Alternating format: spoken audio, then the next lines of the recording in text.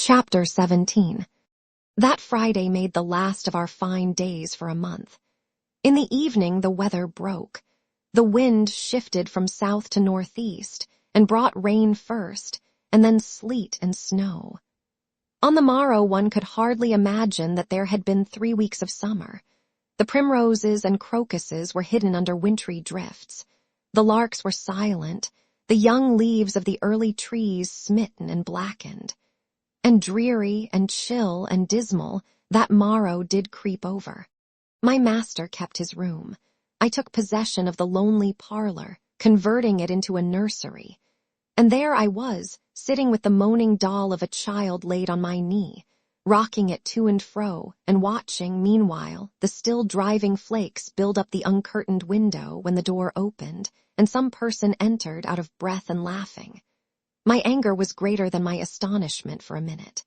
I supposed it one of the maids, and I cried. "Have done. How dare you show your giddiness here? What would Mr. Linton say if he heard you?"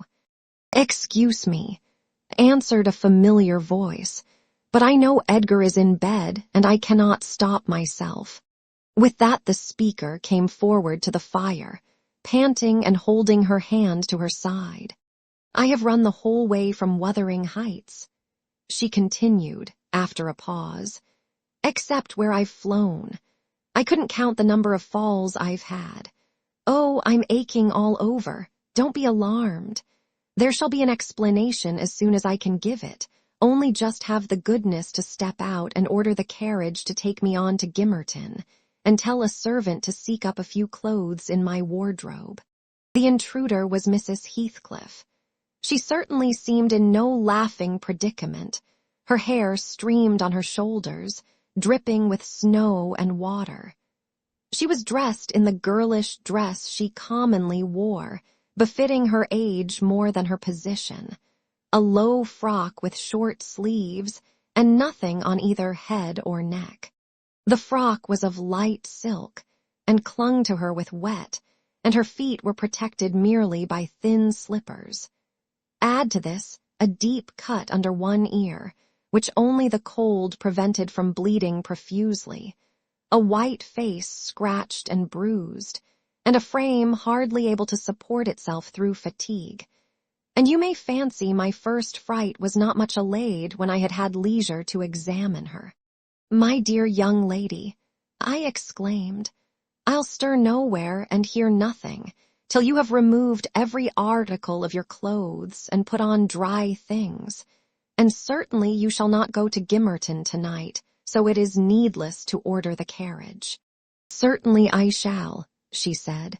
"Walking or riding, yet I've no objection to dress myself decently. And see how it flows down my neck now. The fire does make it smart." She insisted on my fulfilling her directions before she would let me touch her, and not till after the coachman had been instructed to get ready, and a maid set to pack up some necessary attire, did I obtain her consent for binding the wound and helping to change her garments. "Now, Ellen," she said when my task was finished and she was seated in an easy-chair on the hearth with a cup of tea before her, "you sit down opposite me and put poor Catherine's baby away. I don't like to see it. You mustn't think I care little for Catherine because I behaved so foolishly on entering. I've cried, too, bitterly. Yes, more than anyone else has reason to cry. We parted unreconciled, you remember, and I shan't forgive myself. But for all that, I was not going to sympathize with him, the brute beast. Oh, give me the poker. This is the last thing of his I have about me." She slipped the gold ring from her third finger and threw it on the floor. "I'll smash it," she continued, striking it with childish spite, "and then I'll burn it." And she took and dropped the misused article among the coals. "There, he shall buy another if he gets me back again. He'd be capable of coming to seek me to tease Edgar. I dare not stay lest that notion should possess his wicked head. And besides, Edgar has not been kind, has he? And I won't come suing for his assistance, nor will I bring him into more trouble. Necessity compelled me to seek shelter here, though, If I had not learned he was out of the way, I'd have halted at the kitchen, washed my face, warmed myself, got you to bring what I wanted, and departed again to anywhere out of the reach of my accursed, of that incarnate goblin. Ah, he was in such a fury. If he had caught me. It's a pity Earnshaw is not his match in strength. I wouldn't have run till I'd seen him all but demolished, had Hindley been able to do it. Well, don't talk so fast, miss, I interrupted. You'll disorder the handkerchief I have tied round your face and make the cut bleed again. Drink your tea and take breath and give over laughing. Laughter is sadly out of place under this roof and in your condition. An undeniable truth, she replied. Listen to that child. It maintains a constant wail. Send it out of my hearing for an hour. I shan't stay any longer. I rang the bell and committed it to a servant's care. And then I inquired what had urged her to escape from Wuthering Heights in such an unlikely plight, and where she meant to go, as she refused remaining with us. I ought and I wish to remain, answered she, to cheer Edgar and take care of the baby, for two things, and because the Grange is my right home. But I tell you he wouldn't let me. Do you think he could bear to see me grow fat and merry? Could bear to think that we were tranquil, and not resolve on poisoning our comfort? Now I have the satisfaction of being sure that he detests me, to the point of its annoying him seriously to have me within earshot or eyesight. I notice, when I enter his presence, the muscles of his countenance are involuntarily distorted into an expression of hatred. Partly arising from his knowledge of the good causes, I have to feel that sentiment for him, and partly from original aversion. It is strong enough to make me feel pretty certain that he would not chase me over England, supposing I contrived a clear escape, and therefore I must get quite away. I've recovered from my first desire to be killed by him. I'd rather he'd kill himself. He has extinguished my love effectually, and so I'm at my ease. I can recollect yet how I loved him, and can dimly imagine that I could still be loving him, no. Even if he had doted on me, the devilish nature would have revealed its existence somehow. Catherine had an awfully perverted taste to esteem him so dearly, knowing him so well. Monster, would that he could be blotted out of creation, and out of my memory. Hush, hush, he's a human being, I said. Be more charitable, there are worse men than he is yet. He's not a human being, she retorted, and he has no claim on my charity. I gave him my heart, and he took and pinched it to death and flung it back to me. People feel with their hearts, Ellen, and since he has destroyed mine, I have not power to feel for him, and I would not, though he groaned from this to his dying day, and wept tears of blood for Catherine. No, indeed, I wouldn't.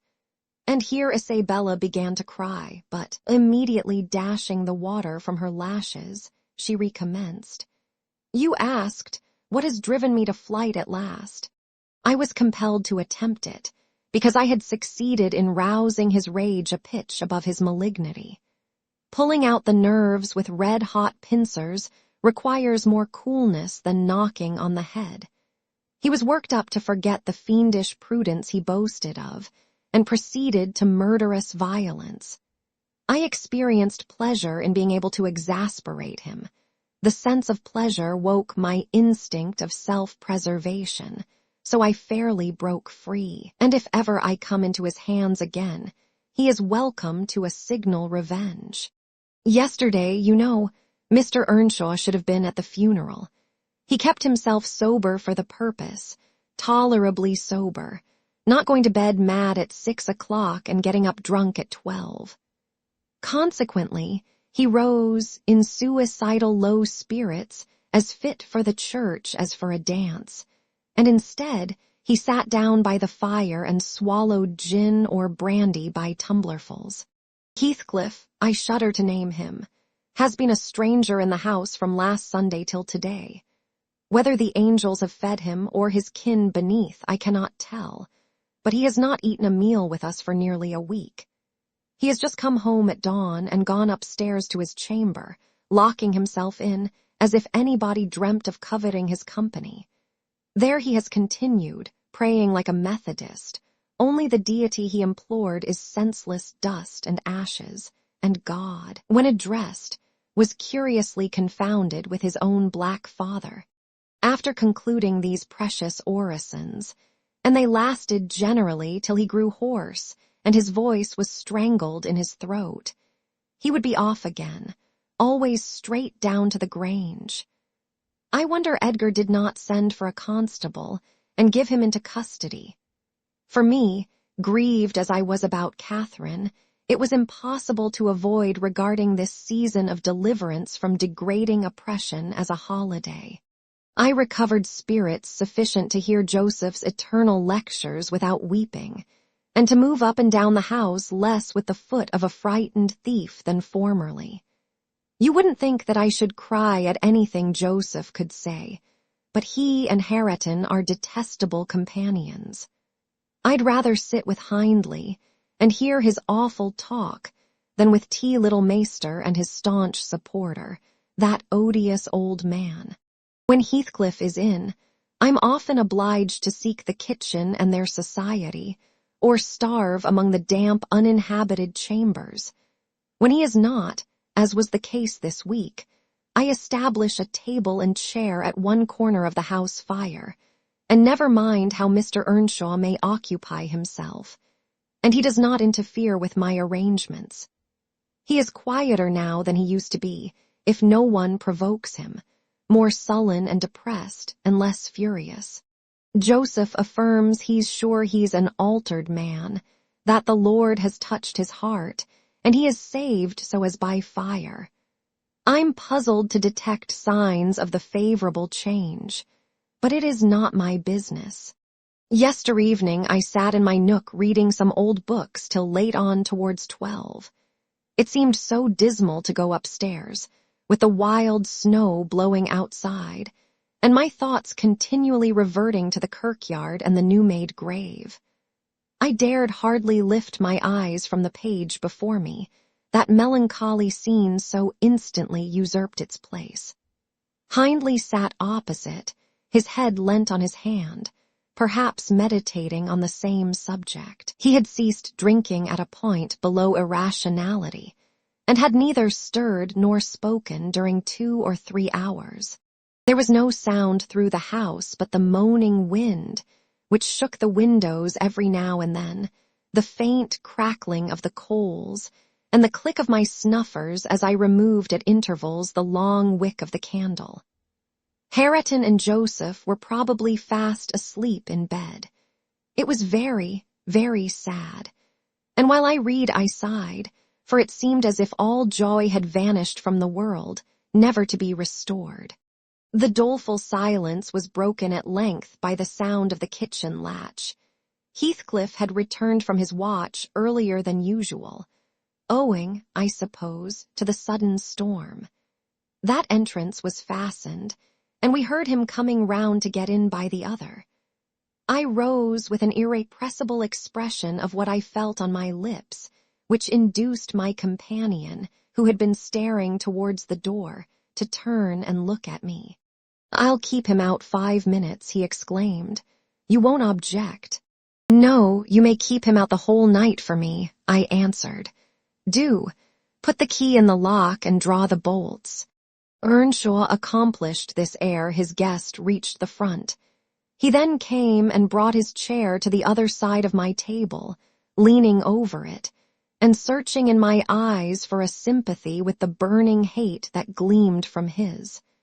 As he both looked and felt like an assassin, he couldn't exactly find that, but he discovered enough to encourage him to speak. "You and I," he said, "have each a great debt to settle with the man out yonder. If we were neither of us cowards, we might combine to discharge it. Are you as soft as your brother? Are you willing to endure to the last and not once attempt a repayment?" "I'm weary of enduring now," I replied, and I'd be glad of a retaliation that wouldn't recoil on myself. But treachery and violence are spears pointed at both ends. They wound those who resort to them worse than their enemies. Treachery and violence are a just return for treachery and violence, cried Hindley. Mrs. Heathcliff, I'll ask you to do nothing, but sit still and be dumb. Tell me now, can you? I'm sure you would have as much pleasure as I in witnessing the conclusion of the fiend's existence. He'll be your death unless you overreach him, and he'll be my ruin. Damn the hellish villain. He knocks at the door as if he were master here already. Promise to hold your tongue, and before that clock strikes. It wants 3 minutes of one, you're a free woman. He took the implements which I described to you in my letter from his breast, and would have turned down the candle. I snatched it away, however, and seized his arm. I'll not hold my tongue, I said. You mustn't touch him. Let the door remain shut and be quiet. No, I've formed my resolution, and by God I'll execute it, cried the desperate being. I'll do you a kindness in spite of yourself and herit injustice. And you needn't trouble your head to screen me. Catherine is gone. Nobody alive would regret me or be ashamed, though I cut my throat this minute, and it's time to make an end. I might as well have struggled with a bear or reasoned with a lunatic. The only resource left me was to run to a lattice and warn his intended victim of the fate which awaited him. You'd better seek shelter somewhere else tonight, I exclaimed in rather a triumphant tone. Mr. Earnshaw has a mind to shoot you if you persist in endeavoring to enter. You'd better open the door, you, he answered, addressing me by some elegant term that I don't care to repeat. I shall not meddle in the matter, I retorted again. Come in and get shot if you please. I've done my duty. With that, I shut the window and returned to my place by the fire, having too small a stock of hypocrisy at my command to pretend any anxiety for the danger that menaced him. Earnshaw swore passionately at me, affirming that I loved the villain yet, and calling me all sorts of names for the base spirit I evinced. And I, in my secret heart, and conscience never reproached me, thought what a blessing it would be for him should Heathcliff put him out of misery, and what a blessing for me should he send Heathcliff to his right abode. As I sat nursing these reflections, the casement behind me was banged onto the floor by a blow from the latter individual, and his black countenance looked blightingly through.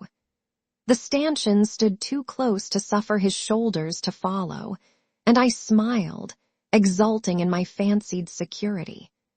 His hair and clothes were whitened with snow, and his sharp cannibal teeth, revealed by cold and wrath, gleamed through the dark. Isabella, let me in, or I'll make you repent, he gurned, as Joseph calls it. I cannot commit murder, I replied. Mr. Hindley stands sentinel with a knife and loaded pistol.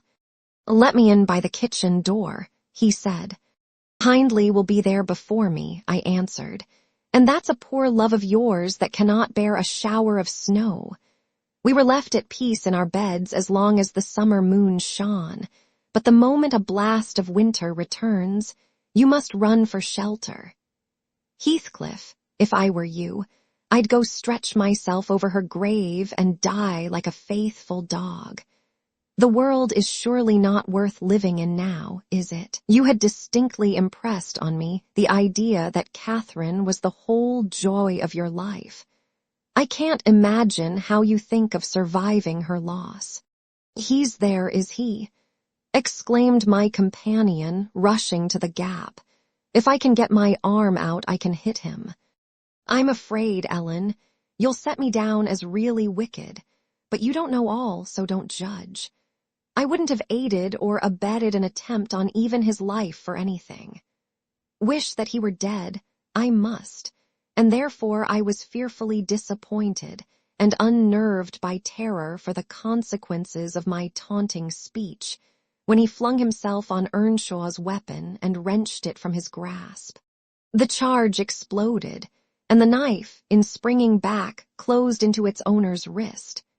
Heathcliff pulled it away by main force, slitting up the flesh as it passed on, and thrust it dripping into his pocket. He then took a stone, struck down the division between two windows, and sprang in. His adversary had fallen senseless with excessive pain and the flow of blood that gushed from an artery or a large vein.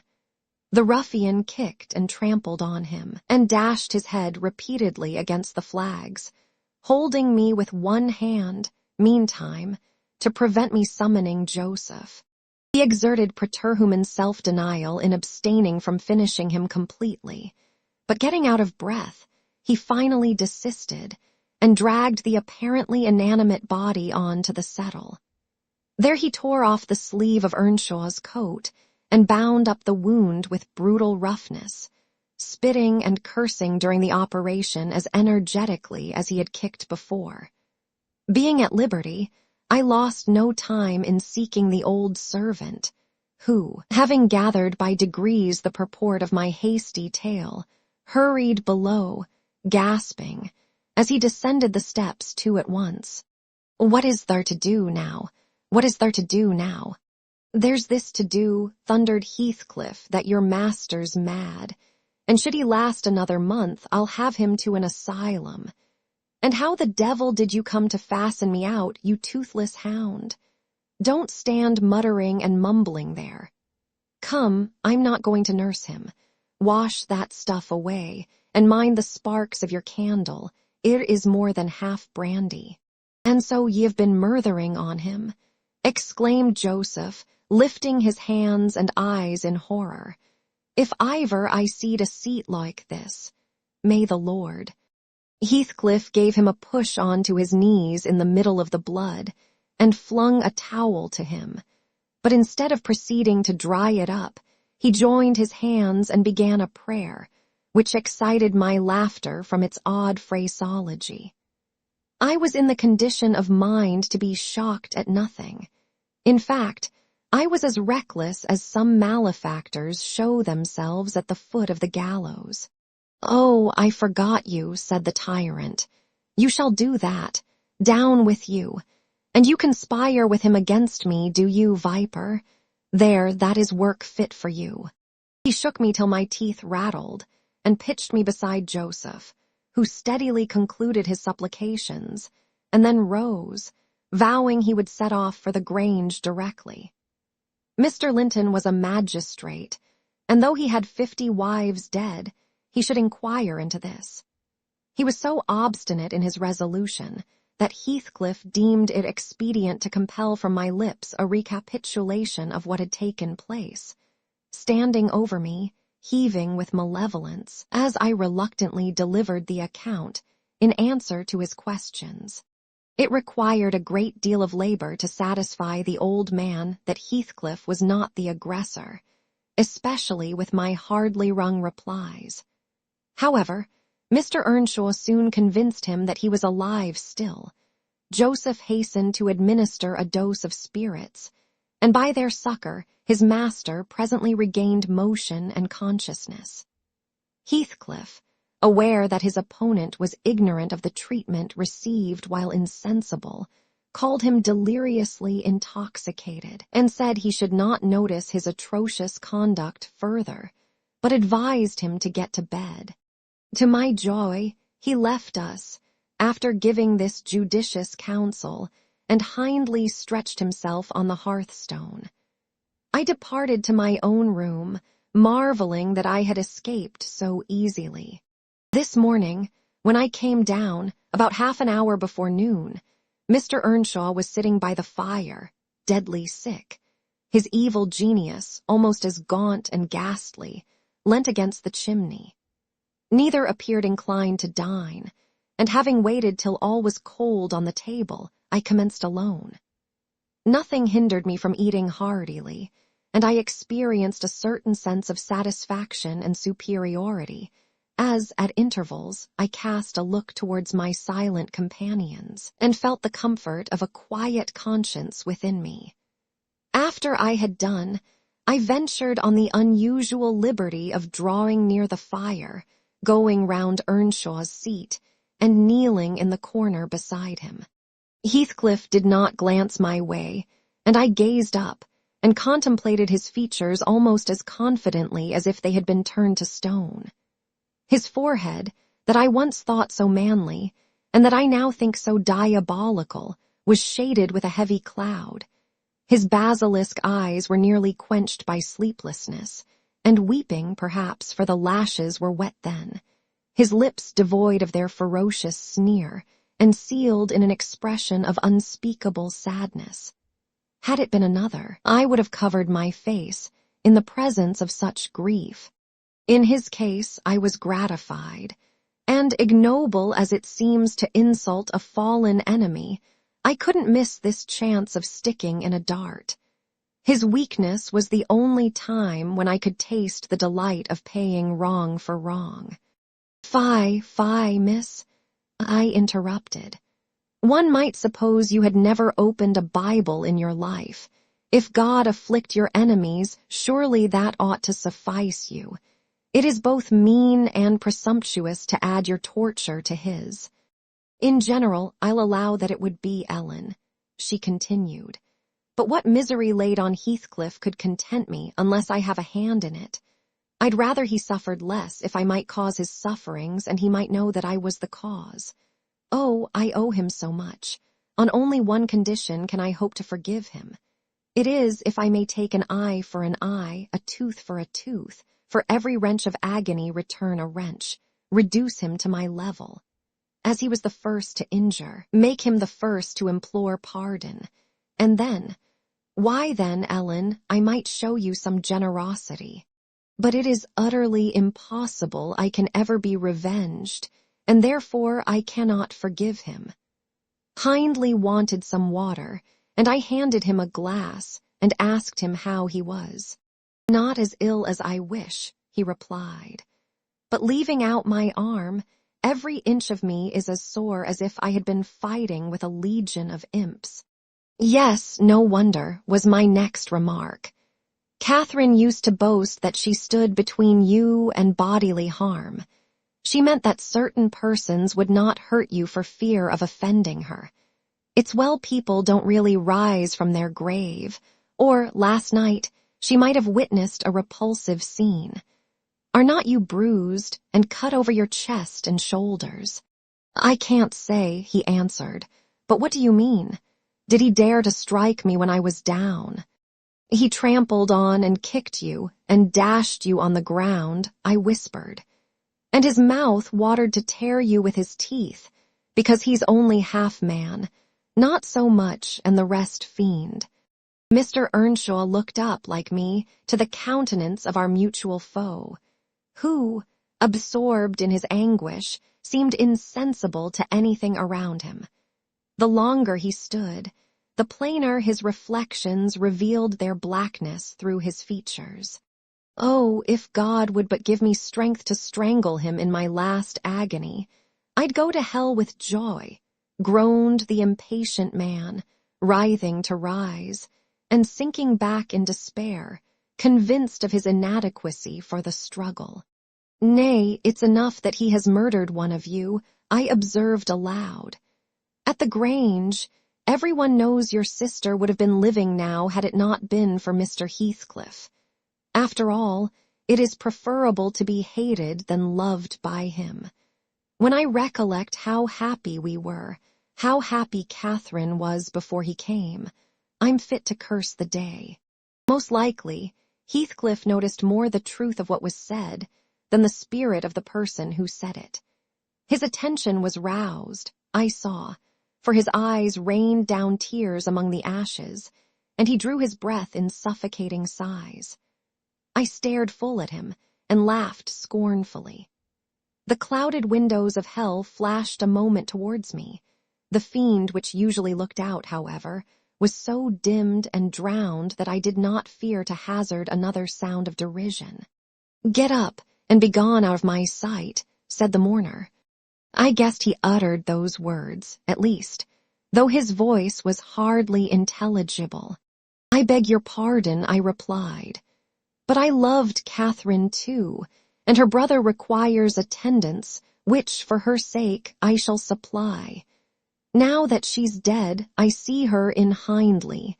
Hindley has exactly her eyes if you had not tried to gouge them out and made them black and red. And her.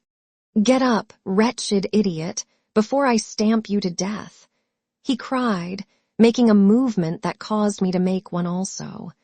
But then I continued, holding myself ready to flee if poor Catherine had trusted you, and assumed the ridiculous, contemptible, degrading title of Mrs. Heathcliff, she would soon have presented a similar picture.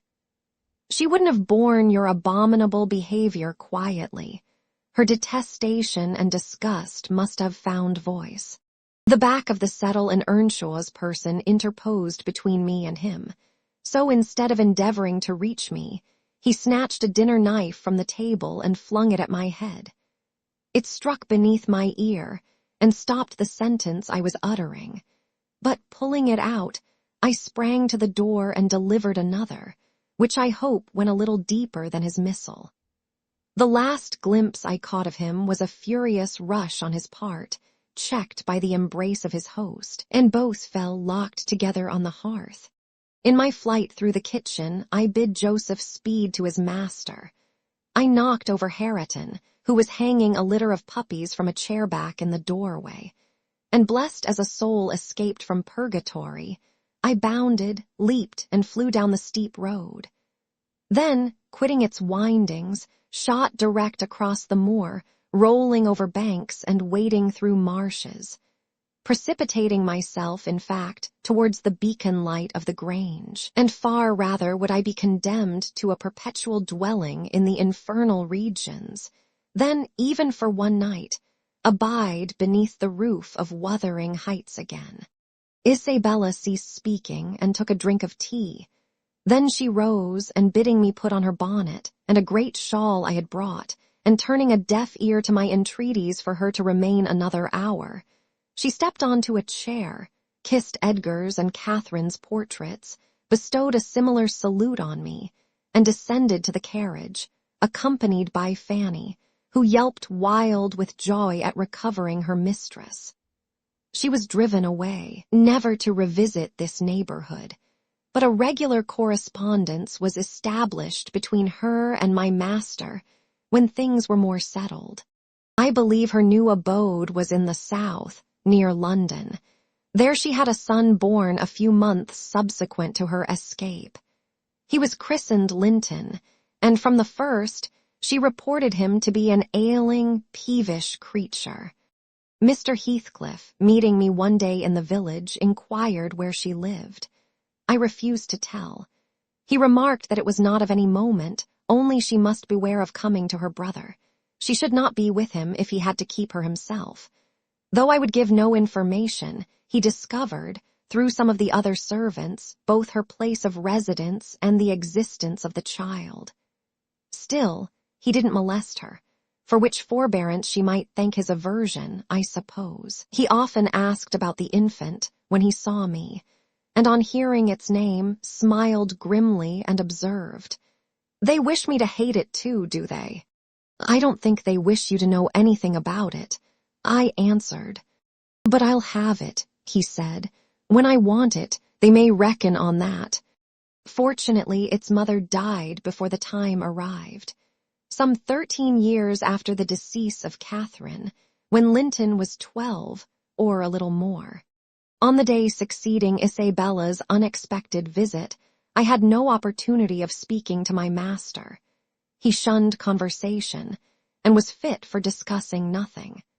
When I could get him to listen, I saw it pleased him that his sister had left her husband, whom he abhorred with an intensity which the mildness of his nature would scarcely seem to allow.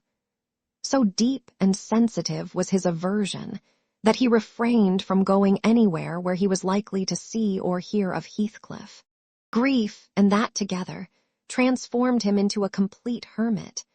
He threw up his office of magistrate, ceased even to attend church, avoided the village on all occasions, and spent a life of entire seclusion within the limits of his park and grounds, only varied by solitary rambles on the moors and visits to the grave of his wife, mostly at evening or early morning before other wanderers were abroad.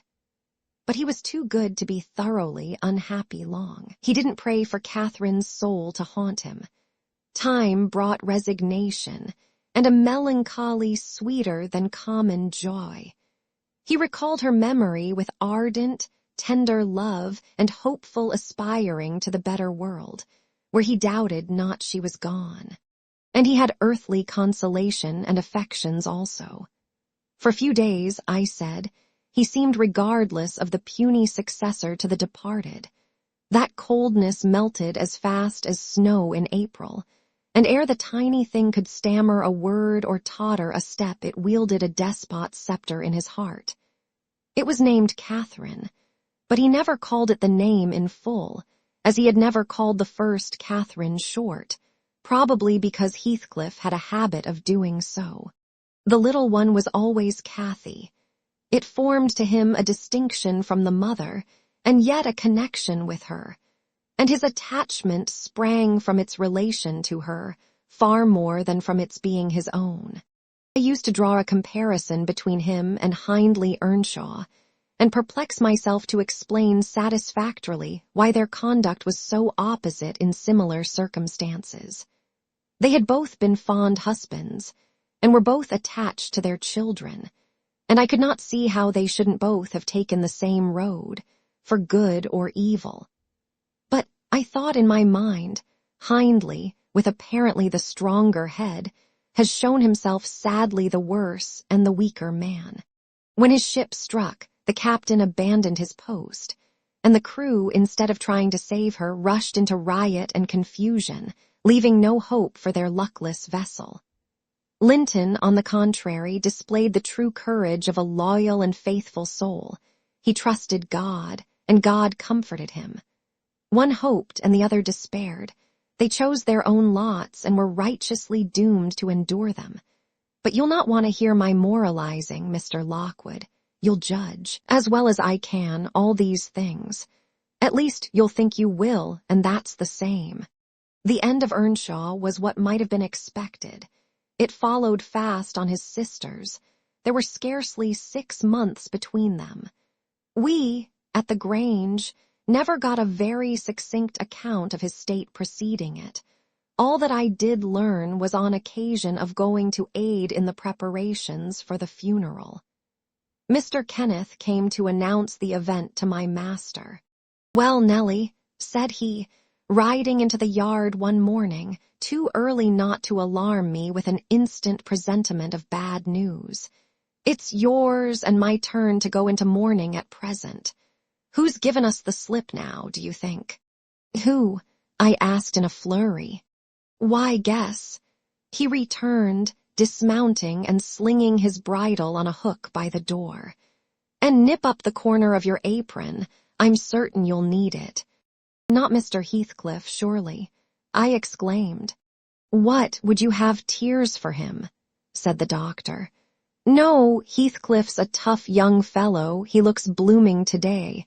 I've just seen him. He's rapidly regaining flesh since he lost his better half." "Who is it then, Mr. Kenneth?" I repeated impatiently. "Hindley Earnshaw, your old friend Hindley," he replied, "and my wicked gossip, though he's been too wild for me this long while. There, I said we should draw water. But cheer up. He died true to his character, drunk as a lord. Poor lad, I'm sorry, too. One can't help missing an old companion, though he had the worst tricks with him that ever man imagined and has done me many a rascally turn. He's barely 27, it seems. That's your own age. Who would have thought you were born in 1 year? I confess this blow was greater to me than the shock of Mrs. Linton's death.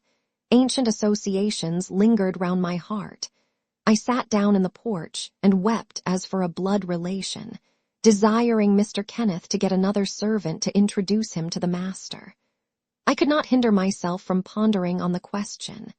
Had he had fair play? Whatever I did, that idea would bother me. It was so tiresomely pertinacious that I resolved on requesting leave to go to Wuthering Heights and assist in the last duties to the dead.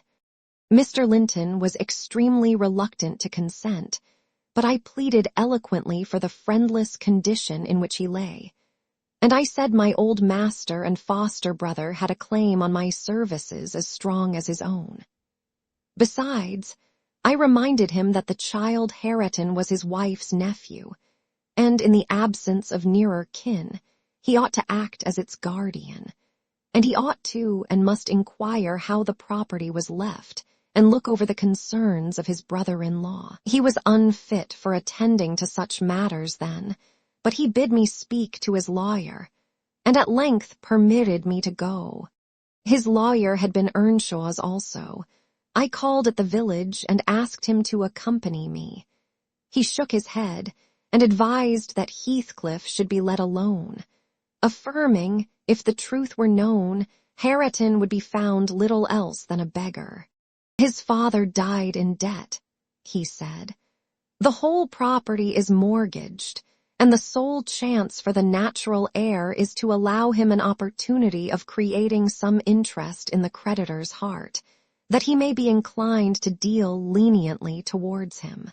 When I reached the Heights, I explained that I had come to see everything carried on decently, and Joseph, who appeared in sufficient distress, expressed satisfaction at my presence. Mr. Heathcliff said he did not perceive that I was wanted, but I might stay and order the arrangements for the funeral if I chose. Correctly, he remarked, that fool's body should be buried at the crossroads without ceremony of any kind. I happened to leave him 10 minutes yesterday afternoon, and in that interval he fastened the 2 doors of the house against me, and he has spent the night in drinking himself to death deliberately. We broke in this morning, for we heard him snorting like a horse, and there he was, laid over the settle, flaying and scalping would not have wakened him. I sent for Kenneth, and he came, but not till the beast had changed into carrion.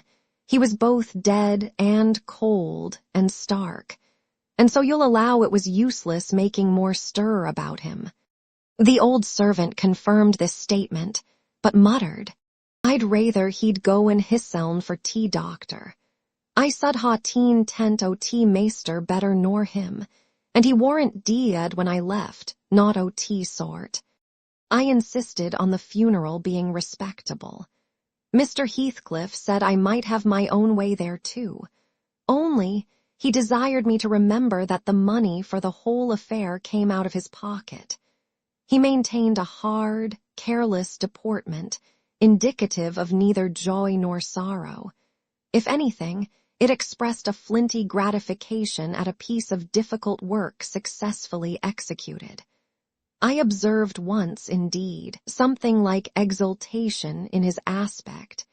It was just when the people were bearing the coffin from the house.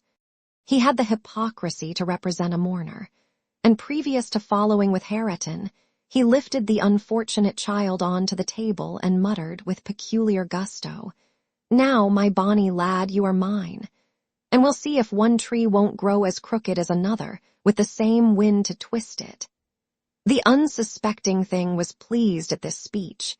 He played with Heathcliff's whiskers and stroked his cheek, but I divined its meaning and observed tartly, That boy must go back with me to Thrushcross Grange, sir. There is nothing in the world less yours than he is. Does Linton say so? He demanded. Of course, he has ordered me to take him, I replied. Well, said the scoundrel, we'll not argue the subject now, but I have a fancy to try my hand at rearing a young one, so intimate to your master that I must supply the place of this with my own, if he attempt to remove it. I don't engage to let Hareton go undisputed, but I'll be pretty sure to make the other come. Remember to tell him. This hint was enough to bind our hands. I repeated its substance on my return, and Edgar Linton, little interested at the commencement, spoke no more of interfering. I'm not aware that he could have done it to any purpose, had he been ever so willing. The guest was now the master of Wuthering Heights. He held firm possession and proved to the attorney, who, in his turn, proved it to Mr. Linton, that Earnshaw had mortgaged every yard of land he owned for cash to supply his mania for gaming, and he, Heathcliff, was the mortgagee. In that manner, Hareton, who should now be the first gentleman in the neighborhood, was reduced to a state of complete dependence on his father's inveterate enemy, and lives in his own house as a servant, deprived of the advantage of wages. Quite unable to right himself because of his friendlessness and his ignorance that he has been wronged. Chapter 18. The 12 years, continued Mrs. Dean, following that dismal period were the happiest of my life. My greatest troubles in their passage rose from our little lady's trifling illnesses, which she had to experience in common with all children, rich and poor. For the rest, after the first 6 months, she grew like a larch, and could walk and talk too, in her own way, before the heath blossomed a second time over Mrs. Linton's dust. She was the most winning thing that ever brought sunshine into a desolate house. A real beauty in face, with the Earnshaws' handsome dark eyes, but the Lintons' fair skin and small features, and yellow curling hair. Her spirit was high, though not rough, and qualified by a heart sensitive and lively to excess in its affections. That capacity for intense attachments reminded me of her mother. Still, she did not resemble her, for she could be soft and mild as a dove, and she had a gentle voice and pensive expression. Her anger was never furious, her love never fierce. It was deep and tender. However, it must be acknowledged, she had faults to foil her gifts. A propensity to be saucy was one, and a perverse will that indulged children invariably acquire, whether they be good-tempered or cross. If a servant chanced to vex her, it was always, "I shall tell Papa." And if he reproved her, even by a look, you would have thought it a heart-breaking business. I don't believe he ever did speak a harsh word to her. He took her education entirely on himself, and made it an amusement. Fortunately, curiosity and a quick intellect made her an apt scholar. She learned rapidly and eagerly, and did honor to his teaching. Till she reached the age of 13, she had not once been beyond the range of the park by herself. Mr. Linton would take her with him a mile or so outside on rare occasions, but he trusted her to no one else. Gimmerton was an unsubstantial name in her ears, the chapel the only building she had approached or entered except her own home. Wuthering Heights and Mr. Heathcliff did not exist for her. She was a perfect recluse, and apparently perfectly contented. Sometimes, indeed, while surveying the country from her nursery window, she would observe, "Ellen, how long will it be before I can walk to the top of those hills? I wonder what lies on the other side.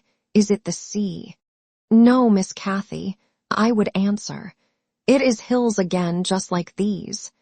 "And what are those golden rocks like when you stand under them?" she once asked. The abrupt descent of Penistone crags particularly attracted her notice, especially when the setting sun shone on it and the topmost heights, and the whole extent of landscape besides lay in shadow. I explained that they were bare masses of stone, with hardly enough earth in their clefts to nourish a stunted tree. "And why are they bright so long after it is evening here?" she pursued.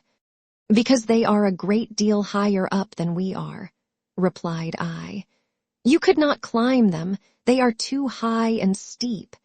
In winter the frost is always there before it comes to us, and deep into summer I have found snow under that black hollow on the northeast side." "So you have been on them," she cried gleefully. "Then I can go too when I am a woman. Has Papa been, Ellen?" "Papa would tell you, miss," I answered hastily, "that they are not worth the trouble of visiting. The moors where you ramble with him are much nicer, and Thrushcross Park is the finest place in the world. But I know the park, and I don't know those, she murmured to herself. And I should delight to look round me from the brow of that tallest point. My little pony Minnie shall take me some time. One of the maids mentioning the fairy cave quite turned her head with a desire to fulfill this project. She teased Mr. Linton about it, and he promised she should have the journey when she got older. But Miss Catherine measured her age by months, and now am I old enough to go to Penistone Crags? Was the constant question in her mouth. The road thither wound close by Wuthering Heights. Edgar had not the heart to pass it, so she received as constantly the answer, "Not yet, love, not yet." I said Mrs. Heathcliff lived above a dozen years after quitting her husband. Her family were of a delicate constitution. She and Edgar both lacked the ruddy health that you will generally meet in these parts. What her last illness was, I am not certain. I conjecture they died of the same thing, a kind of fever, slow at its commencement, but incurable and rapidly consuming life towards the close. She wrote to inform her brother of the probable conclusion of a 4 months' indisposition under which she had suffered, and entreated him to come to her, if possible. For she had much to settle, and she wished to bid him adieu, and deliver Linton safely into his hands. Her hope was that Linton might be left with him, as he had been with her.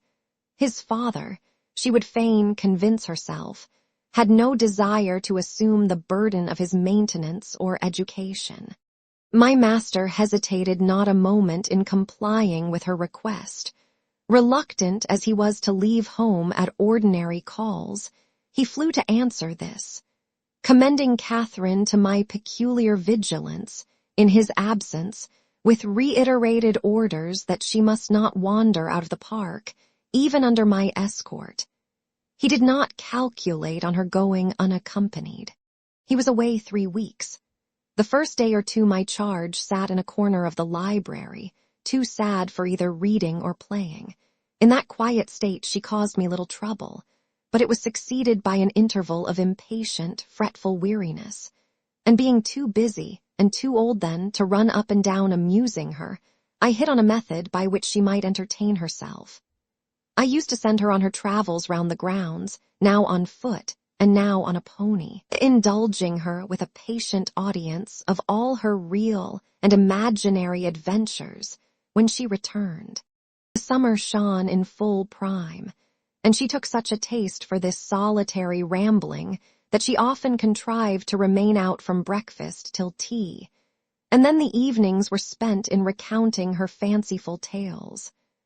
I did not fear her breaking bounds, because the gates were generally locked, and I thought she would scarcely venture forth alone if they had stood wide open. Unluckily, my confidence proved misplaced. Catherine came to me one morning at 8 o'clock, and said she was that day an Arabian merchant, going to cross the desert with his caravan, and I must give her plenty of provision for herself and beasts, a horse, and 3 camels, personated by a large hound and a couple of pointers. I got together good store of dainties, and slung them in a basket on one side of the saddle, and she sprang up as gay as a fairy, sheltered by her wide-brimmed hat and gauze veil from the July sun, and trotted off with a merry laugh, mocking my cautious counsel to avoid galloping and come back early. The naughty thing never made her appearance at tea. One traveler, the hound, being an old dog and fond of its ease, returned, but neither Cathy, nor the pony, nor the 2 pointers were visible in any direction. I dispatched emissaries down this path and that path, and at last went wandering in search of her myself. There was a laborer working at a fence round a plantation, on the borders of the grounds. I inquired of him if he had seen our young lady. "I saw her at morn," he replied. "She would have me to cut her a hazel switch, and then she leapt her galloway over the hedge yonder, where it is lowest, and galloped out of sight. You may guess how I felt at hearing this news. It struck me directly she must have started for Penistone Crags. What will become of her? I ejaculated, pushing through a gap which the man was repairing and making straight to the high road. I walked as if for a wager, mile after mile, till a turn brought me in view of the heights, but no Catherine could I detect, far or near. The crags lie about 1.5 miles beyond Mr. Heathcliff's place, and that is 4 from the Grange, so I began to fear night would fall ere I could reach them. And what if she should have slipped in clambering among them? I reflected, and been killed or broken some of her bones. My suspense was truly painful, and at first it gave me delightful relief to observe, in hurrying by the farmhouse, Charlie, the fiercest of the pointers, lying under a window with swelled head and bleeding ear. I opened the wicket and ran to the door, knocking vehemently for admittance. A woman whom I knew, and who formerly lived at Gimmerton, answered. She had been servant there since the death of Mr. Earnshaw. "Ah," said she, "you are come seeking your little mistress. Don't be frightened. She's here safe, but I'm glad it isn't the master.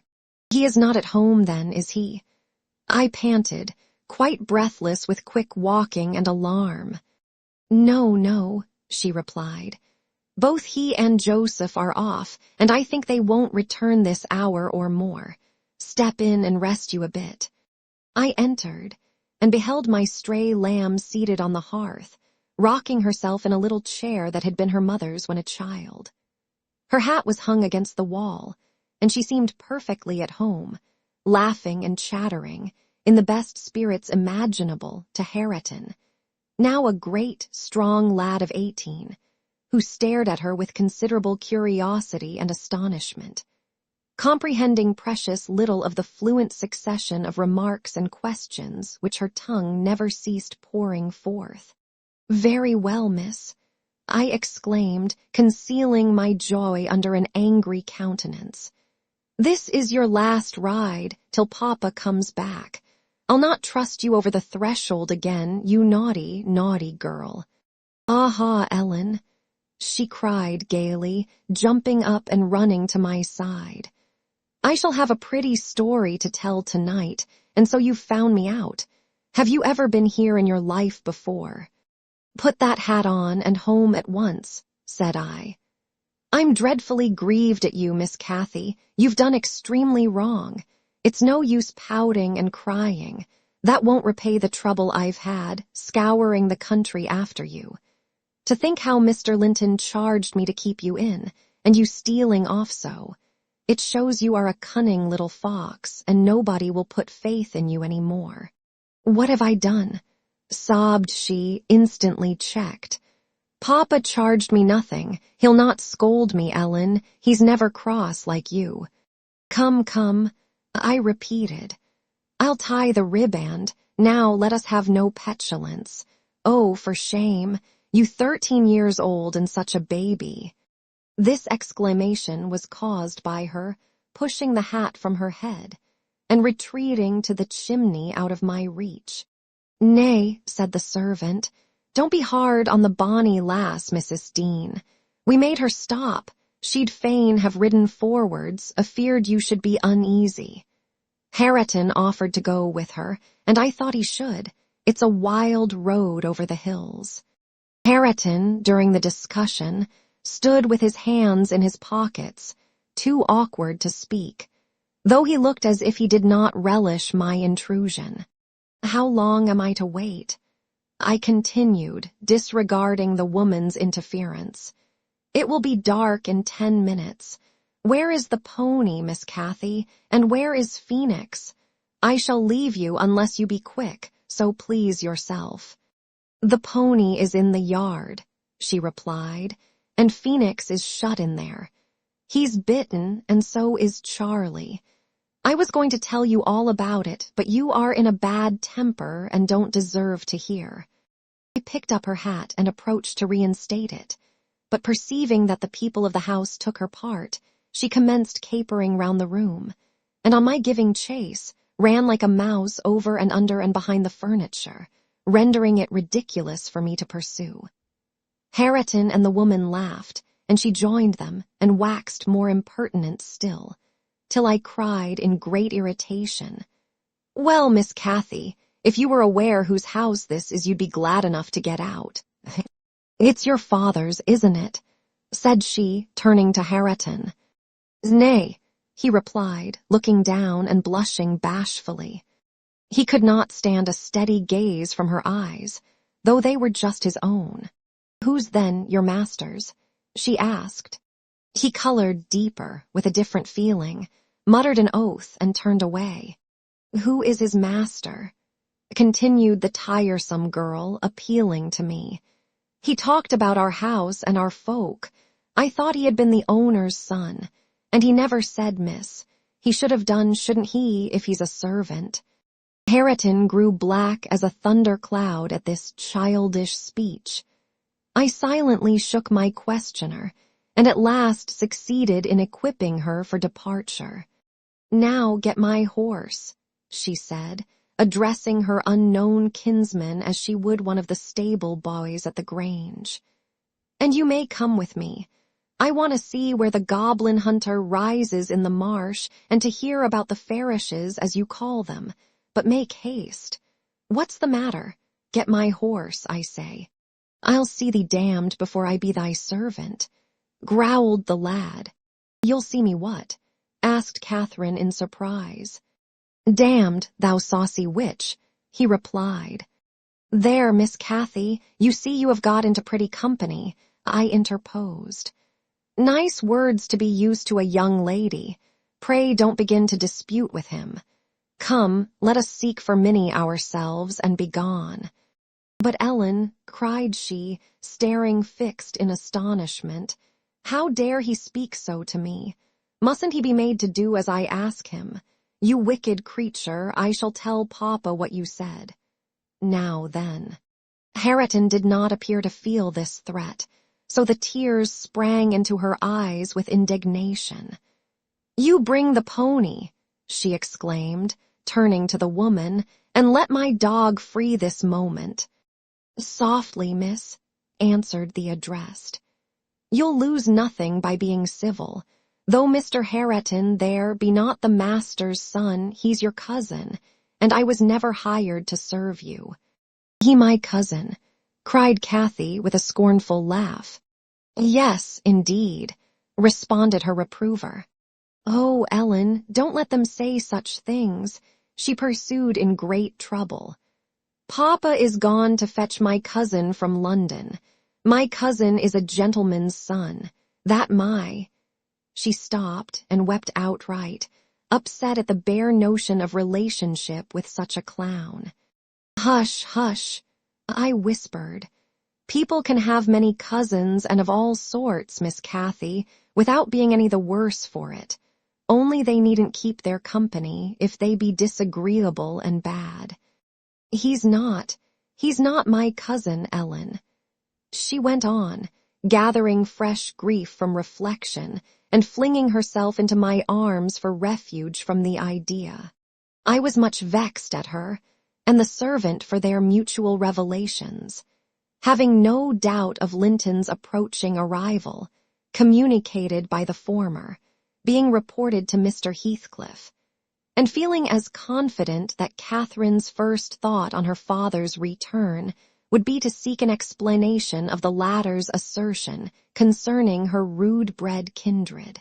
Hareton, recovering from his disgust at being taken for a servant, seemed moved by her distress, and having fetched the pony round to the door, he took, to propitiate her, a fine crooked-legged terrier whelp from the kennel, and putting it into her hand, bid her whist. For he meant naught. Pausing in her lamentations, she surveyed him with a glance of awe and horror, then burst forth anew. I could scarcely refrain from smiling at this antipathy to the poor fellow, who was a well-made, athletic youth, good-looking in features, and stout and healthy, but attired in garments befitting his daily occupations of working on the farm and lounging among the moors after rabbits and game. Still, I thought I could detect in his physiognomy a mind owning better qualities than his father ever possessed.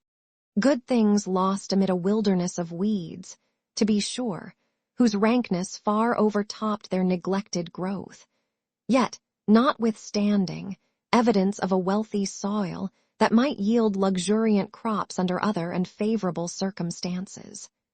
Mr. Heathcliff, I believe, had not treated him physically ill, thanks to his fearless nature, which offered no temptation to that course of oppression. He had none of the timid susceptibility that would have given zest to ill treatment, in Heathcliff's judgment. He appeared to have bent his malevolence on making him a brute. He was never taught to read or write, never rebuked for any bad habit which did not annoy his keeper, never led a single step towards virtue, or guarded by a single precept against vice. And from what I heard, Joseph contributed much to his deterioration, by a narrow-minded partiality which prompted him to flatter and pet him as a boy, because he was the head of the old family. And as he had been in the habit of accusing Catherine Earnshaw and Heathcliff, when children, of putting the master past his patience, and compelling him to seek solace in drink by what he termed their offled ways, so at present he laid the whole burden of Hareton's faults on the shoulders of the usurper of his property. If the lad swore, he wouldn't correct him, nor however culpably he behaved.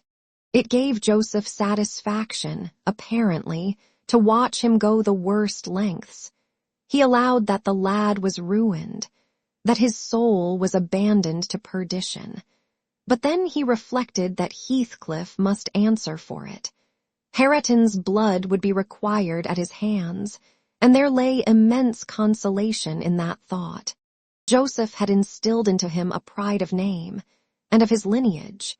He would, had he dared, have fostered hate between him and the present owner of the Heights, but his dread of that owner amounted to superstition, and he confined his feelings regarding him to muttered innuendos and private comminations. I don't pretend to be intimately acquainted with the mode of living customary in those days at Wuthering Heights. I only speak from hearsay, for I saw little. The villagers affirmed Mr. Heathcliff was near, and a cruel hard landlord to his tenants. But the house, inside, had regained its ancient aspect of comfort under female management, and the scenes of riot common in Hindley's time were not now enacted within its walls. The master was too gloomy to seek companionship with any people, good or bad, and he is yet. This, however, is not making progress with my story. Miss Cathy rejected the peace offering of the terrier and demanded her own dogs, Charlie and Phoenix. They came limping and hanging their heads, and we set out for home, sadly out of sorts, every one of us. I could not wring from my little lady how she had spent the day, except that, as I supposed, the goal of her pilgrimage was Penistone Crags, and she arrived without adventure to the gate of the farmhouse when Hareton happened to issue forth, attended by some canine followers who attacked her train. They had a smart battle before their owners could separate them. That formed an introduction. Catherine told Hareton who she was and where she was going, and asked him to show her the way, finally beguiling him to accompany her. He opened the mysteries of the fairy cave and 20 other queer places, but being in disgrace, I was not favored with a description of the interesting objects she saw. I could gather, however, that her guide had been a favorite till she hurt his feelings by addressing him as a servant, and Heathcliff's housekeeper hurt hers by calling him her cousin. Then the language he had held to her rankled in her heart. She who was always love, and darling, and queen, and angel, with everybody at the Grange, to be insulted so shockingly by a stranger. She did not comprehend it, and hard work I had to obtain a promise that she would not lay the grievance before her father. I explained how he objected to the whole household at the Heights, and how sorry he would be to find she had been there. But I insisted most on the fact that if she revealed my negligence of his orders, he would perhaps be so angry that I should have to leave, and Kathy couldn't bear that prospect. She pledged her word and kept it for my sake. After all, she was a sweet little girl. Chapter 19. A letter, edged with black, announced the day of my master's return. Isabella was dead, and he wrote to bid me get mourning for his daughter and arrange a room and other accommodations for his youthful nephew. Catherine ran wild with joy at the idea of welcoming her father back, and indulged most sanguine anticipations of the innumerable excellencies of her real cousin. The evening of their expected arrival came. Since early morning, she had been busy ordering her own small affairs, and now attired in her new black frock, poor thing. Her aunt's death impressed her with no definite sorrow. She obliged me, by constant worrying, to walk with her down through the grounds to meet them. "Linton is just 6 months younger than I am," she chattered, as we strolled leisurely over the swells and hollows of mossy turf under shadow of the trees. "How delightful it will be to have him for a playfellow.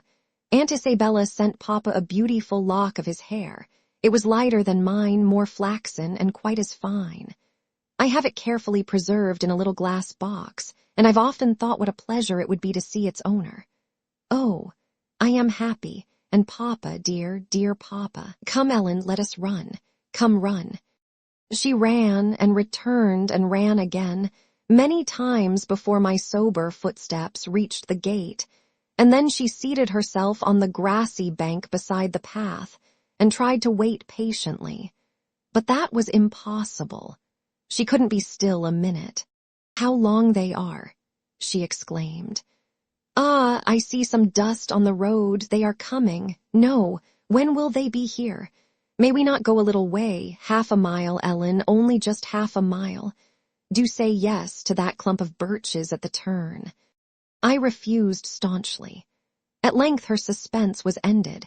The traveling carriage rolled in sight. Miss Cathy shrieked and stretched out her arms as soon as she caught her father's face looking from the window. He descended, nearly as eager as herself, and a considerable interval elapsed ere they had a thought to spare for any but themselves. While they exchanged caresses, I took a peep in to see after Linton. He was asleep in a corner, wrapped in a warm, fur-lined cloak, as if it had been winter.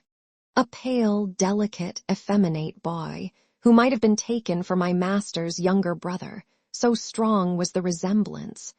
But there was a sickly peevishness in his aspect that Edgar Linton never had.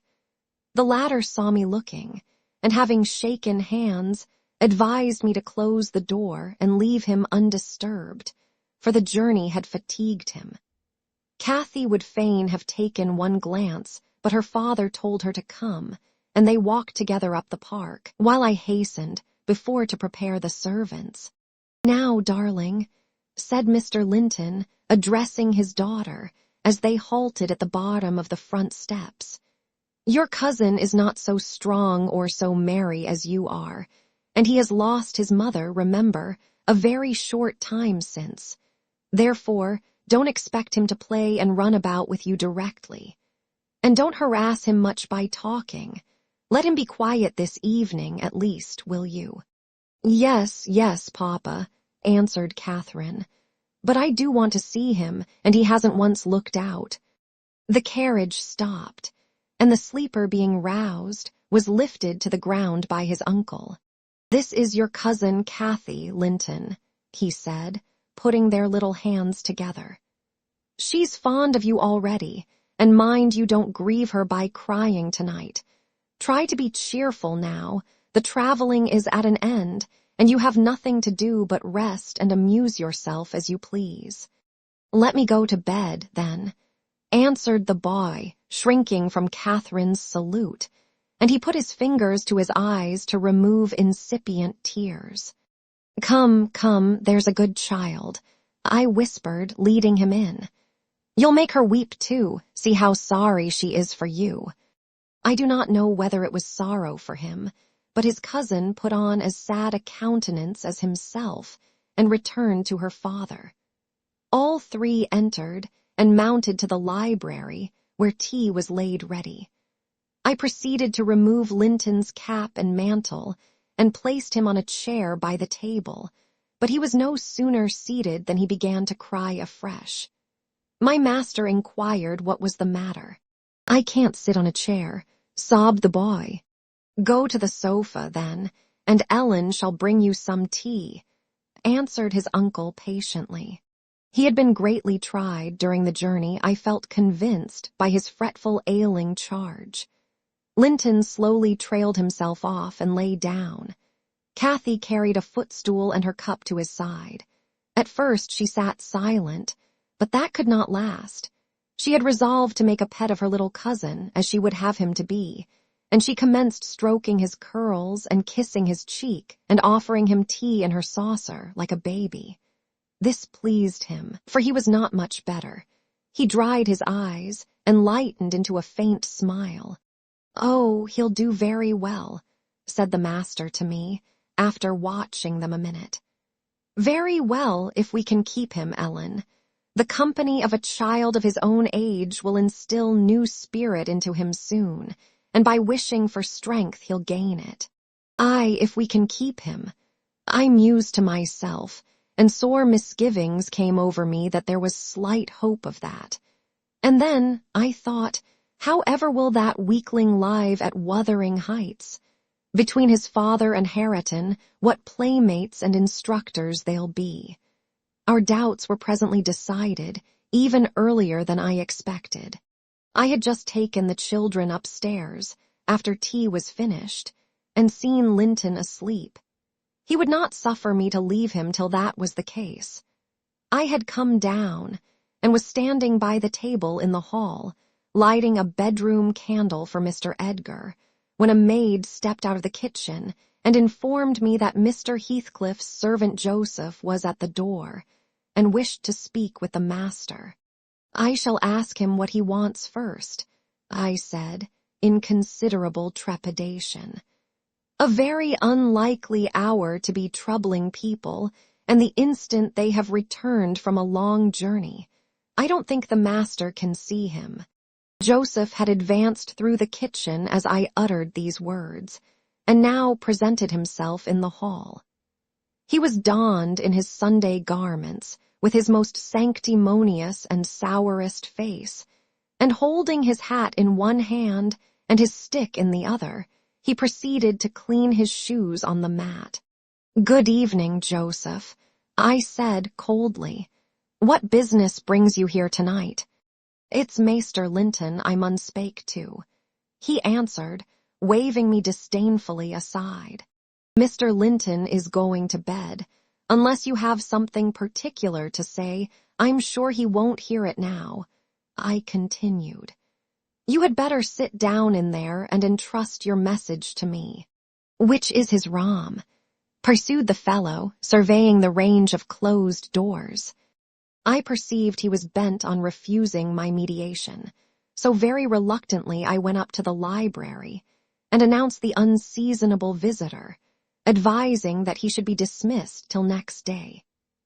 Mr. Linton had no time to empower me to do so, for Joseph mounted close at my heels, and pushing into the apartment, planted himself at the far side of the table, with his two fists clapped on the head of his stick, and began in an elevated tone, as if anticipating opposition.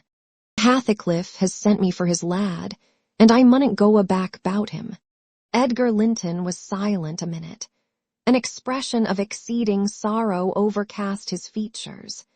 He would have pitied the child on his own account, but recalling Isabella's hopes and fears and anxious wishes for her son, and her commendations of him to his care, he grieved bitterly at the prospect of yielding him up, and searched in his heart how it might be avoided. No plan offered itself. The very exhibition of any desire to keep him would have rendered the claimant more peremptory. There was nothing left but to resign him. However, He was not going to rouse him from his sleep. "Tell Mr. Heathcliff," he answered calmly, "that his son shall come to Wuthering Heights tomorrow. He is in bed and too tired to go the distance now. You may also tell him that the mother of Linton desired him to remain under my guardianship, and at present his health is very precarious." "Noah," said Joseph, giving a thud with his prop on the floor and assuming an authoritative air.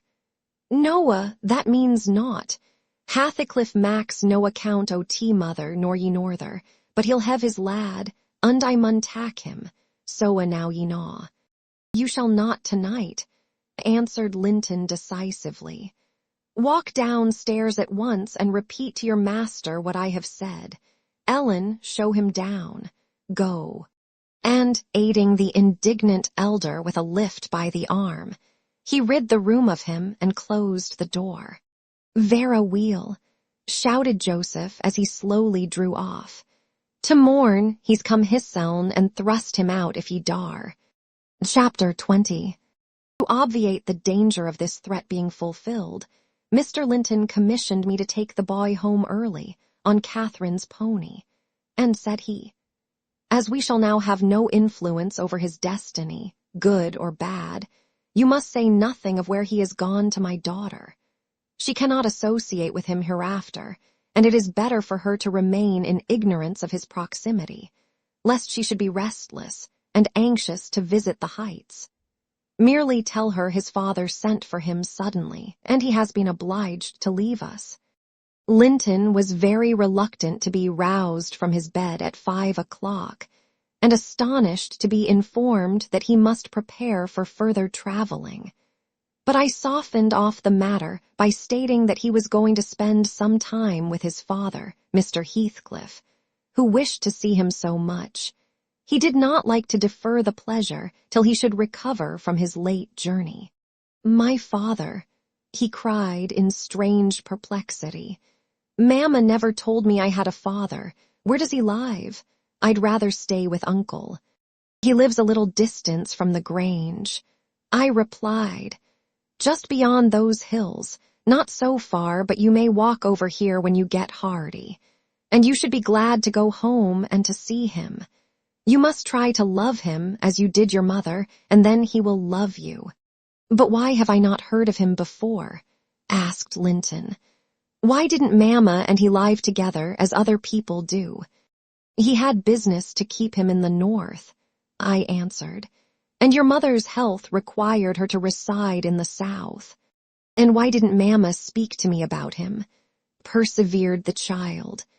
"She often talked of uncle, and I learnt to love him long ago. How am I to love Papa? I don't know him." "Oh, all children love their parents," I said. "Your mother, perhaps, thought you would want to be with him if she mentioned him often to you. Let us make haste. An early ride on such a beautiful morning is much preferable to an hour's more sleep." "Is she to go with us?" he demanded. "The little girl I saw yesterday." "Not now," replied I. "Is uncle," he continued. "No, I shall be your companion there," I said. Linton sank back on his pillow and fell into a brown study. "I won't go without uncle," he cried at length. "I can't tell where you mean to take me." I attempted to persuade him of the naughtiness of showing reluctance to meet his father. Still, he obstinately resisted any progress towards dressing, and I had to call for my master's assistance in coaxing him out of bed. The poor thing was finally got off, with several delusive assurances that his absence should be short, that Mr. Edgar and Kathy would visit him, and other promises, equally ill-founded, which I invented and reiterated at intervals throughout the way. The pure heather-scented air, the bright sunshine, and the gentle canter of Minnie relieved his despondency after a while. He began to put questions concerning his new home and its inhabitants with greater interest and liveliness. "Is Wuthering Heights as pleasant a place as Thrushcross Grange?" he inquired, turning to take a last glance into the valley, whence a light mist mounted and formed a fleecy cloud on the skirts of the blue. "It is not so buried in trees," I replied, "and it is not quite so large, but you can see the country beautifully all round, and the air is healthier for you, fresher and drier. You will, perhaps, think the building old and dark at first, though it is a respectable house, the next best in the neighborhood, and you will have such nice rambles on the moors. Hareton Earnshaw, that is, Miss Cathy's other cousin, and so yours in a manner, will show you all the sweetest spots, and you can bring a book in fine weather and make a green hollow your study. And now and then your uncle may join you in a walk. He does, frequently, walk out on the hills." "And what is my father like?" he asked. "Is he as young and handsome as uncle?" "He's as young," said I, "but he has black hair and eyes and looks sterner, and he is taller and bigger altogether. He'll not seem to you so gentle and kind at first, perhaps, because it is not his way. Still, mind you, be frank and cordial with him, and naturally he'll be fonder of you than any uncle, for you are his own." "Black hair and eyes," mused Linton. "I can't fancy him, then I am not like him, am I?" "Not much," I answered. "Not a morsel," I thought, surveying with regret the white complexion and slim frame of my companion, and his large, languid eyes. His mother's eyes, save that, unless a morbid touchiness kindled them a moment, they had not a vestige of her sparkling spirit. "How strange that he should never come to see Mamma and me," he murmured. "Has he ever seen me? If he has, I must have been a baby. I remember not a single thing about him." "Why, Master Linton," said I, 300 miles is a great distance, and 10 years seem very different in length to a grown-up person compared with what they do to you. It is probable Mr. Heathcliff proposed going from summer to summer, but never found a convenient opportunity, and now it is too late. Don't trouble him with questions on the subject. It will disturb him for no good." The boy was fully occupied with his own cogitations for the remainder of the ride, till we halted before the farmhouse garden gate. I watched to catch his impressions in his countenance. He surveyed the carved front and low-browed lattices, the straggling gooseberry bushes and crooked firs, with solemn intentness, and then shook his head. His private feelings entirely disapproved of the exterior of his new abode. But he had sense to postpone complaining. There might be compensation within. Before he dismounted, I went and opened the door. It was 6:30. The family had just finished breakfast. The servant was clearing and wiping down the table. Joseph stood by his master's chair telling some tale concerning a lame horse, and Hareton was preparing for the hayfield. "Hallo, Nellie," said Mr. Heathcliff when he saw me. "I feared I should have to come down and fetch my property myself. You've brought it, have you? Let us see what we can make of it." He got up and strode to the door. Hareton and Joseph followed in gaping curiosity. Poor Linton ran a frightened eye over the faces of the three. "Sure lie," said Joseph after a grave inspection. "He's swapped ye, maester, and yon's his lass." Heathcliff, having stared his son into an ague of confusion, uttered a scornful laugh. "God, what a beauty, what a lovely, charming thing," he exclaimed. "Haven't they reared it on snails and sour milk, Nellie? Oh, damn my soul! But that's worse than I expected, and the devil knows I was not sanguine." I bid the trembling and bewildered child get down and enter. He did not thoroughly comprehend the meaning of his father's speech, or whether it were intended for him. Indeed, he was not yet certain that the grim, sneering stranger was his father. But he clung to me with growing trepidation, and on Mr. Heathcliff's taking a seat and bidding him come hither, he hid his face on my shoulder and wept. "Tut, tut," said Heathcliff, stretching out a hand and dragging him roughly between his knees, and then holding up his head by the chin. "None of that nonsense. We're not going to hurt thee, Linton. Isn't that thy name? Thou art thy mother's child entirely. Where is my share in thee, puling chicken?" He took off the boy's cap and pushed back his thick flaxen curls, felt his slender arms and his small fingers, during which examination Linton ceased crying and lifted his great blue eyes to inspect the inspector. "Do you know me?" asked Heathcliff, having satisfied himself that the limbs were all equally frail and feeble. "No," said Linton, with a gaze of vacant fear. "You've heard of me, I dare say." "No," he replied again. "No, what a shame of your mother, never to waken your filial regard for me. You are my son, then, I'll tell you, and your mother was a wicked slut to leave you in ignorance of the sort of father you possessed. Now, don't wince and color up, though it is something to see you have not white blood. Be a good lad, and I'll do for you. Nellie, if you be tired you may sit down, if not, get home again. I guess you'll report what you hear and see to the cipher at the Grange, and this thing won't be settled while you linger about it."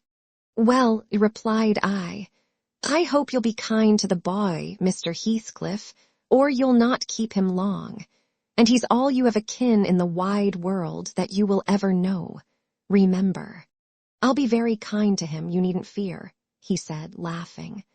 "Only nobody else must be kind to him. I'm jealous of monopolizing his affection. And to begin my kindness, Joseph, bring the lad some breakfast. Hareton, you infernal calf, begone to your work. Yes, Nell," he added when they had departed, "my son is prospective owner of your place, and I should not wish him to die till I was certain of being his successor.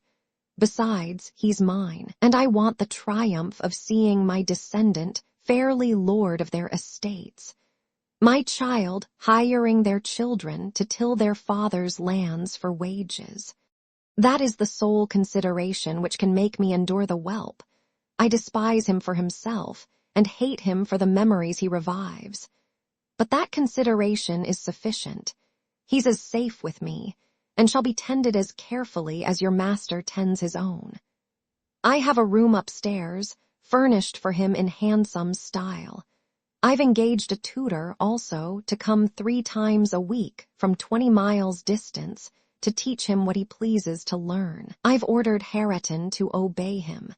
And in fact, I've arranged everything with a view to preserve the superior and the gentleman in him, above his associates. I do regret, however, that he so little deserves the trouble. If I wished any blessing in the world, it was to find him a worthy object of pride, and I'm bitterly disappointed with the whey-faced, whining wretch." While he was speaking, Joseph returned bearing a basin of milk porridge, and placed it before Linton, who stirred round the homely mess with a look of aversion, and affirmed he could not eat it. I saw the old manservant shared largely in his master's scorn of the child, though he was compelled to retain the sentiment in his heart, because Heathcliff plainly meant his underlings to hold him in honor. "Cannot eat it," repeated he, peering in Linton's face and subduing his voice to a whisper for fear of being overheard. "But Maester Hareton Nivier ate naught else, when he were a little un. And what were good enug for him's good enug for ye, I's rather think." "I shan't eat it," answered Linton snappishly. "Take it away." Joseph snatched up the food indignantly and brought it to us. "Is there aught ails th victuals?" he asked, thrusting the tray under Heathcliff's nose. "What should ail them?" he said. "Wah," answered Joseph, "yon dainty chap says he can not 8 but I guess it's rate. His mother were just soa, we were a'most too mucky to sow tea corn for macking her bread." "Don't mention his mother to me," said the master angrily. "Get him something that he can eat, that's all. What is his usual food, Nellie?" I suggested boiled milk or tea, and the housekeeper received instructions to prepare some. Come, I reflected, his father's selfishness may contribute to his comfort. He perceives his delicate constitution and the necessity of treating him tolerably. I'll console Mr. Edgar by acquainting him with the turn Heathcliff's humor has taken. Having no excuse for lingering longer, I slipped out, while Linton was engaged in timidly rebuffing the advances of a friendly sheep-dog. But he was too much on the alert to be cheated. As I closed the door, I heard a cry and a frantic repetition of the words. "Don't leave me. I'll not stay here. I'll not stay here." Then the latch was raised and fell. They did not suffer him to come forth. I mounted Minnie and urged her to a trot, and so my brief guardianship ended. Chapter 21. We had sad work with little Cathy that day. She rose in high glee, eager to join her cousin, and such passionate tears and lamentations followed the news of his departure that Edgar himself was obliged to soothe her, by affirming he should come back soon. He added, however, "If I can get him," and there were no hopes of that. This promise poorly pacified her, but time was more potent, and though still at intervals she inquired of her father when Linton would return. Before she did see him again, his features had waxed so dim in her memory that she did not recognize him. When I chanced to encounter the housekeeper of Wuthering Heights, in paying business visits to Gimmerton, I used to ask how the young master got on, for he lived almost as secluded as Catherine herself, and was never to be seen. I could gather from her that he continued in weak health, and was a tiresome inmate. She said Mr. Heathcliff seemed to dislike him ever longer and worse, though he took some trouble to conceal it. He had an antipathy to the sound of his voice, and could not do at all with his sitting in the same room with him many minutes together. There seldom passed much talk between them. Linton learnt his lessons and spent his evenings in a small apartment they called the parlor, or else lay in bed all day, for he was constantly getting coughs and colds and aches and pains of some sort. "And I never knew such a faint-hearted creature," added the woman, "nor one so careful of hisseln. He will go on if I leave the window open a bit late in the evening. Oh, it's killing, a breath of night air. And he must have a fire in the middle of summer, and Joseph's backup pipe is poison. And he must always have sweets and dainties and always milk forever, heeding not how the rest of us are pinched in winter. And there he'll sit, wrapped in his furred cloak in his chair by the fire, with some toast and water or other slop on the hob to sip at. And if Hareton, for pity, comes to amuse him, Hareton is not bad-natured, though he's rough. They are sure to part, one swearing and the other crying. I believe the master would relish Earnshaw's thrashing him to a mummy if he were not his son, and I'm certain he would be fit to turn him out of doors if he knew half the nursing he gives hisseln. But then he won't go into danger of temptation. He never enters the parlor, and should Linton show those ways in the house where he is, he sends him upstairs directly. I divined, from this account, that utter lack of sympathy had rendered young Heathcliff selfish and disagreeable, if he were not so originally, and my interest in him, consequently, decayed, though still I was moved with a sense of grief at his lot, and a wish that he had been left with us. Mr. Edgar encouraged me to gain information. He thought a great deal about him, I fancy, and would have run some risk to see him, and he told me once to ask the housekeeper whether he ever came into the village. She said he had only been twice, on horseback, accompanying his father, and both times he pretended to be quite knocked up for 3 or 4 days afterwards. That housekeeper left, if I recollect rightly, 2 years after he came, And another, whom I did not know, was her successor. She lives there still. Time wore on at the Grange in its former pleasant way, till Miss Cathy reached 16. On the anniversary of her birth, we never manifested any signs of rejoicing, because it was also the anniversary of my late mistress's death. Her father invariably spent that day alone in the library, and walked, at dusk, as far as Gimmerton Kirkyard, where he would frequently prolong his stay beyond midnight. Therefore Catherine was thrown on her own resources for amusement. This 20th of March was a beautiful spring day, and when her father had retired, my young lady came down dressed for going out, and said she asked to have a ramble on the edge of the moor with me. Mr. Linton had given her leave, if we went only a short distance and were back within the hour. "So make haste, Ellen," she cried. "I know where I wish to go, where a colony of moor game are settled. I want to see whether they have made their nests yet." "That must be a good distance up," I answered. "They don't breed on the edge of the moor." "No, it's not," she said. "I've gone very near with Papa." I put on my bonnet and sallied out, thinking nothing more of the matter. She bounded before me and returned to my side, and was off again like a young greyhound. And at first I found plenty of entertainment in listening to the lark singing far and near, and enjoying the sweet, warm sunshine, and watching her, my pet and my delight, with her golden ringlets flying loose behind, and her bright cheek, as soft and pure in its bloom as a wild rose, and her eyes radiant with cloudless pleasure. She was a happy creature and an angel in those days. It's a pity she could not be content. "Well," said I, "where are your moor game, Miss Cathy? We should be at them. The Grange Park fence is a great way off now." "Oh, a little further, only a little further, Ellen," was her answer continually.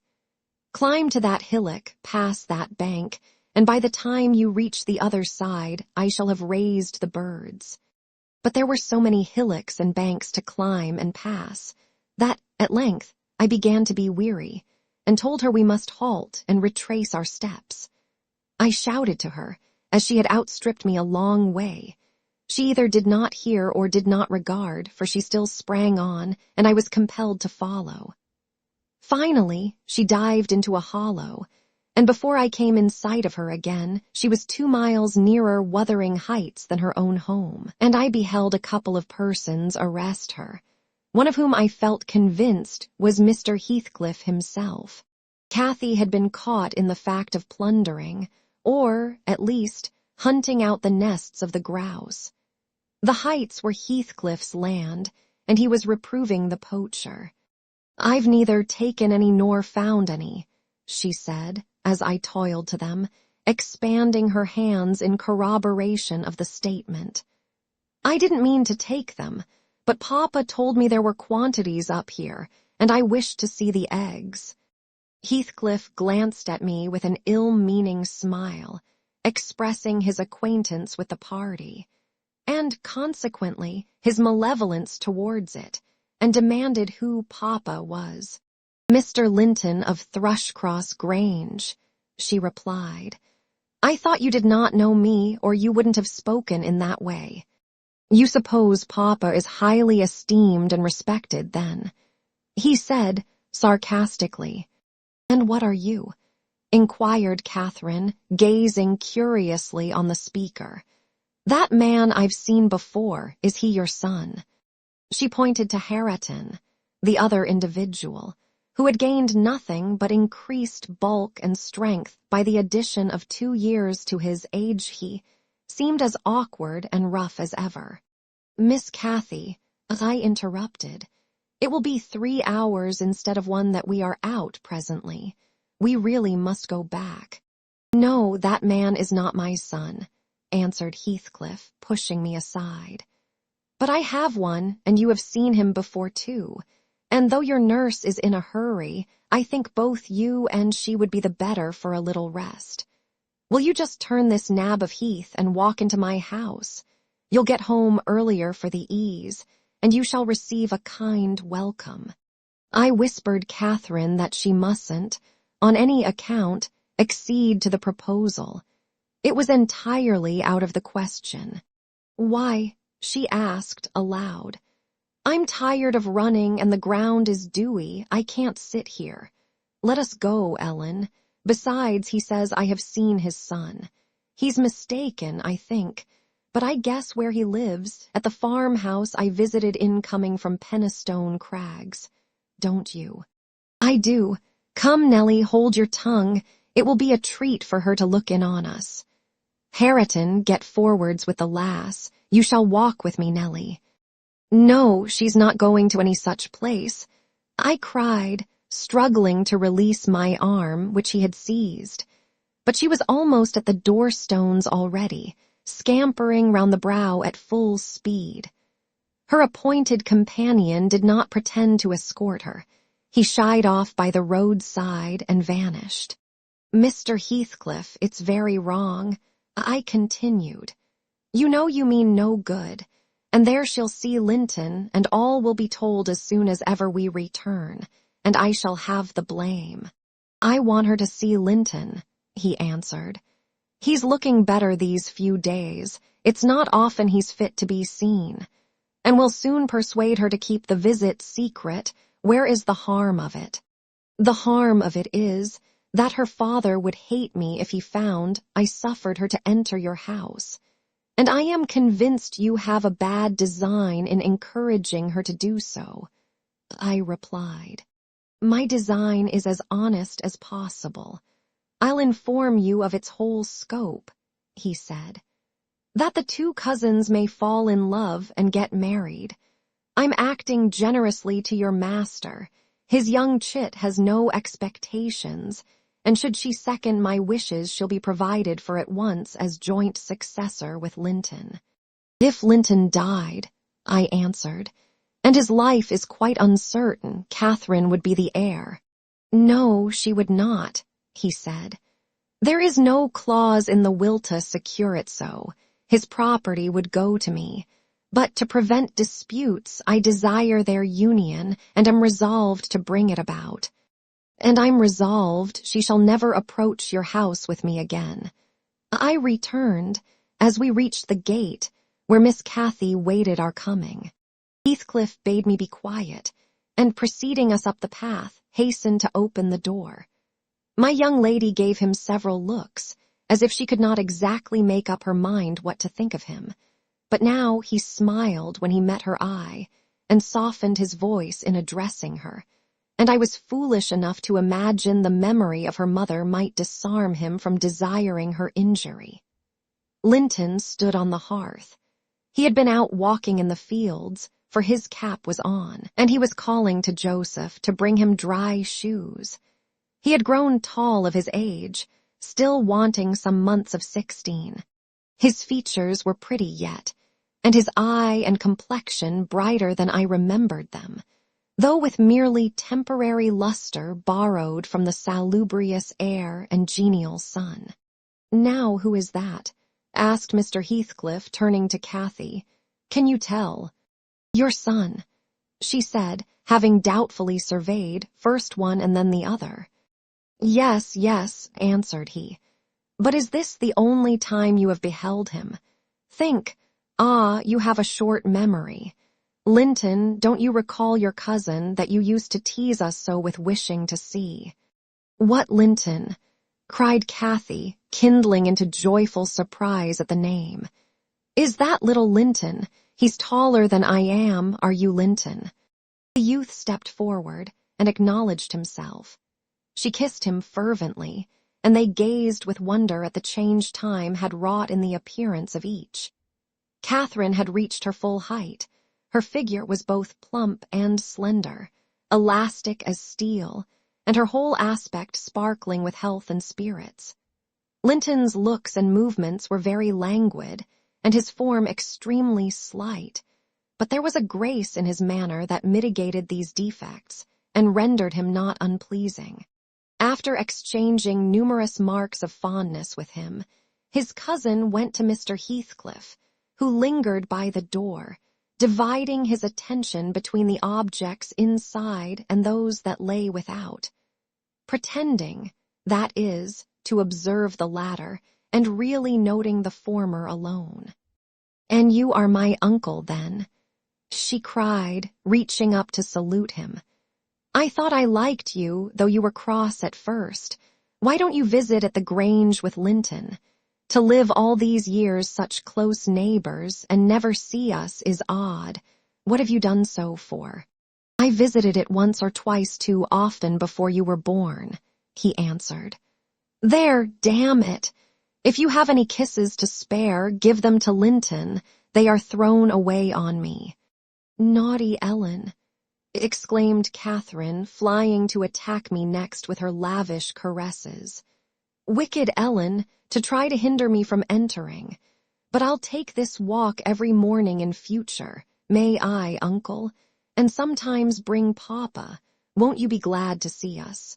"Of course," replied the uncle with a hardly suppressed grimace, resulting from his deep aversion to both the proposed visitors. "But stay," he continued, turning towards the young lady. "Now I think of it, I'd better tell you. Mr. Linton has a prejudice against me.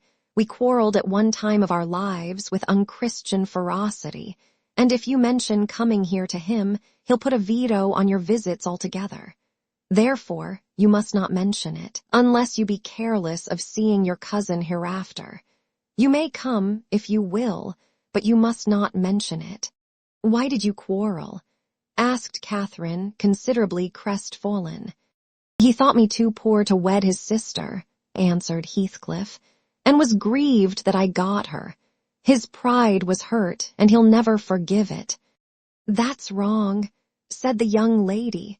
"Some time I'll tell him so. But Linton and I have no share in your quarrel. I'll not come here, then. He shall come to the Grange."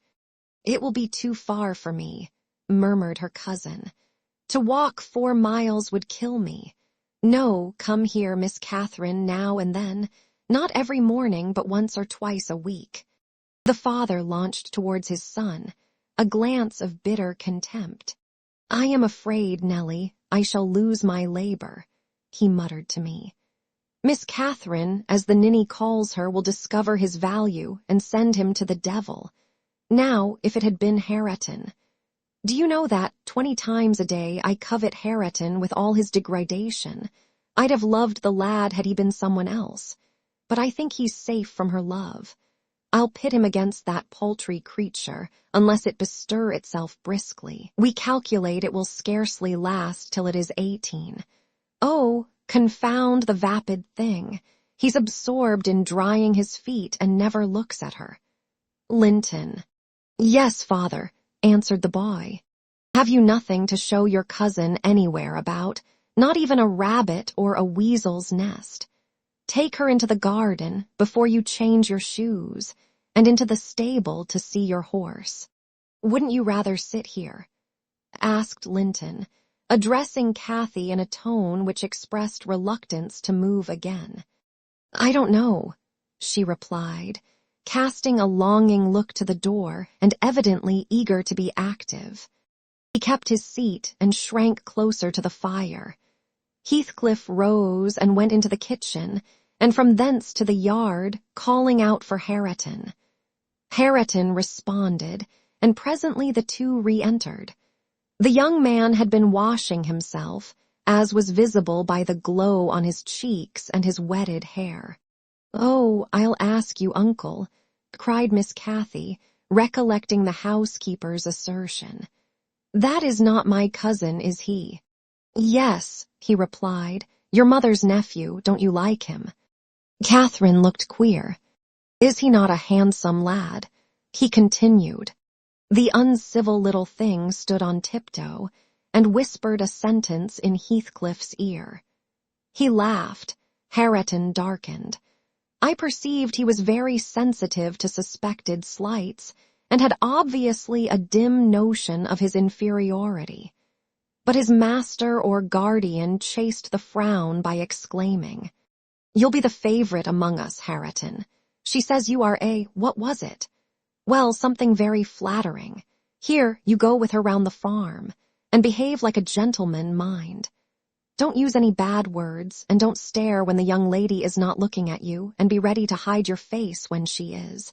And when you speak, say your words slowly and keep your hands out of your pockets. Be off, and entertain her as nicely as you can." He watched the couple walking past the window. Earnshaw had his countenance completely averted from his companion. He seemed studying the familiar landscape with a stranger's and an artist's interest.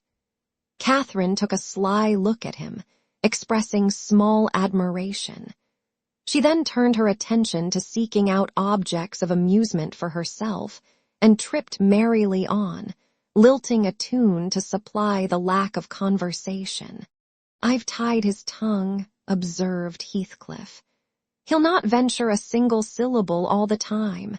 Nelly, you recollect me at his age, nay, some years younger. Did I ever look so stupid, so gaumless, as Joseph calls it?" "Worse," I replied, because more sullen with it. "I've a pleasure in him," he continued, reflecting aloud. "He has satisfied my expectations. If he were a born fool, I should not enjoy it half so much. But he's no fool, and I can sympathize with all his feelings, having felt them myself. I know what he suffers now, for instance, exactly. It is merely a beginning of what he shall suffer, though, and he'll never be able to emerge from his bathos of coarseness and ignorance. I've got him faster than his scoundrel of a father secured me, and lower, for he takes a pride in his brutishness. I've taught him to scorn everything extra-animal as silly and weak. Don't you think Hindley would be proud of his son if he could see him? Almost as proud as I am of mine. But there's this difference. One is gold put to the use of paving stones, and the other is tin polished to ape a service of silver. Mine has nothing valuable about it, yet I shall have the merit of making it go as far as such poor stuff can go. His had first-rate qualities, and they are lost, rendered worse than unavailing. I have nothing to regret. He would have more than any, but I are aware of. And the best of it is, Hareton is damnably fond of me. You'll own that I've outmatched Hindley there. If the dead villain could rise from his grave to abuse me for his offspring's wrongs, I should have the fun of seeing the said offspring fight him back again, indignant that he should dare to rail at the one friend he has in the world." Heathcliff chuckled a fiendish laugh at the idea. I made no reply, because I saw that he expected none. Meantime, our young companion, who sat too removed from us to hear what was said, began to evince symptoms of uneasiness, probably repenting that he had denied himself the treat of Catherine's society for fear of a little fatigue. His father remarked the restless glances wandering to the window, and the hand irresolutely extended towards his cap. "Get up, you idle boy," he exclaimed with assumed heartiness. "Away after them. They are just at the corner by the stand of hives." Linton gathered his energies and left the hearth. The lattice was open, and, as he stepped out, I heard Cathy inquiring of her unsociable attendant what was that inscription over the door. Hareton stared up and scratched his head like a true clown. "It's some damnable writing," he answered. "I cannot read it." "Can't read it," cried Catherine. "I can read it, it's English, but I want to know why it is there." Linton giggled, the first appearance of mirth he had exhibited. "He does not know his letters," he said to his cousin. "Could you believe in the existence of such a colossal dunce?" "Is he all as he should be?" asked Miss Cathy, seriously. "Or is he simple, not right? I've questioned him twice now, and each time he looked so stupid I think he does not understand me. I can hardly understand him, I'm sure." Linton repeated his laugh, and glanced at Hareton tauntingly, who certainly did not seem quite clear of comprehension at that moment. "There's nothing the matter but laziness, is there, Earnshaw?" he said. "My cousin fancies you are an idiot. There you experience the consequence of scorning book-larning, as you would say. Have you noticed, Catherine, his frightful Yorkshire pronunciation? Why, where the devil is the use on't?" growled Hareton, more ready in answering his daily companion. He was about to enlarge further, but the two youngsters broke into a noisy fit of merriment, my giddy miss being delighted to discover that she might turn his strange talk to matter of amusement. "Where is the use of the devil in that sentence?" tittered Linton. "Papa told you not to say any bad words, and you can't open your mouth without one. Do try to behave like a gentleman, now do. If thou weren't more a lass than a lad, I'd fell thee this minute, I would. Pitiful lath of a crater," retorted the angry boor, retreating, while his face burnt with mingled rage and mortification, for he was conscious of being insulted and embarrassed how to resent it. Mr. Heathcliff, having overheard the conversation, as well as I, smiled when he saw him go, but immediately afterwards cast a look of singular aversion on the flippant pair, who remained chattering in the doorway. The boy finding animation enough while discussing Hareton's faults and deficiencies, and relating anecdotes of his goings-on, and the girl relishing his pert and spiteful sayings, without considering the ill nature they evinced. I began to dislike, more than to compassionate Linton, and to excuse his father in some measure for holding him cheap. We stayed till afternoon. I could not tear Miss Cathy away sooner, but happily my master had not quitted his apartment and remained ignorant of our prolonged absence. As we walked home, I would fain have enlightened my charge on the characters of the people we had quitted, but she got it into her head that I was prejudiced against them. "Aha!" she cried. "You take Papa's side, Ellen. You are partial, I know, or else you wouldn't have cheated me so many years into the notion that Linton lived a long way from here. I'm really extremely angry, only I'm so pleased I can't show it. But you must hold your tongue about my uncle. He's my uncle, remember, and I'll scold Papa for quarreling with him." And so she ran on, till I relinquished the endeavor to convince her of her mistake. She did not mention the visit that night, because she did not see Mr. Linton. Next day it all came out, sadly to my chagrin, and still I was not altogether sorry. I thought the burden of directing and warning would be more efficiently borne by him than me. But he was too timid in giving satisfactory reasons for his wish that she should shun connection with the household of the Heights, and Catherine liked good reasons for every restraint that harassed her petted will. "Papa," she exclaimed after the morning's salutations, "guess whom I saw yesterday in my walk on the moors." "Ah, Papa, you started. You've not done right, have you now? I saw. But listen, and you shall hear how I found you out. And Ellen, who is in league with you and yet pretended to pity me so when I kept hoping, and was always disappointed about Linton's coming back.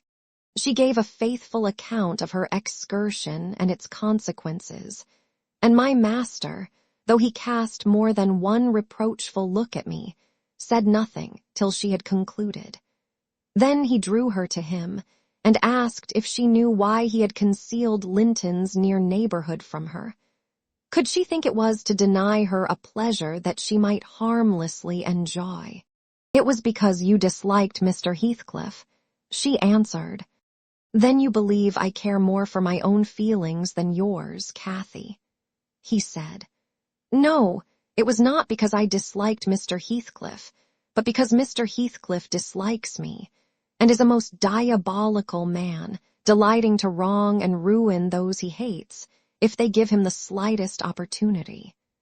I knew that you could not keep up an acquaintance with your cousin without being brought into contact with him, and I knew he would detest you on my account. So for your own good, and nothing else, I took precautions that you should not see Linton again.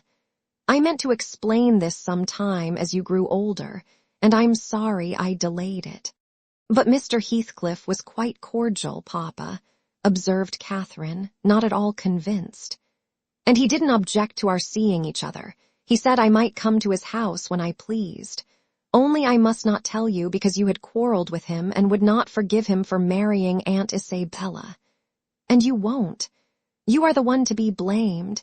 He is willing to let us be friends, at least, Linton and I, and you are not." My master, perceiving that she would not take his word for her uncle-in-law's evil disposition, gave a hasty sketch of his conduct to Isabella, and the manner in which Wuthering Heights became his property.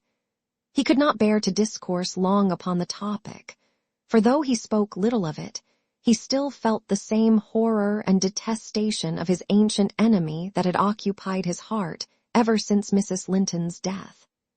She might have been living yet, if it had not been for him. It was his constant bitter reflection, and in his eyes Heathcliff seemed a murderer. Miss Cathy, conversant with no bad deeds except her own slight acts of disobedience, injustice, and passion, arising from hot temper and thoughtlessness, and repented of on the day they were committed, was amazed at the blackness of spirit that could brood on and cover revenge for years, and deliberately prosecute its plans without a visitation of remorse. She appeared so deeply impressed and shocked at this new view of human nature, excluded from all her studies and all her ideas till now, that Mr. Edgar deemed it unnecessary to pursue the subject. He merely added, "You will know hereafter, darling, why I wish you to avoid his house and family. Now return to your old employments and amusements, and think no more about them." Catherine kissed her father and sat down quietly to her lessons for a couple of hours, according to custom.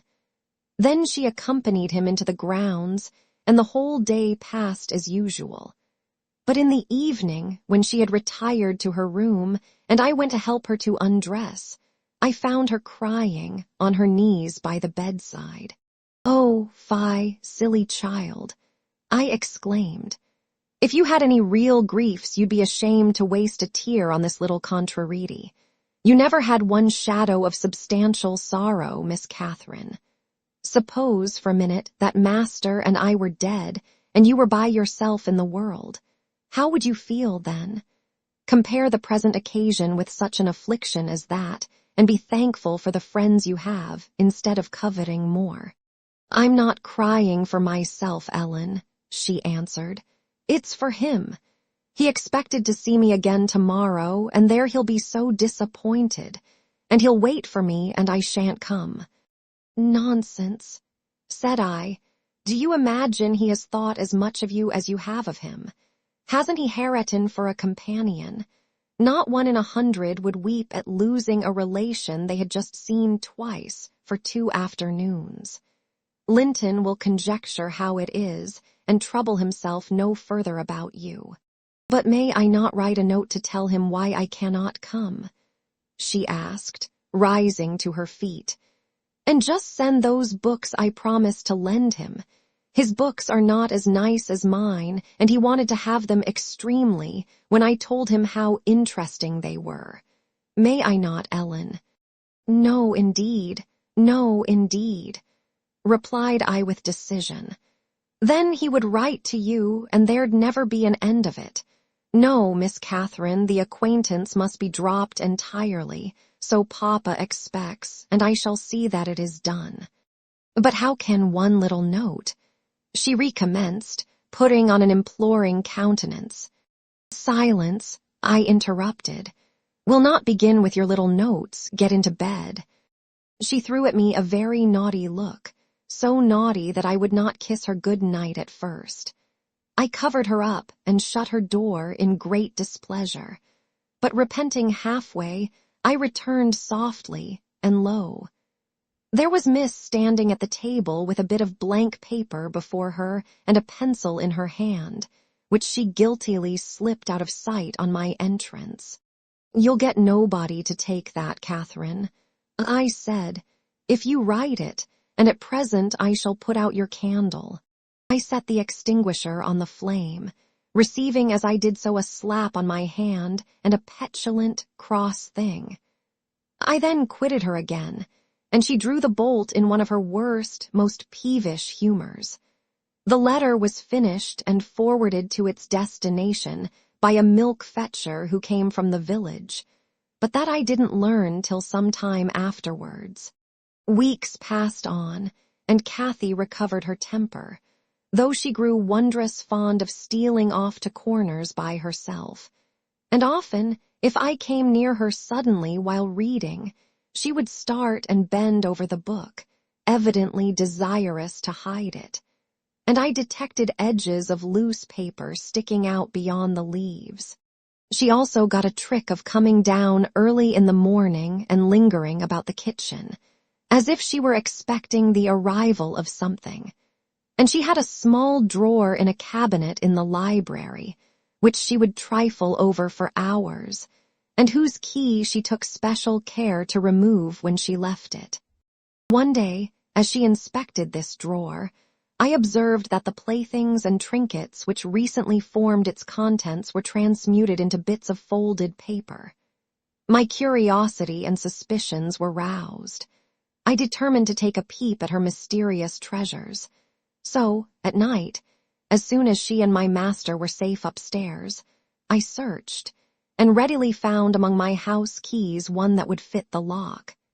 Having opened, I emptied the whole contents into my apron and took them with me to examine at leisure in my own chamber. Though I could not but suspect, I was still surprised to discover that they were a mass of correspondence, daily almost, it must have been, from Linton Heathcliff, answers to documents forwarded by her. The earlier dated were embarrassed and short. Gradually, however, they expanded into copious love letters, foolish, as the age of the writer rendered natural, yet with touches here and there which I thought were borrowed from a more experienced source. Some of them struck me as singularly odd compounds of ardor and flatness, commencing in strong feeling, and concluding in the affected, wordy style that a schoolboy might use to a fancied, incorporeal sweetheart. Whether they satisfied Kathy, I don't know, but they appeared very worthless trash to me. After turning over as many as I thought proper, I tied them in a handkerchief and set them aside, relocking the vacant drawer. Following her habit, my young lady descended early and visited the kitchen. I watched her go to the door on the arrival of a certain little boy, and while the dairymaid filled his can, she tucked something into his jacket pocket and plucked something out. I went round by the garden and laid wait for the messenger, who fought valorously to defend his trust, and we spilt the milk between us. But I succeeded in abstracting the epistle, and, threatening serious consequences if he did not look sharp home, I remained under the wall and perused Miss Cathy's affectionate composition. It was more simple and more eloquent than her cousin's, very pretty and very silly. I shook my head and went meditating into the house. The day being wet, she could not divert herself with rambling about the park, so, at the conclusion of her morning studies, she resorted to the solace of the drawer. Her father sat reading at the table, and I, on purpose, had sought a bit of work in some unripped fringes of the window curtain, keeping my eye steadily fixed on her proceedings. Never did any bird flying back to a plundered nest, which it had left brimful of chirping young ones, express more complete despair, in its anguished cries and flutterings, than she by her single. Oh, and the change that transfigured her late happy countenance. Mr. Linton looked up. "What is the matter, love? Have you hurt yourself?" he said. His tone and look assured her he had not been the discoverer of the hoard. "No, Papa," she gasped. "Ellen, Ellen, come upstairs, I'm sick." I obeyed her summons and accompanied her out. "Oh, Ellen, you have got them," she commenced immediately, dropping on her knees when we were enclosed alone. "Oh, give them to me, and I'll never, never do so again. Don't tell Papa. You have not told Papa, Ellen. Say you have not. I've been exceedingly naughty, but I won't do it any more." With a grave severity in my manner, I bade her stand up. "So," I exclaimed, "Miss Catherine, you are tolerably far on, it seems. You may well be ashamed of them. A fine bundle of trash you study in your leisure hours, to be sure. Why, it's good enough to be printed. And what do you suppose the master will think when I display it before him? I haven't shown it yet, but you needn't imagine I shall keep your ridiculous secrets. For shame. And you must have led the way in writing such absurdities. He would not have thought of beginning, I'm certain." I didn't, sobbed Kathy, fit to break her heart. "I didn't once think of loving him till—" "Loving," cried I, as scornfully as I could utter the word. "Loving? Did anybody ever hear the like? I might just as well talk of loving the miller who comes once a year to buy our corn. Pretty loving, indeed. And both times together you have seen Linton hardly 4 hours in your life. Now here is the babyish trash. I'm going with it to the library, and we'll see what your father says to such loving." She sprang at her precious epistles, but I held them above my head, and then she poured out further frantic entreaties that I would burn them, do anything rather than show them.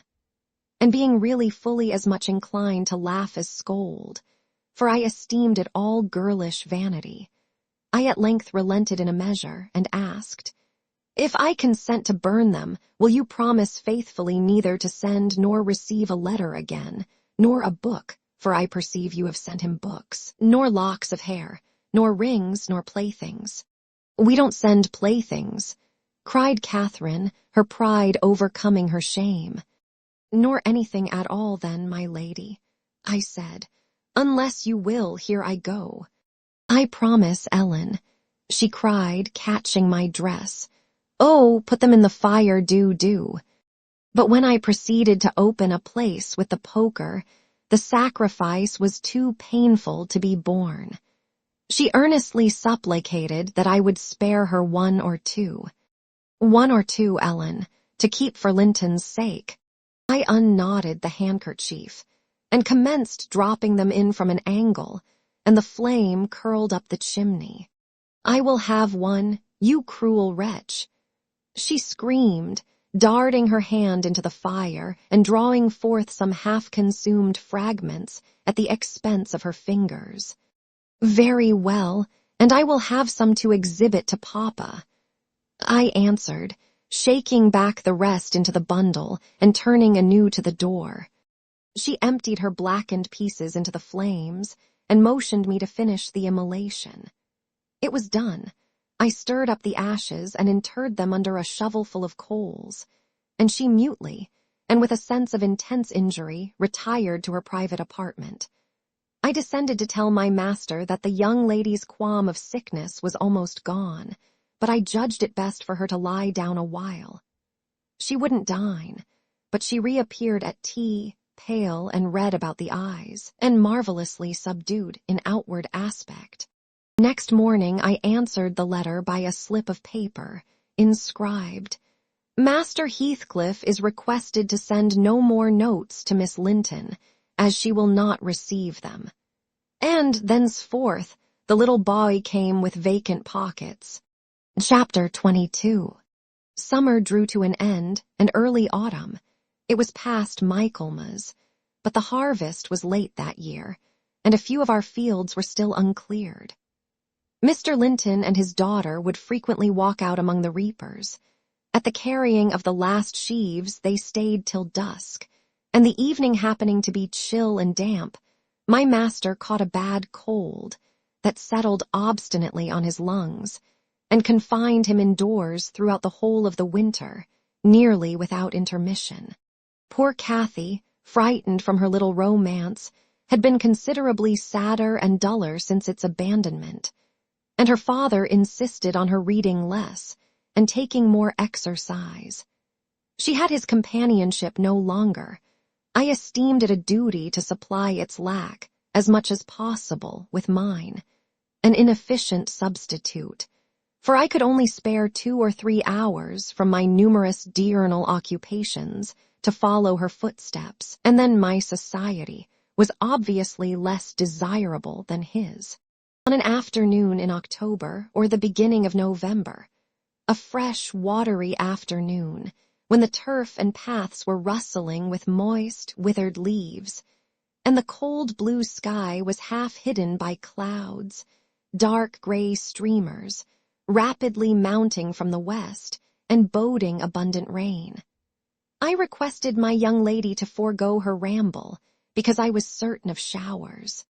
She refused, and I unwillingly donned a cloak and took my umbrella to accompany her on a stroll to the bottom of the park, a formal walk which she generally affected if low-spirited, and that she invariably was when Mr. Edgar had been worse than ordinary, a thing never known from his confession, but guessed both by her and me from his increased silence and the melancholy of his countenance. She went sadly on. There was no running or bounding now, though the chill wind might well have tempted her to race. And often, from the side of my eye, I could detect her raising a hand and brushing something off her cheek. I gazed round for a means of diverting her thoughts. On one side of the road rose a high, rough bank, where hazels and stunted oaks, with their roots half exposed, held uncertain tenure. The soil was too loose for the latter, and strong winds had blown some nearly horizontal. In summer, Miss Catherine delighted to climb along these trunks and sit in the branches, swinging 20 feet above the ground.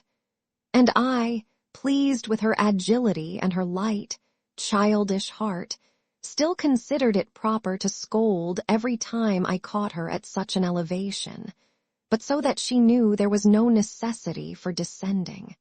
From dinner to tea she would lie in her breeze-rocked cradle, doing nothing except singing old songs, my nursery lore, to herself, or watching the birds, joint tenants, feed and entice their young ones to fly, or nestling with closed lids, half thinking, half dreaming, happier than words can express.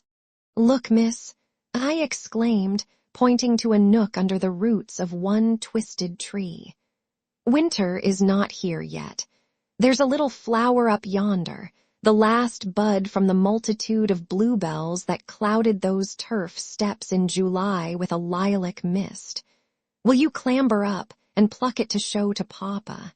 Kathy stared a long time at the lonely blossom trembling in its earthy shelter, and replied at length, "No, I'll not touch it, but it looks melancholy, does it not, Ellen?"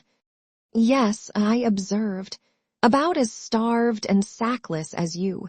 Your cheeks are bloodless. Let us take hold of hands and run. You're so low, I dare say I shall keep up with you." "No," she repeated, and continued sauntering on, pausing at intervals to muse over a bit of moss, or a tuft of blanched grass, or a fungus spreading its bright orange among the heaps of brown foliage. And ever and anon, her hand was lifted to her averted face. "Catherine, why are you crying, love?" I asked, approaching and putting my arm over her shoulder. "You mustn't cry because Papa has a cold. Be thankful it is nothing worse." She now put no further restraint on her tears. Her breath was stifled by sobs. "Oh, it will be something worse," she said. "And what shall I do when Papa and you leave me and I am by myself? I can't forget your words, Ellen. They are always in my ear. How life will be changed, how dreary the world will be when Papa and you are dead." "None can tell whether you won't die before us," I replied. "It's wrong to anticipate evil. We'll hope there are years and years to come before any of us go. Master is young, and I am strong, and hardly 45. My mother lived till 80, a canty dame to the last. And suppose Mr. Linton were spared till he saw 60, that would be more years than you have counted, miss. And would it not be foolish to mourn a calamity above 20 years beforehand? But Aunt Isabella was younger than Papa, she remarked, gazing up with timid hope to seek further consolation. Aunt Isabella had not you and me to nurse her, I replied. She wasn't as happy as Master. She hadn't as much to live for. All you need do is to wait well on your father and cheer him by letting him see you cheerful, and avoid giving him anxiety on any subject. Mind that, Kathy. I'll not disguise, but you might kill him if you were wild and reckless, and cherished a foolish, fanciful affection for the son of a person who would be glad to have him in his grave, and allowed him to discover that you fretted over the separation he has judged it expedient to make. I fret about nothing on earth except Papa's illness, answered my companion. I care for nothing in comparison with Papa, and I'll never, oh, never, while I have my senses, do an act or say a word to vex him. I love him better than myself, Ellen, and I know it by this. I pray every night that I may live after him, because I would rather be miserable than that he should be. That proves I love him better than myself. Good words, I replied. But deeds must prove it also, and after he is well, remember you don't forget resolutions formed in the hour of fear.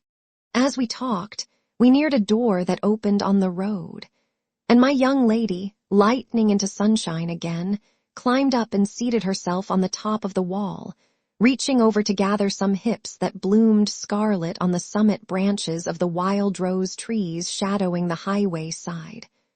The lower fruit had disappeared, but only birds could touch the upper, except from Kathy's present station.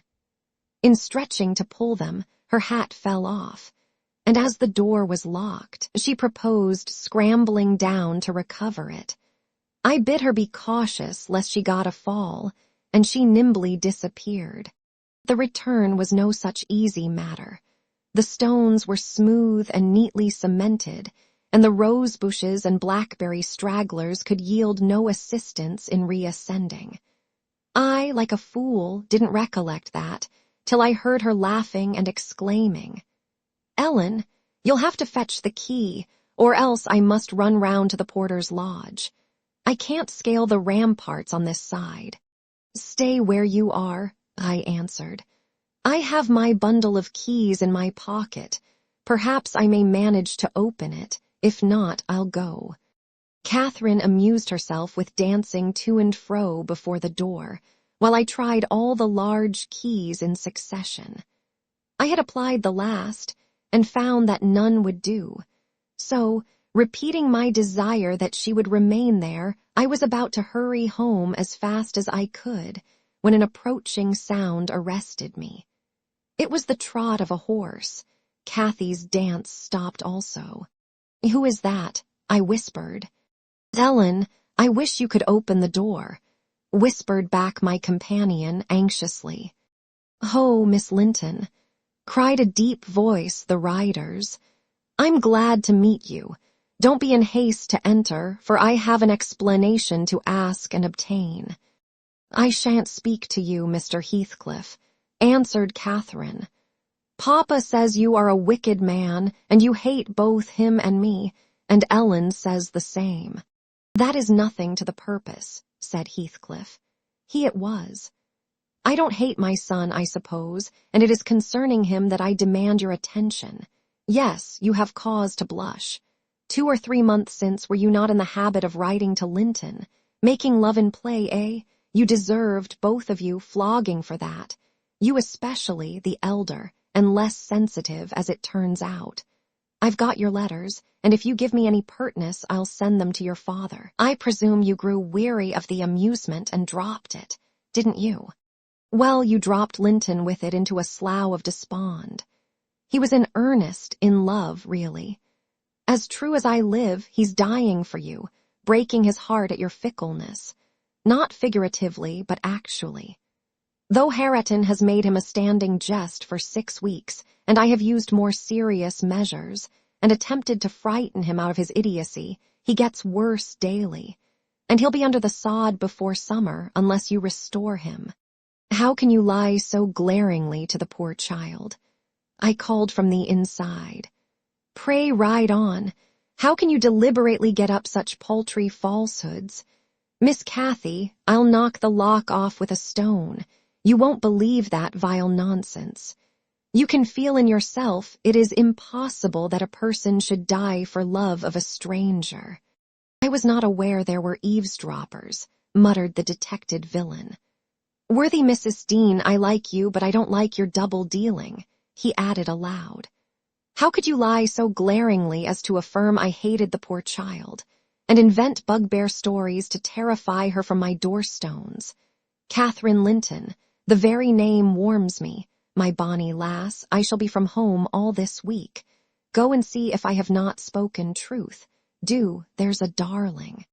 Just imagine your father in my place, and Linton in yours. Then think how you would value your careless lover if he refused to stir a step to comfort you, when your father himself entreated him. And don't, from pure stupidity, fall into the same error. I swear on my salvation he's going to his grave, and none but you can save him. The lock gave way, and I issued out. I swear Linton is dying, repeated Heathcliff, looking hard at me. And grief and disappointment are hastening his death. Nellie, if you won't let her go, you can walk over yourself. But I shall not return till this time next week, and I think your master himself would scarcely object to her visiting her cousin. Come in, said I, taking Cathy by the arm and half forcing her to re-enter. For she lingered, viewing with troubled eyes the features of the speaker, too stern to express his inward deceit. He pushed his horse close, and bending down, observed, Miss Catherine, I'll own to you that I have little patience with Linton, and Hareton and Joseph have less. I'll own that he's with a harsh set. He pines for kindness as well as love, and a kind word from you would be his best medicine. Don't mind Mrs. Dean's cruel cautions, but be generous and contrive to see him. He dreams of you day and night, and cannot be persuaded that you don't hate him, since you neither write nor call. I closed the door, and rolled a stone to assist the loosened lock in holding it, and spreading my umbrella, I drew my charge underneath. For the rain began to drive through the moaning branches of the trees, and warned us to avoid delay.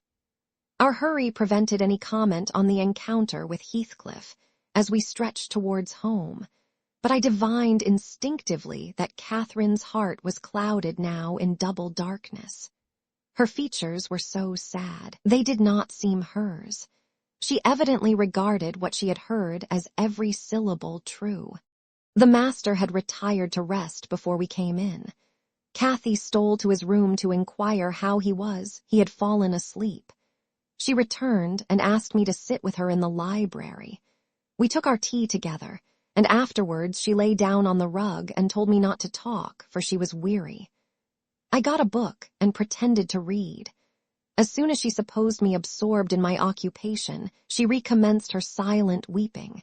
It appeared, at present, her favorite diversion. I suffered her to enjoy it a while. Then I expostulated, deriding and ridiculing all Mr. Heathcliff's assertions about his son, as if I were certain she would coincide. Alas, I hadn't skill to counteract the effect his account had produced. It was just what he intended. You may be right, Ellen, she answered, but I shall never feel at ease till I know, and I must tell Linton it is not my fault that I don't write, and convince him that I shall not change. What use were anger and protestations against her silly credulity? We parted that night, hostile, but next day beheld me on the road to Wuthering Heights, by the side of my wilful young mistress's pony. I couldn't bear to witness her sorrow, to see her pale, dejected countenance and heavy eyes. And I yielded, in the faint hope that Linton himself might prove, by his reception of us, how little of the tale was founded on fact. Chapter 23. The rainy night had ushered in a misty morning. Half frost, half drizzle, and temporary brooks crossed our path, gurgling from the uplands. My feet were thoroughly wetted. I was cross and low, exactly the humor suited for making the most of these disagreeable things. We entered the farmhouse by the kitchen way to ascertain whether Mr. Heathcliff were really absent, because I put slight faith in his own affirmation. Joseph seemed sitting in a sort of elysium alone, beside a roaring fire, a quart of ale on the table near him, bristling with large pieces of toasted oat cake, and his black, short pipe in his mouth. Catherine ran to the hearth to warm herself. I asked if the master was in. My question remained so long unanswered that I thought the old man had grown deaf, and repeated it louder. "Not I," he snarled, or rather screamed through his nose. "Not I, yama goa back where ya coom fruff." "Joseph," cried a peevish voice simultaneously with me from the inner room. "How often am I to call you? There are only a few red ashes now. Joseph, come this moment." Vigorous puffs and a resolute stare into the grate declared he had no ear for this appeal. The housekeeper and Hareton were invisible, one gone on an errand, and the other at his work, probably. We knew Linton's tones and entered. "Oh, I hope you'll die in a garret, starved to death," said the boy, mistaking our approach for that of his negligent attendant. He stopped on observing his error. His cousin flew to him. "Is that you, Miss Linton?" he said, raising his head from the arm of the great chair in which he reclined. "No, don't kiss me, it takes my breath. Dear me. Papa said you would call," continued he after recovering a little from Catherine's embrace, while she stood by looking very contrite. "Will you shut the door, if you please? You left it open, and those detestable creatures won't bring coals to the fire. It's so cold." I stirred up the cinders and fetched a scuttleful myself. The invalid complained of being covered with ashes, but he had a tiresome cough and looked feverish and ill, so I did not rebuke his temper. "Well, Linton," murmured Catherine when his corrugated brow relaxed, "are you glad to see me? Can I do you any good?" "Why didn't you come before?" he asked. "You should have come instead of writing.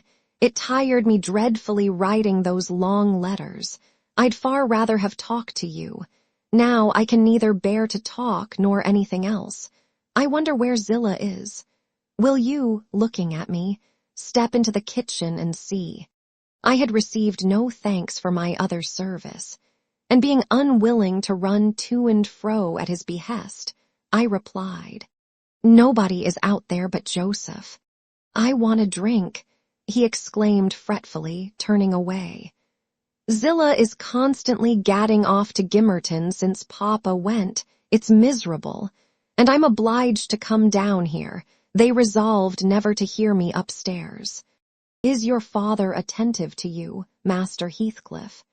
I asked, perceiving Catherine to be checked in her friendly advances.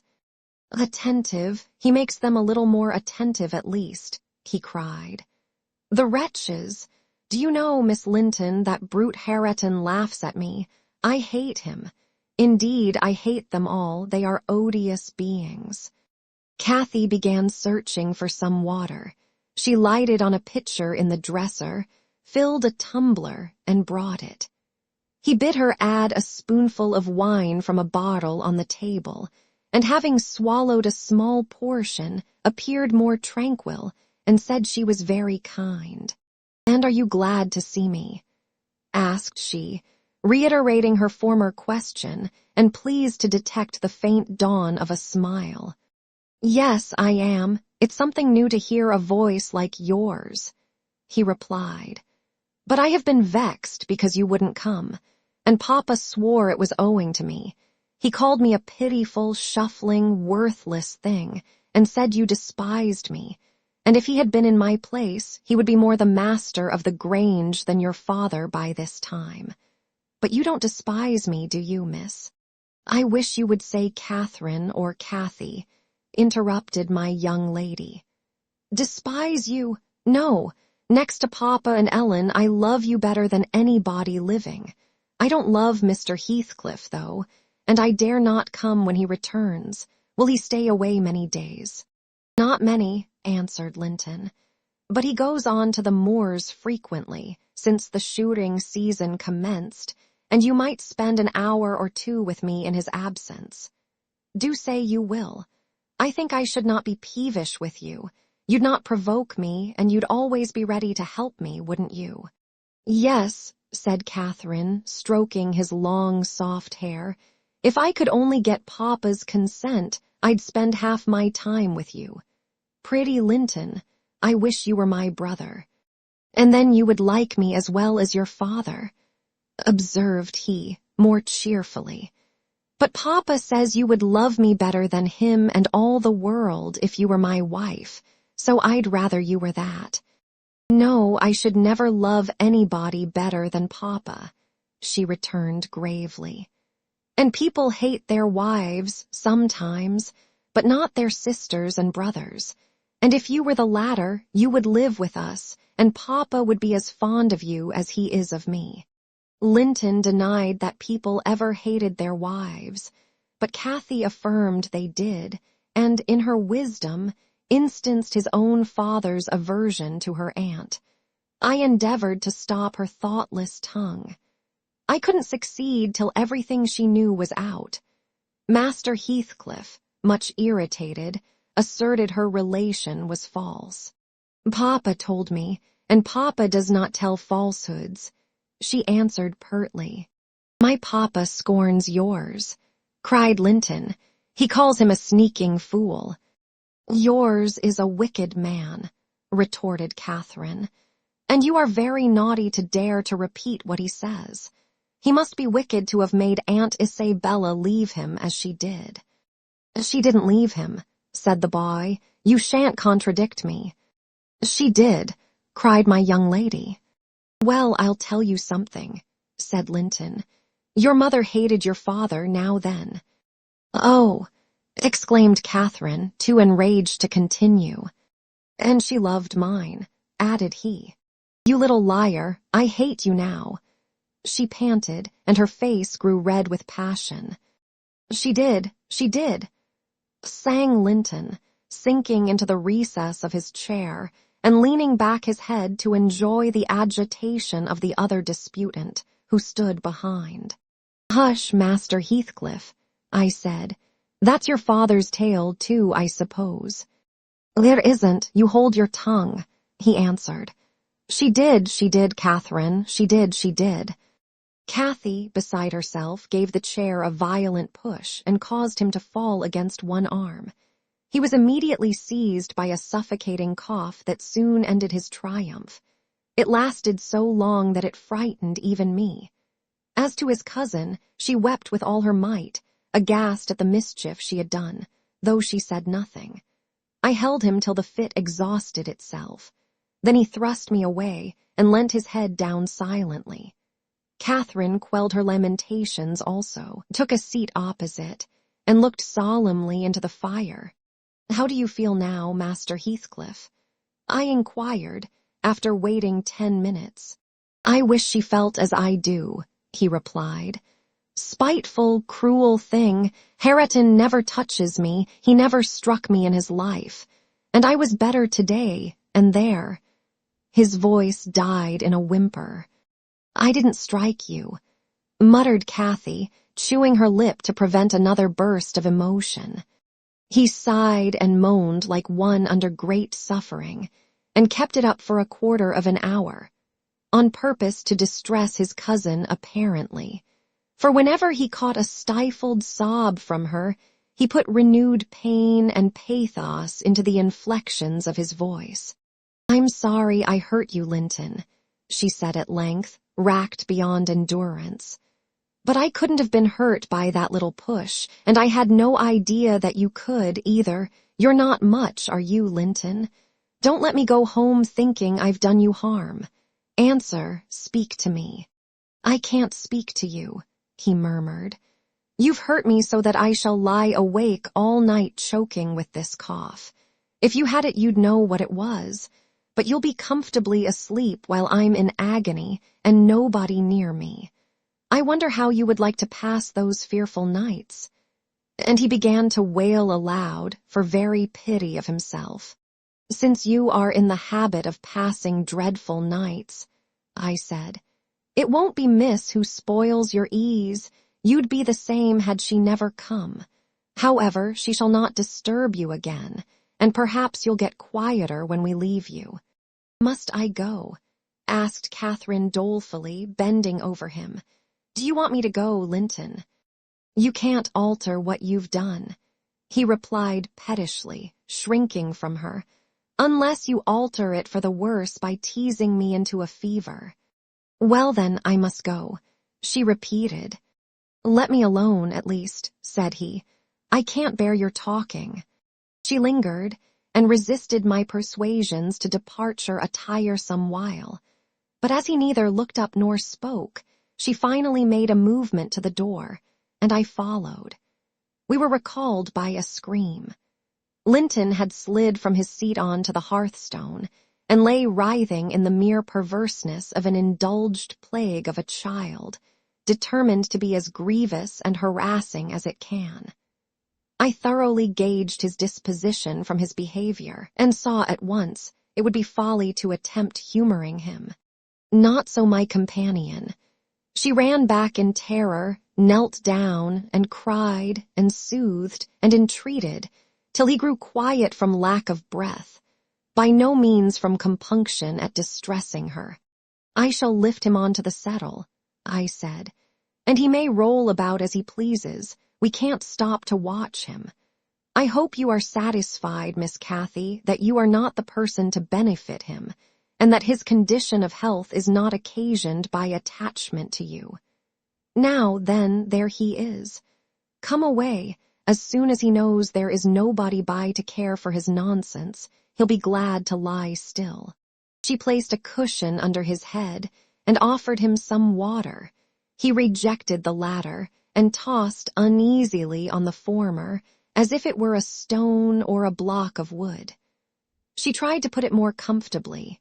I can't do with that, he said. It's not high enough. Catherine brought another to lay above it. That's too high, murmured the provoking thing. How must I arrange it, then? She asked despairingly. He twined himself up to her, as she half knelt by the settle, and converted her shoulder into a support. No, that won't do, I said. You'll be content with the cushion, Master Heathcliff. Miss has wasted too much time on you already. We cannot remain 5 minutes longer.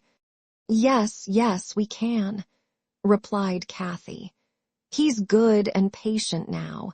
He's beginning to think I shall have far greater misery than he will tonight if I believe he is the worse for my visit, and then I dare not come again. Tell the truth about it, Linton, for I mustn't come if I have hurt you. You must come to cure me, he answered. You ought to come because you have hurt me. You know you have extremely. I was not as ill when you entered as I am at present, was I? But you've made yourself ill by crying and being in a passion. I didn't do it all, said his cousin. However, we'll be friends now, and you want me. You would wish to see me sometimes, really. I told you I did, he replied impatiently. Sit on the settle and let me lean on your knee. That's as Mamma used to do whole afternoons together. Sit quite still and don't talk, but you may sing a song if you can sing, or you may say a nice, long, interesting ballad, one of those you promised to teach me, or a story. I'd rather have a ballad, though. Begin. Catherine repeated the longest she could remember. The employment pleased both mightily. Linton would have another, and after that another, notwithstanding my strenuous objections. And so they went on until the clock struck 12, and we heard Hareton in the court, returning for his dinner. "And tomorrow, Catherine, will you be here tomorrow?" asked young Heathcliff, holding her frock as she rose reluctantly. "No," I answered, "nor next day neither." She, however, gave a different response evidently, for his forehead cleared as she stooped and whispered in his ear. "You won't go tomorrow, recollect, miss. I commenced when we were out of the house. You are not dreaming of it, are you?" She smiled. "Oh, I'll take good care," I continued. "I'll have that lock mended, and you can escape by no way else." "I can get over the wall," she said, laughing. "The Grange is not a prison, Ellen, and you are not my jailer. And besides, I'm almost 17, I'm a woman. And I'm certain Linton would recover quickly if he had me to look after him. I'm older than he is, you know, and wiser, less childish, am I not? And he'll soon do as I direct him with some slight coaxing. He's a pretty little darling when he's good.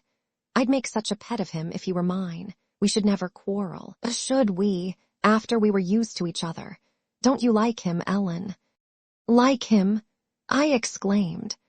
"The worst-tempered bit of a sickly slip that ever struggled into its teens. Happily, as Mr. Heathcliff conjectured, he'll not win 20. I doubt whether he'll see spring indeed, and small loss to his family whenever he drops off. And lucky it is for us that his father took him. The kinder he was treated, the more tedious and selfish he'd be. I'm glad you have no chance of having him for a husband, Miss Catherine." My companion waxed serious at hearing this speech. To speak of his death so regardlessly wounded her feelings. "He's younger than I," she answered after a protracted pause of meditation, "and he ought to live the longest. He will. He must live as long as I do.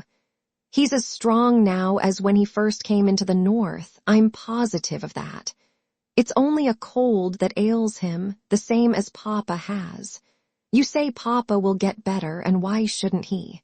"Well, well," I cried, "after all, we needn't trouble ourselves. For listen, miss, and mind, I'll keep my word. If you attempt going to Wuthering Heights again, with or without me, I shall inform Mr. Linton, and unless he allow it, the intimacy with your cousin must not be revived." "It has been revived," muttered Cathy sulkily. "Must not be continued, then," I said. "We'll see," was her reply, and she set off at a gallop, leaving me to toil in the rear. We both reached home before our dinner time. My master supposed we had been wandering through the park, and therefore he demanded no explanation of our absence. As soon as I entered, I hastened to change my soaked shoes and stockings, but sitting such a while at the Heights had done the mischief. On the succeeding morning I was laid up, and during 3 weeks I remained incapacitated for attending to my duties. A calamity never experienced prior to that period, and never, I am thankful to say, since. My little mistress behaved like an angel in coming to wait on me and cheer my solitude. The confinement brought me exceedingly low. It is wearisome to a stirring, active body, but few have slighter reasons for complaint than I had. The moment Catherine left Mr. Linton's room, she appeared at my bedside. Her day was divided between us. No amusement usurped a minute. She neglected her meals, her studies, and her play, and she was the fondest nurse that ever watched. She must have had a warm heart, when she loved her father so, to give so much to me. I said her days were divided between us, but the master retired early, and I generally needed nothing after 6 o'clock, thus the evening was her own. Poor thing, I never considered what she did with herself after tea, and though frequently, when she looked in to bid me good night, I remarked a fresh color in her cheeks and a pinkness over her slender fingers, instead of fancying the hue borrowed from a cold ride across the moors, I laid it to the charge of a hot fire in the library. Chapter 24. At the close of 3 weeks, I was able to quit my chamber and move about the house. And on the first occasion of my sitting up in the evening, I asked Catherine to read to me because my eyes were weak. We were in the library, the master having gone to bed. She consented, rather unwillingly, I fancied, and imagining my sort of books did not suit her, I bid her please herself in the choice of what she perused. She selected one of her own favorites and got forward steadily about an hour. Then came frequent questions. "Ellen, are not you tired? Hadn't you better lie down now? You'll be sick, keeping up so long, Ellen." No, dear, I'm not tired." I returned continually. Perceiving me immovable, she essayed another method of showing her disrelish for her occupation. It changed to yawning and stretching, and, "Ellen, I'm tired." "Give over then and talk," I answered. That was worse. She fretted and sighed, and looked at her watch till 8, and finally went to her room, completely overdone with sleep, judging by her peevish, heavy look and the constant rubbing she inflicted on her eyes. The following night she seemed more impatient still, and on the third from recovering my company she complained of a headache and left me. I thought her conduct odd, and having remained alone a long while, I resolved on going and inquiring whether she were better, and asking her to come and lie on the sofa, instead of upstairs in the dark. No Catherine could I discover upstairs, and none below. The servants affirmed they had not seen her. I listened at Mr. Edgar's door. All was silence. I returned to her apartment, extinguished my candle, and seated myself in the window. The moon shone bright. A sprinkling of snow covered the ground, and I reflected that she might possibly have taken it into her head to walk about the garden for refreshment. I did detect a figure creeping along the inner fence of the park, but it was not my young mistress. On its emerging into the light, I recognized one of the groomists. He stood a considerable period, viewing the carriage road through the grounds, then started off at a brisk pace, as if he had detected something, and reappeared presently, leading Mrs. Pony, and there she was, just dismounted and walking by its side. The man took his charge stealthily across the grass towards the stable. Cathy entered by the casement window of the drawing-room and glided noiselessly up to where I awaited her.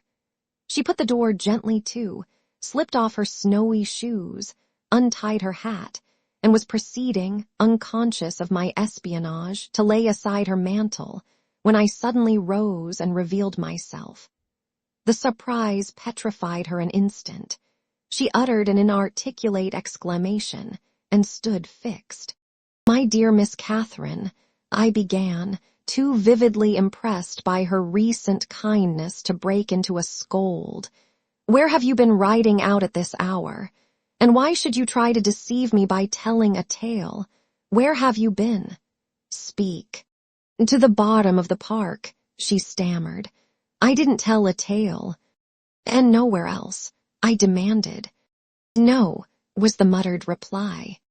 "Oh, Catherine," I cried sorrowfully, "you know you have been doing wrong, or you wouldn't be driven to uttering an untruth to me.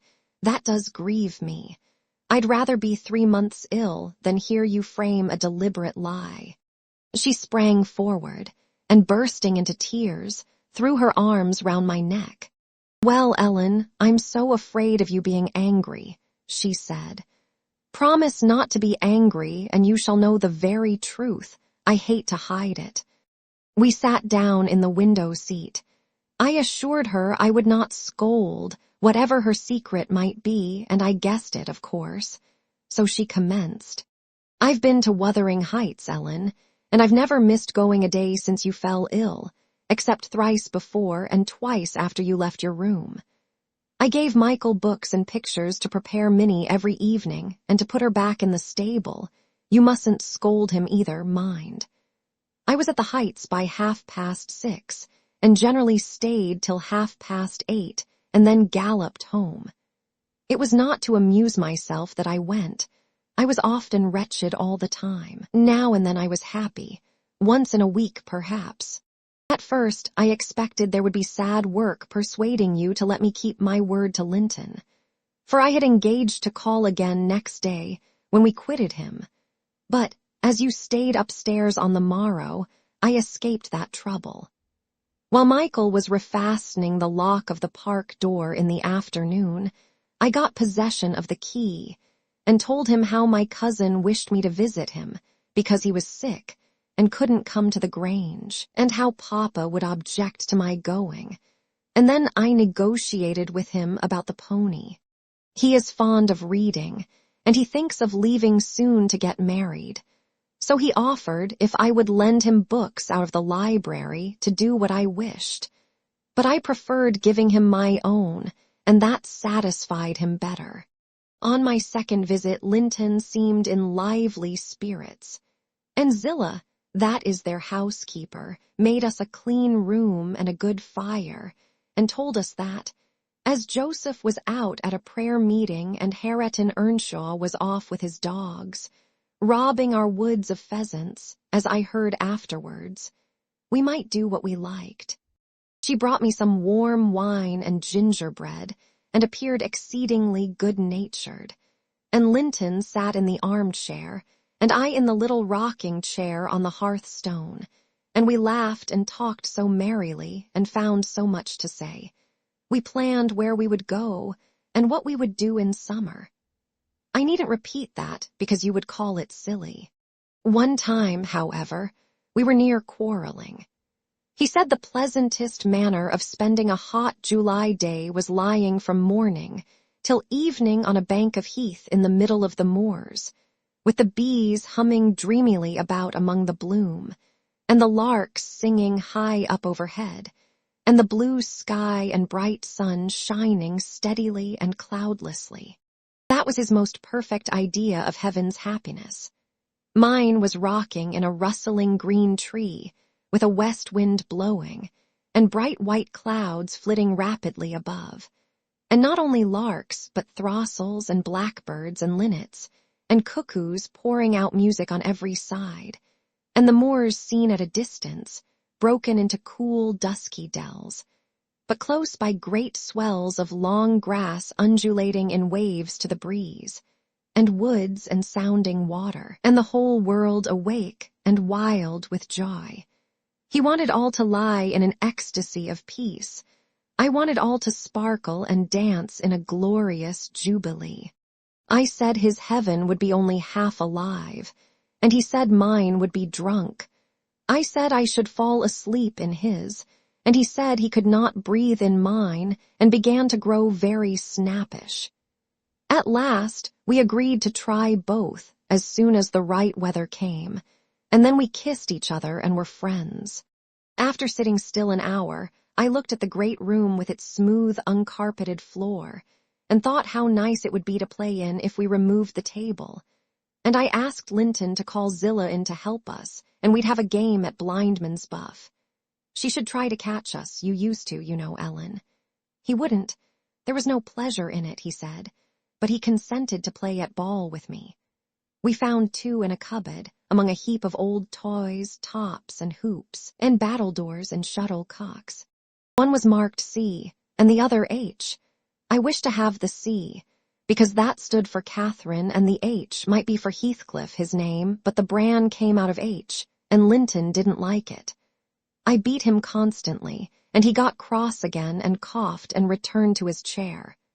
That night, though, he easily recovered his good humor. He was charmed with 2 or 3 pretty songs, your songs, Ellen, and when I was obliged to go, he begged and entreated me to come the following evening, and I promised. Minnie and I went flying home as light as air, and I dreamt of Wuthering Heights and my sweet, darling cousin till morning. On the morrow I was sad, partly because you were poorly, and partly that I wished my father knew and approved of my excursions. But it was beautiful moonlight after tea, and as I rode on, the gloom cleared. I shall have another happy evening, I thought to myself, and what delights me more, my pretty Linton will. I trotted up their garden and was turning round to the back when that fellow Earnshaw met me, took my bridle, and bid me go in by the front entrance. He patted Minnie's neck and said she was a bonny beast and appeared as if he wanted me to speak to him. I only told him to leave my horse alone or else it would kick him. He answered in his vulgar accent it wouldn't do much hurt if it did, and surveyed its legs with a smile. I was half inclined to make it try. However, he moved off to open the door, and as he raised the latch, he looked up to the inscription above and said, with a stupid mixture of awkwardness and elation, "Miss Catherine, I can read yon now." "Wonderful," I exclaimed. "Pray let us hear you. You are grown clever." He spelt and drawled over by syllables the name, Hareton Earnshaw, and the figures. I cried encouragingly, perceiving that he came to a dead halt. "I cannot tell them yet," he answered. "Oh, you dunce," I said, laughing heartily at his failure. The fool stared, with a grin hovering about his lips and a scowl gathering over his eyes, as if uncertain whether he might not join in my mirth, whether it were not pleasant familiarity, or what it really was, contempt. I settled his doubts by suddenly retrieving my gravity and desiring him to walk away, for I came to see Linton, not him. He reddened. I saw that by the moonlight, dropped his hand from the latch and skulked off, a picture of mortified vanity. He imagined himself to be as accomplished as Linton, I suppose, because he could spell his own name, and was marvelously discomfited that I didn't think the same. "Stop, Miss Catherine, dear," I interrupted. "I shall not scold, but I don't like your conduct there. If you had remembered that Hareton was your cousin as much as Master Heathcliff, you would have felt how improper it was to behave in that way. At least, it was praiseworthy ambition for him to desire to be as accomplished as Linton, and probably he did not learn merely to show off. You had made him ashamed of his ignorance before, I have no doubt, and he wished to remedy it and please you. To sneer at his imperfect attempt was very bad breeding. Had you been brought up in his circumstances, would you be less rude? He was as quick and as intelligent a child as ever you were, and I'm hurt that he should be despised now, because that base Heathcliff has treated him so unjustly." "Well, Ellen, you won't cry about it, will you?" she exclaimed, surprised at my earnestness. "But wait, and you shall hear if he conned his ABC to please me, and if it were worth while being civil to the brute." I entered. Linton was lying on the settle and half got up to welcome me. "I'm ill tonight, Catherine, love," he said, "and you must have all the talk and let me listen. Come and sit by me. I was sure you wouldn't break your word, and I'll make you promise again before you go." I knew now that I mustn't tease him, as he was ill, and I spoke softly and put no questions, and avoided irritating him in any way. I had brought some of my nicest books for him. He asked me to read a little of one, and I was about to comply when Earnshaw burst the door open, having gathered venom with reflection. He advanced direct to us, seized Linton by the arm, and swung him off the seat. "Get to thy own room," he said in a voice almost inarticulate with passion, and his face looked swelled and furious. "Take her there if she comes to see thee. Thou shan't keep me out of this.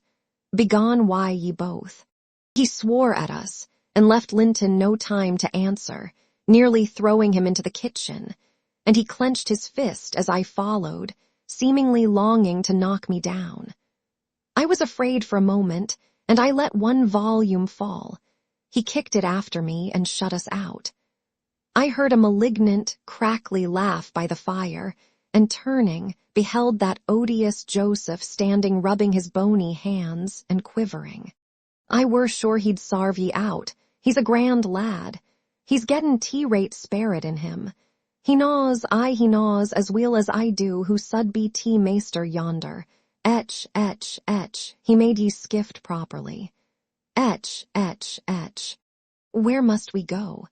I asked of my cousin, disregarding the old wretch's mockery. Linton was white and trembling. He was not pretty then, Ellen. Oh, no, he looked frightful, for his thin face and large eyes were wrought into an expression of frantic, powerless fury. He grasped the handle of the door and shook it. It was fastened inside. "If you don't let me in, I'll kill you. If you don't let me in, I'll kill you," he rather shrieked than said. "Devil, devil, I'll kill you, I'll kill you." Joseph uttered his croaking laugh again. "Theer, that's father," he cried.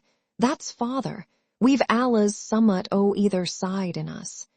Niver heed, Hareton, lad, done not be feared, he cannot get at thee." I took hold of Linton's hands and tried to pull him away, but he shrieked so shockingly that I dared not proceed. At last his cries were choked by a dreadful fit of coughing. Blood gushed from his mouth, and he fell on the ground. I ran into the yard, sick with terror, and called for Zillah as loud as I could. She soon heard me. She was milking the cows in a shed behind the barn, and hurrying from her work, she inquired what there was to do. I hadn't breath to explain. Dragging her in, I looked about for Linton. Earnshaw had come out to examine the mischief he had caused, and he was then conveying the poor thing upstairs. Zillah and I ascended after him, but he stopped me at the top of the steps and said I shouldn't go in. I must go home. I exclaimed that he had killed Linton, and I would enter.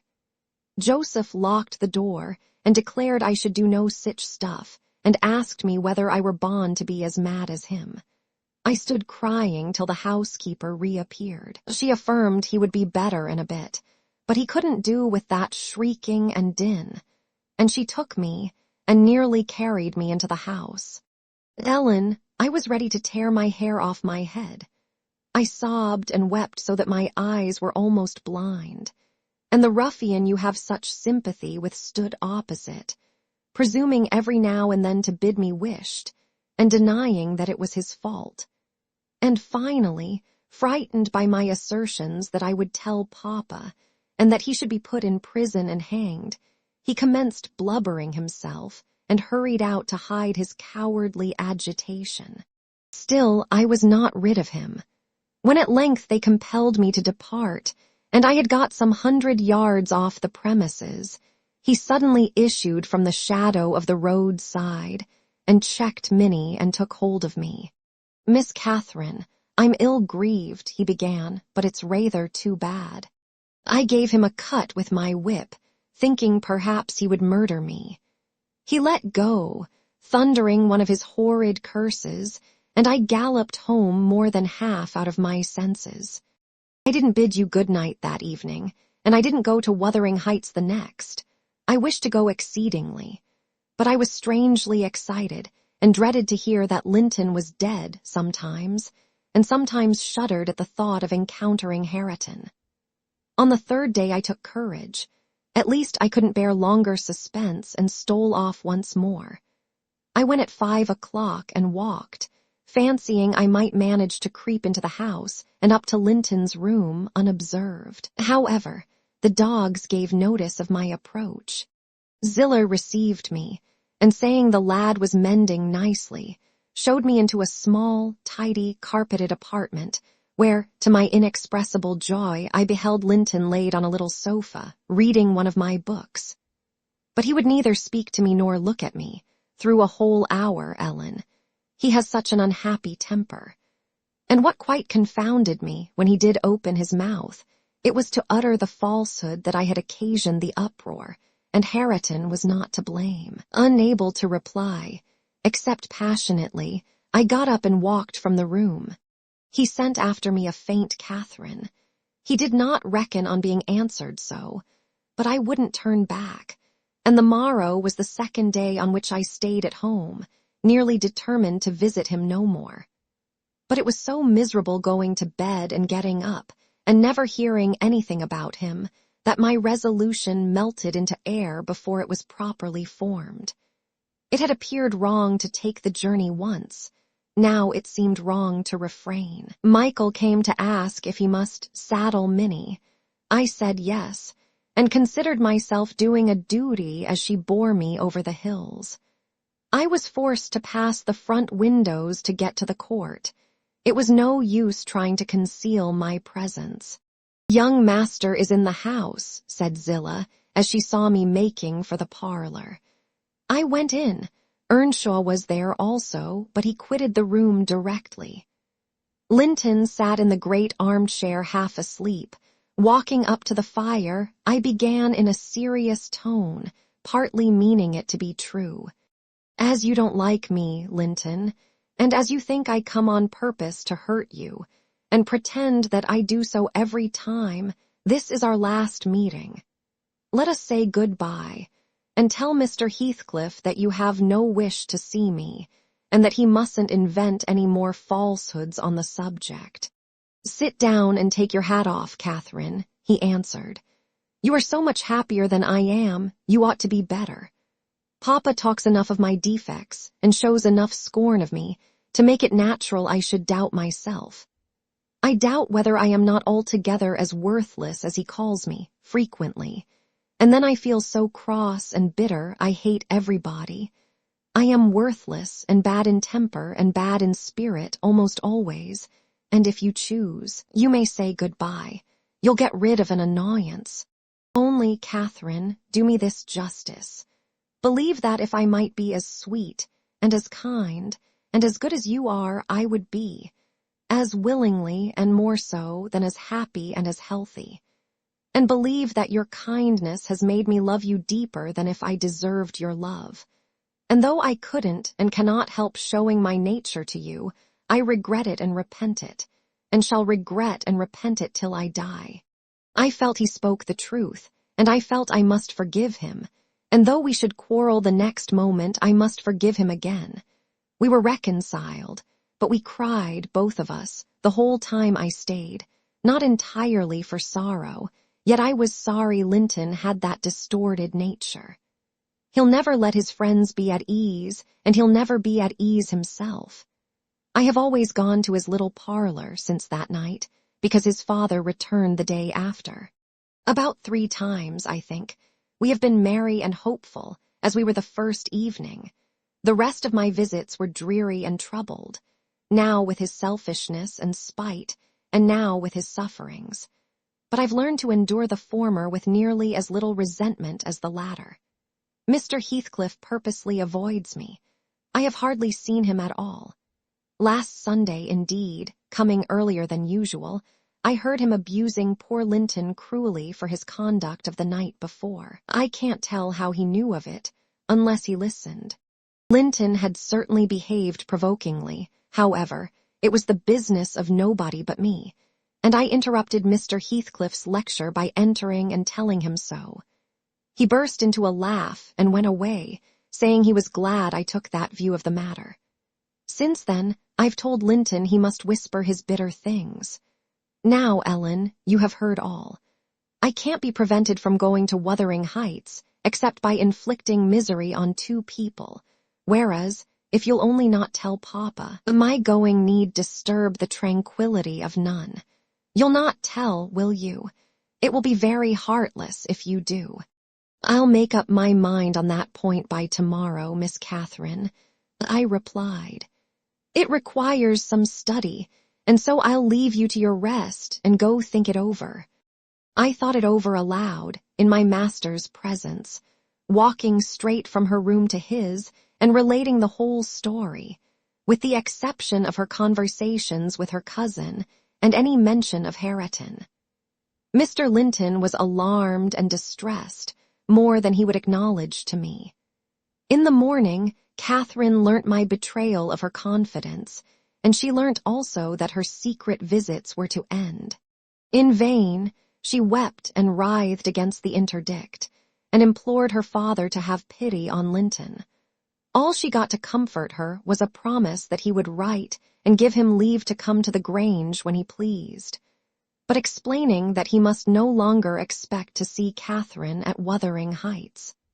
Perhaps, had he been aware of his nephew's disposition and state of health, he would have seen fit to withhold even that slight consolation. Chapter 25. "These things happened last winter, sir," said Mrs. Dean. "Hardly more than a year ago. Last winter I did not think at another 12 months' end I should be amusing a stranger to the family with relating them. Yet, who knows how long you'll be a stranger? You're too young to rest always contented, living by yourself, and I some way fancy no one could see Catherine Linton and not love her. You smile, but why do you look so lively and interested when I talk about her? And why have you asked me to hang her picture over your fireplace? And why?" "Stop, my good friend," I cried. "It may be very possible that I should love her, but would she love me? I doubt it too much to venture my tranquility by running into temptation, and then my home is not here. I'm of the busy world, and to its arms I must return. Go on. Was Catherine obedient to her father's commands?" "She was," continued the housekeeper. "Her affection for him was still the chief sentiment in her heart, and he spoke without anger. He spoke in the deep tenderness of one about to leave his treasure amid perils and foes, where his remembered words would be the only aid that he could bequeath to guide her. He said to me, a few days afterwards, 'I wish my nephew would write, Ellen, or call. Tell me sincerely what you think of him. Is he changed for the better, or is there a prospect of improvement, as he grows a man?' 'He's very delicate, sir,' I replied, 'and scarcely likely to reach manhood. But this I can say, he does not resemble his father, and if Miss Catherine had the misfortune to marry him, he would not be beyond her control, unless she were extremely and foolishly indulgent. However, master, you'll have plenty of time to get acquainted with him and see whether he would suit her. It wants 4 years and more to his being of age.'" Edgar sighed, and walking to the window, looked out towards Gimmerton Kirk. It was a misty afternoon, but the February sun shone dimly, and we could just distinguish the 2 fir trees in the yard and the sparely scattered gravestones. "I've prayed often," he half soliloquized, "for the approach of what is coming, and now I begin to shrink and fear it. I thought the memory of the hour I came down that Glen a bridegroom would be less sweet than the anticipation that I was soon, in a few months, or, possibly, weeks, to be carried up, and laid in its lonely hollow. Ellen, I've been very happy with my little Cathy. Through winter nights and summer days she was a living hope at my side. But I've been as happy musing by myself among those stones, under that old church, lying, through the long June evenings, on the green mound of her mother's grave, and wishing, yearning for the time when I might lie beneath it. What can I do for Cathy? How must I quit her? I'd not care one moment for Linton being Heathcliff's son, nor for his taking her from me if he could console her for my loss. I'd not care that Heathcliff gained his ends, and triumphed in robbing me of my last blessing. But should Linton be unworthy, only a feeble tool to his father, I cannot abandon her to him. And hard though it be to crush her buoyant spirit, I must persevere in making her sad while I live, and leaving her solitary when I die. Darling, I'd rather resign her to God and lay her in the earth before me. Resign her to God as it is, sir, I answered, and if we should lose you, which may he forbid, under his providence, I'll stand her friend and counselor to the last. Miss Catherine is a good girl. I don't fear that she will go wilfully wrong, and people who do their duty are always finally rewarded. Spring advanced, yet my master gathered no real strength, though he resumed his walks in the grounds with his daughter. To her inexperienced notions, this itself was a sign of convalescence, and then his cheek was often flushed and his eyes were bright. She felt sure of his recovering. On her 17th birthday he did not visit the churchyard. It was raining, and I observed, "You'll surely not go out tonight, sir?" He answered, "No, I'll defer it this year a little longer." He wrote again to Linton, expressing his great desire to see him, and had the invalid been presentable, I've no doubt his father would have permitted him to come. As it was, being instructed, he returned an answer, intimating that Mr. Heathcliff objected to his calling at the Grange. But his uncle's kind remembrance delighted him, and he hoped to meet him sometimes in his rambles, and personally to petition that his cousin and he might not remain long so utterly divided. That part of his letter was simple, and probably his own. Heathcliff knew he could plead eloquently for Catherine's company then. "I do not ask," he said, "that she may visit here, but am I never to see her because my father forbids me to go to her home and you forbid her to come to mine? Do now and then ride with her towards the Heights, and let us exchange a few words in your presence. We have done nothing to deserve this separation, and you are not angry with me. You have no reason to dislike me, you allow yourself. Dear uncle, send me a kind note tomorrow, and leave to join you anywhere you please, except at Thrushcross Grange. I believe an interview would convince you that my father's character is not mine. He affirms I am more your nephew than his son, and though I have faults which render me unworthy of Catherine, she has excused them, and for her sake you should also. You inquire after my health, it is better. But while I remain cut off from all hope, and doomed to solitude, or the society of those who never did and never will like me, how can I be cheerful and well? Edgar, though he felt for the boy, could not consent to grant his request, because he could not accompany Catherine. He said, in summer, perhaps, they might meet. Meantime, he wished him to continue writing at intervals, and engaged to give him what advice and comfort he was able by letter, being well aware of his hard position in his family. Linton complied, and had he been unrestrained, would probably have spoiled all by filling his epistles with complaints and lamentations. But his father kept a sharp watch over him, and of course, insisted on every line that my master sent being shown. So, instead of penning his peculiar personal sufferings and distresses, the themes constantly uppermost in his thoughts, he harped on the cruel obligation of being held asunder from his friend and love, and gently intimated that Mr. Linton must allow an interview soon, or he should fear he was purposely deceiving him with empty promises. Cathy was a powerful ally at home, and between them they at length persuaded my master to acquiesce in their having a ride or a walk together about once a week, under my guardianship, and on the moors nearest the Grange. For June found him still declining. Though he had set aside yearly a portion of his income for my young lady's fortune, he had a natural desire that she might retain, or at least return in a short time to, the house of her ancestors, and he considered her only prospect of doing that was by a union with his heir. He had no idea that the latter was failing almost as fast as himself. Nor had anyone, I believe. No doctor visited the Heights, and no one saw Master Heathcliff to make report of his condition among us. I, for my part, began to fancy my forebodings were false, and that he must be actually rallying, when he mentioned riding and walking on the moors, and seemed so earnest in pursuing his object. I could not picture a father treating a dying child as tyrannically and wickedly as I afterwards learned Heathcliff had treated him, to compel this apparent eagerness. His efforts, redoubling the more imminently his avaricious and unfeeling plans, were threatened with defeat by death. Chapter 26.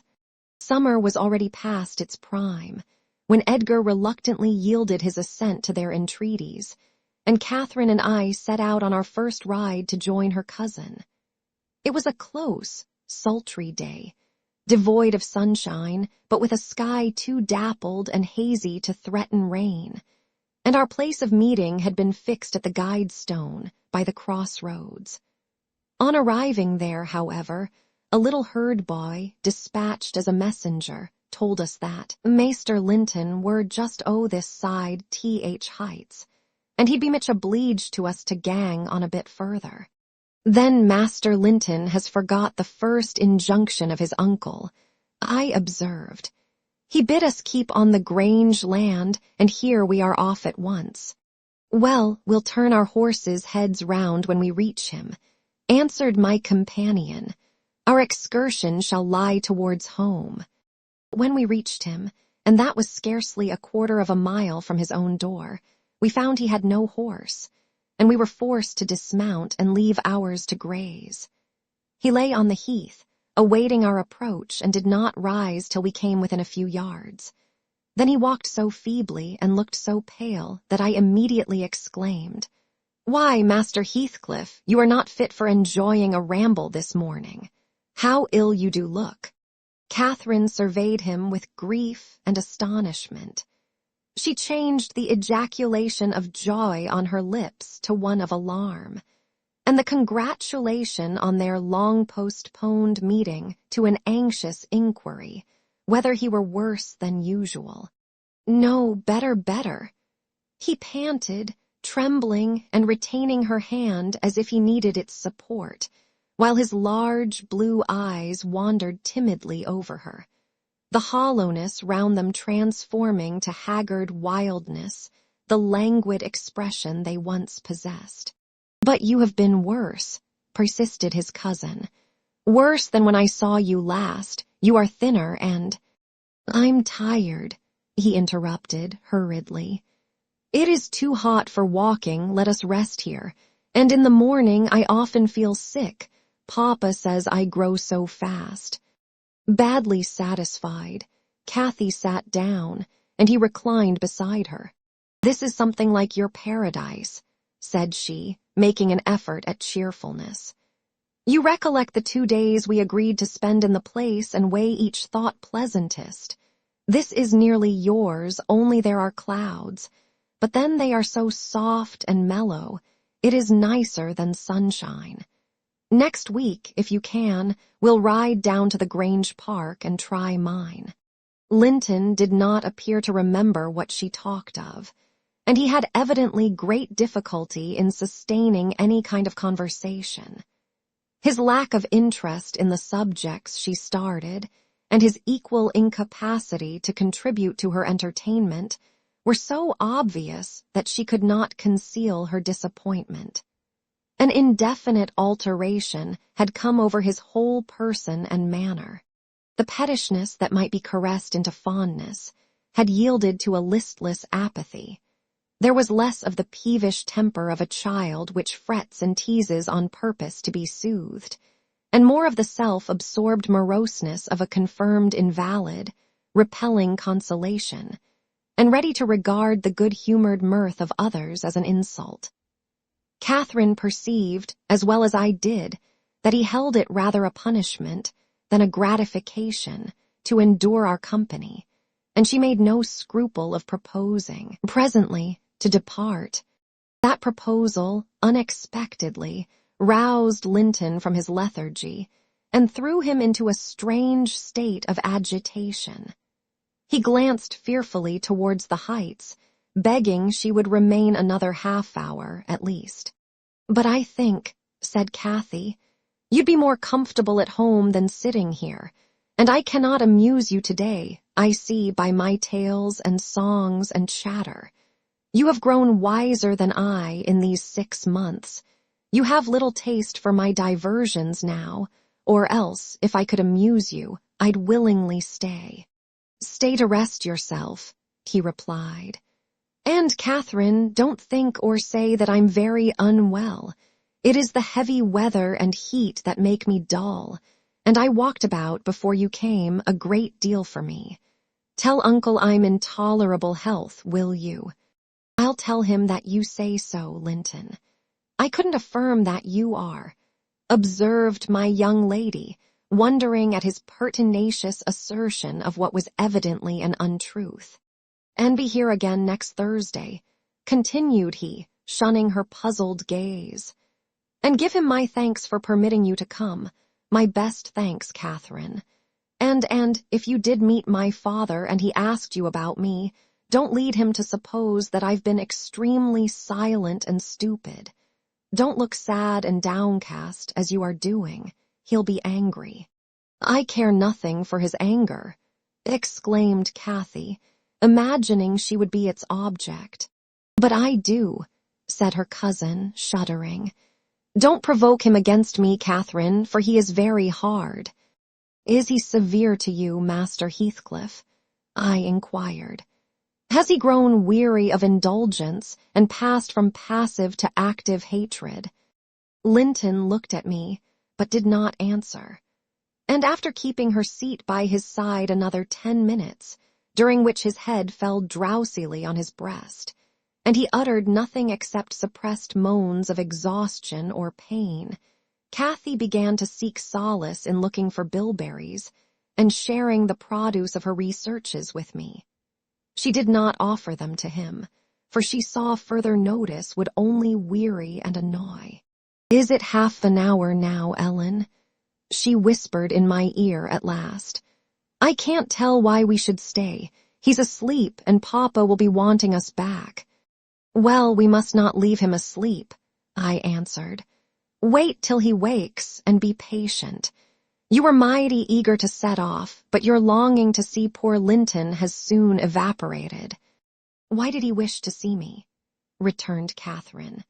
"In his crossest humors formerly, I liked him better than I do in his present curious mood.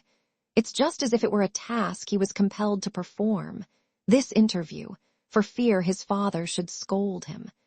But I'm hardly going to come to give Mr. Heathcliff pleasure, whatever reason he may have for ordering Linton to undergo this penance.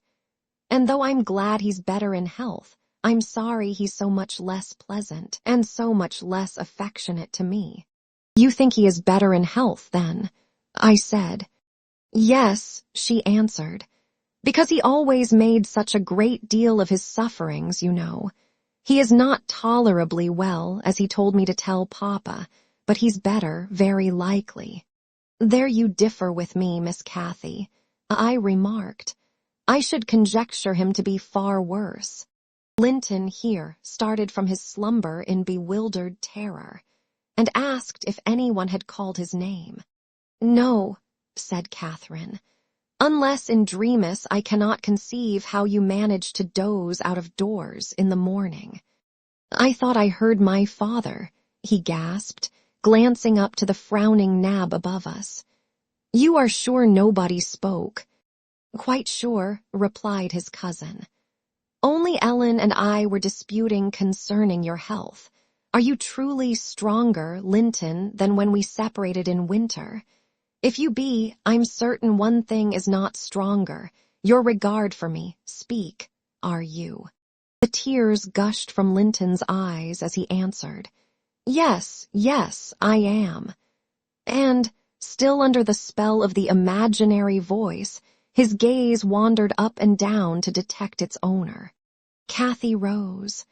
"For today we must part," she said, "and I won't conceal that I have been sadly disappointed with our meeting, though I'll mention it to nobody but you, not that I stand in awe of Mr. Heathcliff."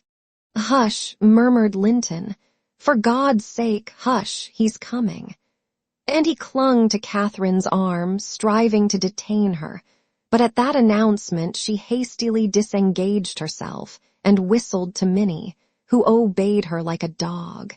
"I'll be here next Thursday," she cried, springing to the saddle. "Goodbye, quick Ellen."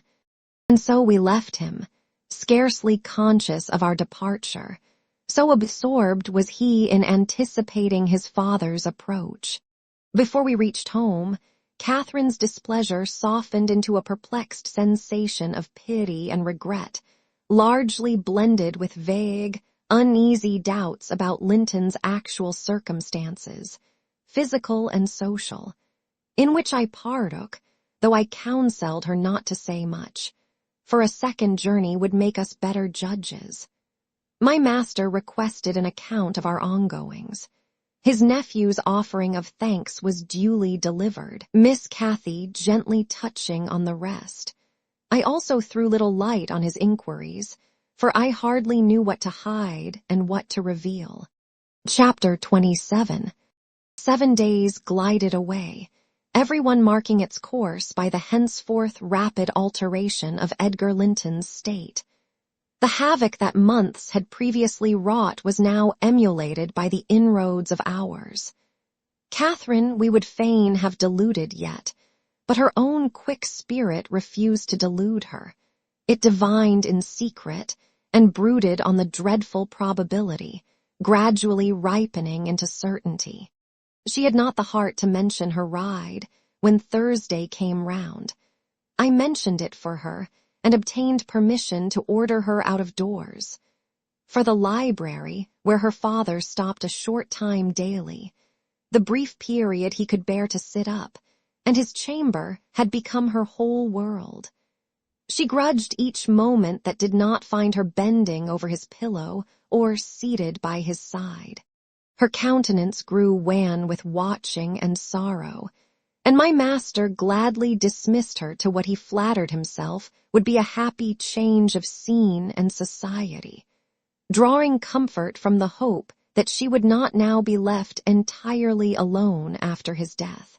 He had a fixed idea, I guessed by several observations he let fall, that, as his nephew resembled him in person, he would resemble him in mind. For Linton's letters bore few or no indications of his defective character.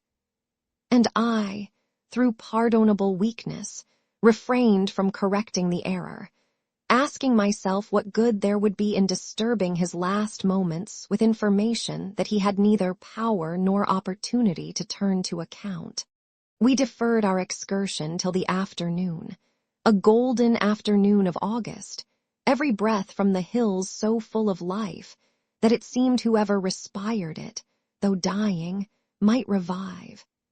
Catherine's face was just like the landscape, shadows and sunshine flitting over it in rapid succession.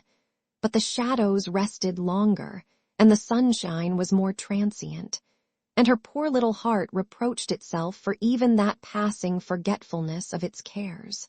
We discerned Linton watching at the same spot he had selected before. My young mistress alighted, and told me that, as she was resolved to stay a very little while, I had better hold the pony and remain on horseback, but I dissented.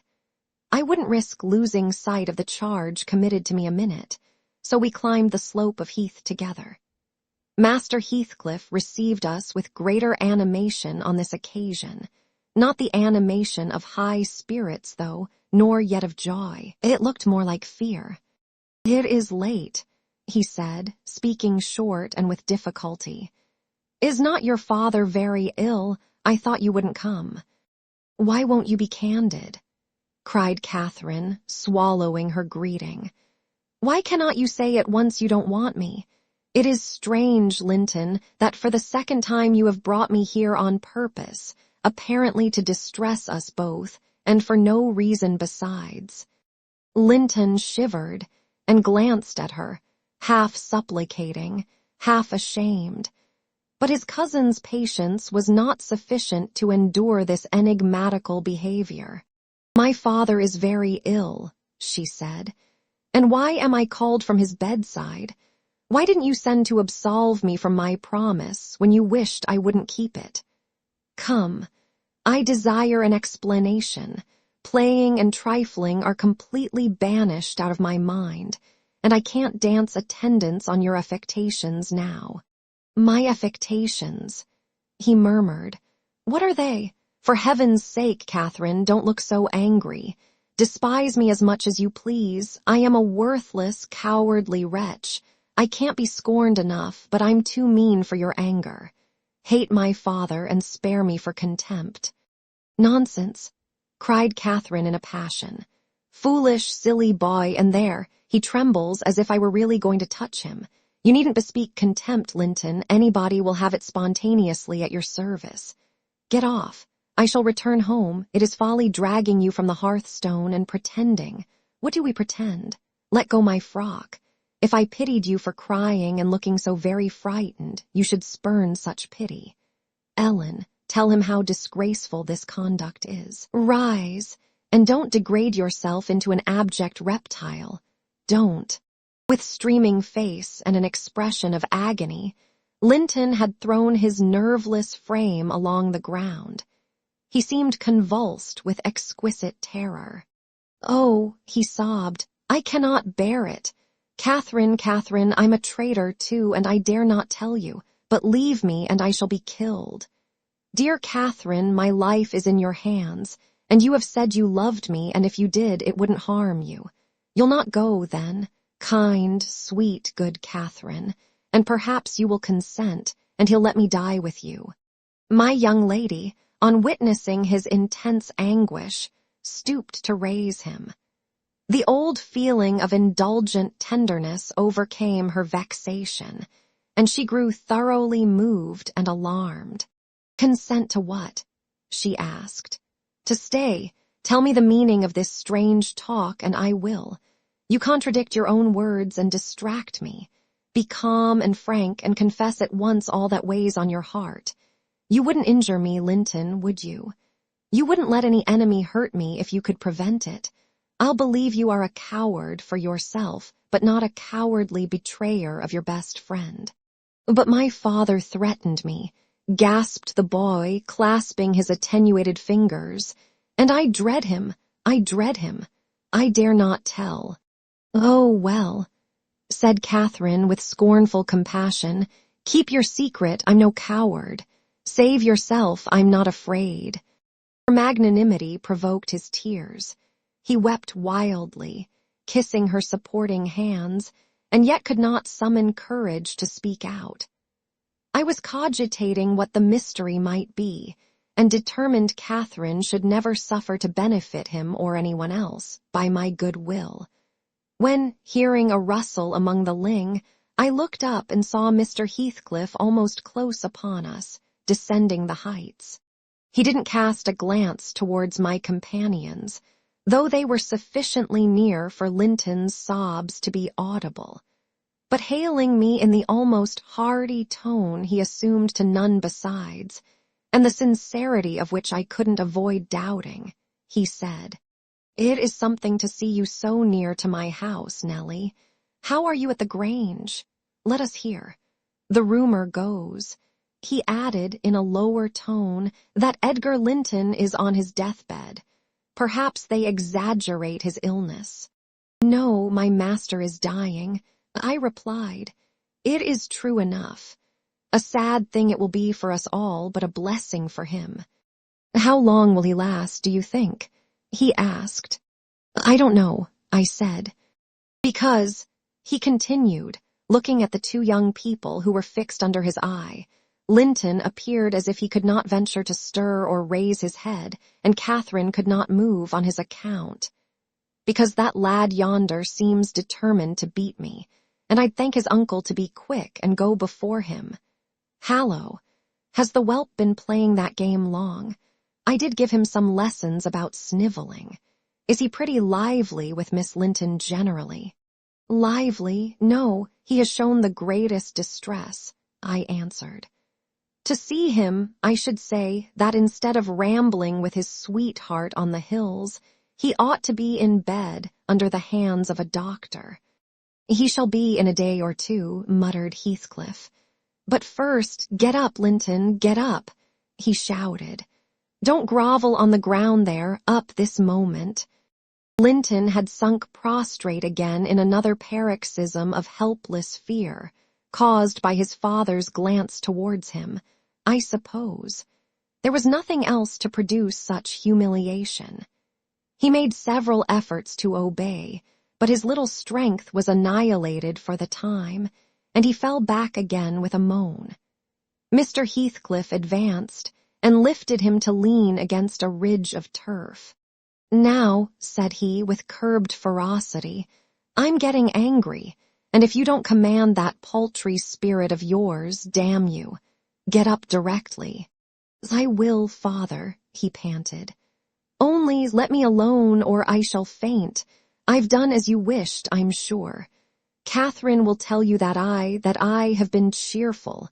Ah, Keep by me, Catherine, give me your hand. Take mine, said his father. Stand on your feet. There now, she'll lend you her arm, that's right, look at her. You would imagine I was the devil himself, Miss Linton, to excite such horror. Be so kind as to walk home with him, will you? He shudders if I touch him. Linton, dear, whispered Catherine, I can't go to Wuthering Heights, Papa has forbidden me. He'll not harm you, why are you so afraid? I can never re-enter that house, he answered. I'm not to re-enter it without you. Stop, cried his father. We'll respect Catherine's filial scruples. Nellie, take him in, and I'll follow your advice concerning the doctor, without delay. You'll do well, replied I. But I must remain with my mistress. To mind your son is not my business. You are very stiff, said Heathcliff. I know that, but you'll force me to pinch the baby and make it scream before it moves your charity. Come then, my hero. Are you willing to return, escorted by me? He approached once more, and made as if he would seize the fragile being. But shrinking back, Linton clung to his cousin and implored her to accompany him, with a frantic importunity that admitted no denial. However I disapproved, I couldn't hinder her. Indeed, how could she have refused him herself? What was filling him with dread we had no means of discerning. But there he was, powerless under its gripe, and any addition seemed capable of shocking him into idiocy. We reached the threshold. Catherine walked in, and I stood waiting till she had conducted the invalid to a chair, expecting her out immediately, when Mr. Heathcliff, pushing me forward, exclaimed, My house is not stricken with the plague, Nellie, and I have a mind to be hospitable today. Sit down and allow me to shut the door. He shut and locked it also. I started. You shall have tea before you go home, he added. I am by myself. Hareton is gone with some cattle to the Lees, and Zillah and Joseph are off on a journey of pleasure. And though I'm used to being alone, I'd rather have some interesting company if I can get it. Miss Linton, take your seat by him. I give you what I have. The present is hardly worth accepting, but I have nothing else to offer. It is Linton, I mean. How she does stare. It's odd, what a savage feeling. I have to anything that seems afraid of me. Had I been born where laws are less strict and tastes less dainty, I should treat myself to a slow vivisection of those two, as an evening's amusement. He drew in his breath, struck the table, and swore to himself, By hell, I hate them. I am not afraid of you, exclaimed Catherine, who could not hear the latter part of his speech. She stepped close up, her black eyes flashing with passion and resolution. Give me that key, I will have it, she said. I wouldn't eat or drink here if I were starving. Heathcliff had the key in his hand that remained on the table. He looked up, seized with a sort of surprise at her boldness, or, possibly, reminded by her voice and glance of the person from whom she inherited it. She snatched at the instrument, and half succeeded in getting it out of his loosened fingers, but her action recalled him to the present. He recovered it speedily. Now, Catherine Linton, he said, stand off or I shall knock you down, and that will make Mrs. Dean mad. Regardless of this warning, she captured his closed hand and its contents again. We will go, she repeated, exerting her utmost efforts to cause the iron muscles to relax, and finding that her nails made no impression, she applied her teeth pretty sharply. Heathcliff glanced at me a glance that kept me from interfering a moment. Catherine was too intent on his fingers to notice his face. He opened them suddenly, and resigned the object of dispute. But ere she had well secured it, he seized her with the liberated hand, and pulling her on his knee, administered with the other a shower of terrific slaps on both sides of the head, each sufficient to have fulfilled his threat, had she been able to fall. At this diabolical violence, I rushed on him furiously. "You villain!" I began to cry, "You villain!" A touch on the chest silenced me. I am stout and soon put out of breath, and what with that and the rage, I staggered dizzily back and felt ready to suffocate or to burst a blood vessel. The scene was over in 2 minutes. Catherine, released, put her 2 hands to her temples and looked just as if she were not sure whether her ears were off or on. She trembled like a reed, poor thing, and leant against the table perfectly bewildered. "I know how to chastise children, you see," said the scoundrel grimly as he stooped to repossess himself of the key which had dropped to the floor. "Go to Linton now, as I told you, and cry at your ease. I shall be your father tomorrow, all the father you'll have in a few days, and you shall have plenty of that. You can bear plenty, you're no weakling. You shall have a daily taste if I catch such a devil of a temper in your eyes again." Kathy ran to me instead of Linton, and knelt down and put her burning cheek on my lap, weeping aloud. Her cousin had shrunk into a corner of the settle, as quiet as a mouse, congratulating himself, I dare say, that the correction had alighted on another than him. Mr. Heathcliff, perceiving us all confounded, rose and expeditiously made the tea himself. The cups and saucers were laid ready. He poured it out and handed me a cup. "Wash away your spleen," he said, "and help your own naughty pet and mine. It is not poisoned, though I prepared it. I'm going out to seek your horses." Our first thought on his departure was to force an exit somewhere. We tried the kitchen door, but that was fastened outside. We looked at the windows. They were too narrow for even Kathy's little figure. "Master Linton," I cried, seeing we were regularly imprisoned, "you know what your diabolical father is after, and you shall tell us, or I'll box your ears, as he has done your cousins." "Yes, Linton, you must tell," said Catherine. "It was for your sake I came, and it will be wickedly ungrateful if you refuse." "Give me some tea, I'm thirsty, and then I'll tell you," he answered. "Mrs. Dean, go away. I don't like you standing over me. Now, Catherine, you are letting your tears fall into my cup.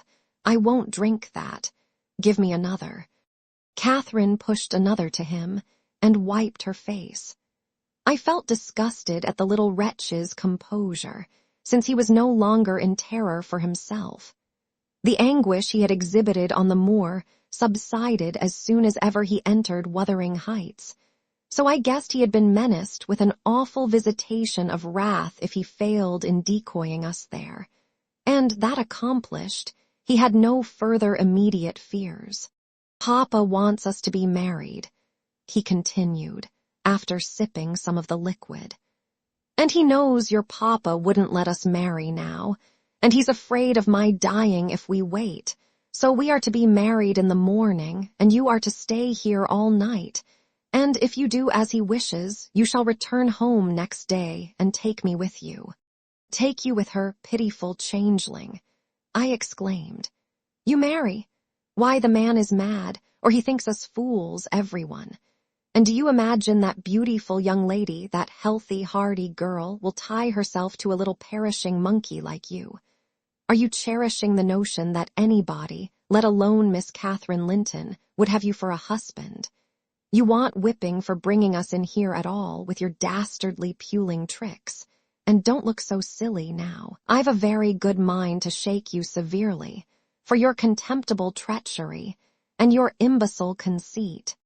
I did give him a slight shaking, but it brought on the cough, and he took to his ordinary resource of moaning and weeping, and Catherine rebuked me. "Stay all night? No," she said, looking slowly round. "Ellen, I'll burn that door down, but I'll get out." And she would have commenced the execution of her threat directly, but Linton was up in alarm for his dear self again. He clasped her in his 2 feeble arms, sobbing. "Won't you have me and save me? Not let me come to the Grange? Oh, darling Catherine, you mustn't go and leave after all.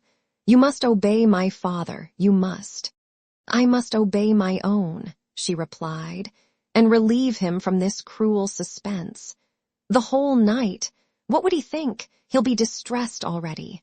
I'll either break or burn a way out of the house. Be quiet. You're in no danger, but if you hinder me, Linton, I love Papa better than you. The mortal terror he felt of Mr. Heathcliff's anger restored to the boy his coward's eloquence. Catherine was near distraught. Still, she persisted that she must go home and tried entreaty in her turn, persuading him to subdue his selfish agony. While they were thus occupied, our jailer re-entered. Your beasts have trotted off, he said. And now Linton, snivelling again, what has she been doing to you? Come, have done and get to bed. In a month or two, my lad, you'll be able to pay her back her present tyrannies with a vigorous hand. You're pining for pure love, are you not? Nothing else in the world, and she shall have you. There to bed. Zillah won't be here tonight. You must undress yourself. Hush, hold your noise, once in your own room. I'll not come near you. You needn't fear. By chance, you've managed tolerably. I'll look to the rest. He spoke these words, holding the door open for his son to pass, and the latter achieved his exit exactly as a spaniel might, which suspected the person who attended on it of designing a spiteful squeeze. The lock was resecured. Heathcliff approached the fire, where my mistress and I stood silent. Catherine looked up and instinctively raised her hand to her cheek.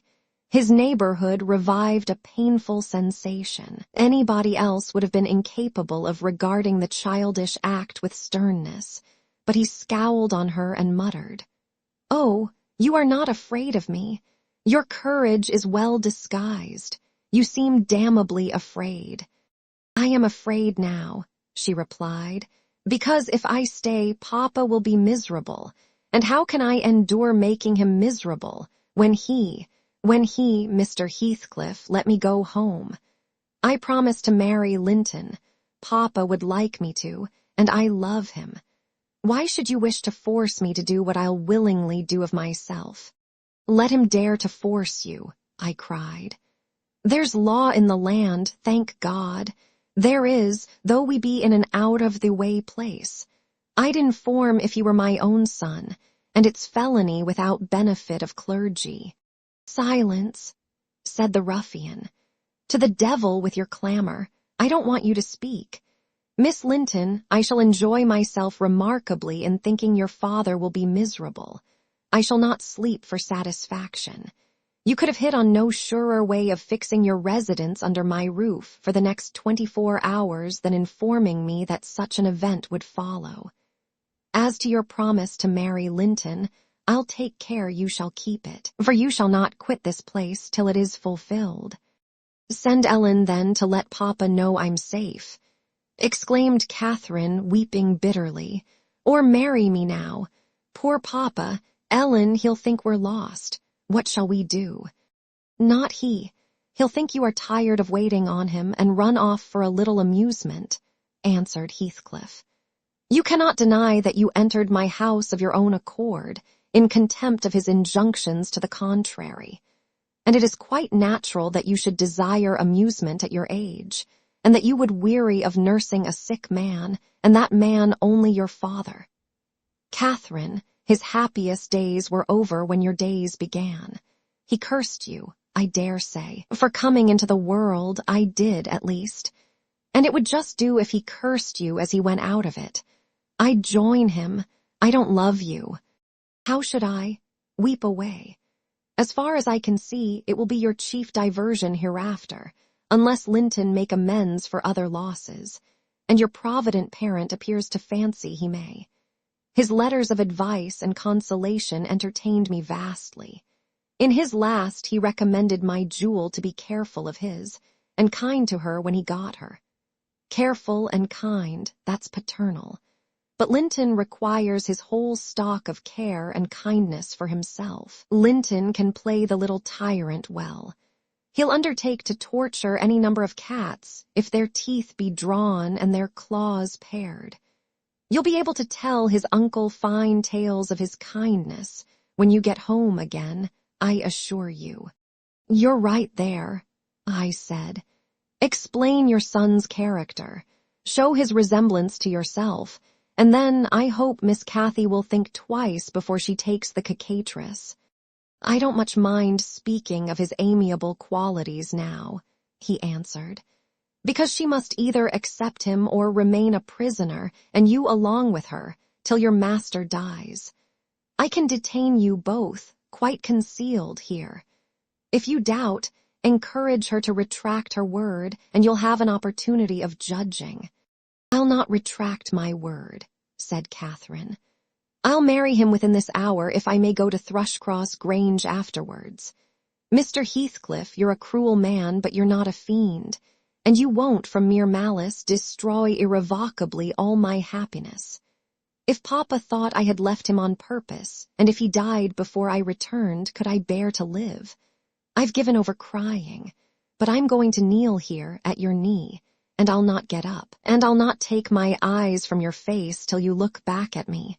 No, don't turn away. Do look. You'll see nothing to provoke you. I don't hate you. I'm not angry that you struck me. Have you never loved anybody in all your life, Uncle? Never? Ah, you must look once. I'm so wretched you can't help being sorry and pitying me. Keep your eft's fingers off and move, or I'll kick you, cried Heathcliff, brutally repulsing her. I'd rather be hugged by a snake.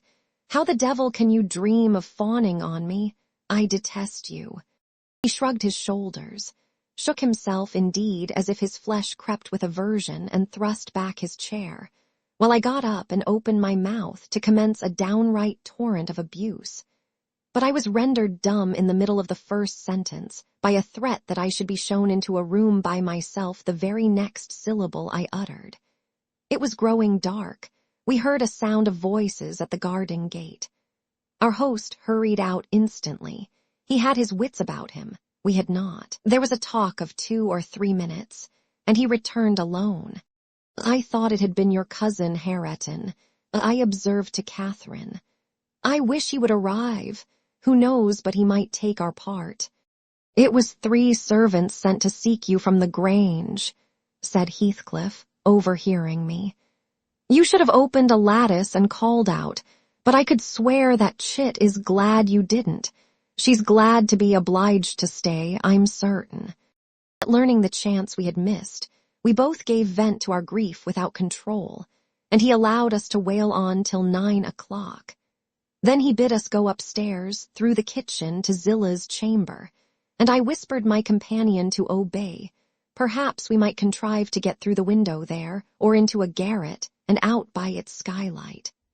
The window, however, was narrow like those below, and the garret trap was safe from our attempts, for we were fastened in as before.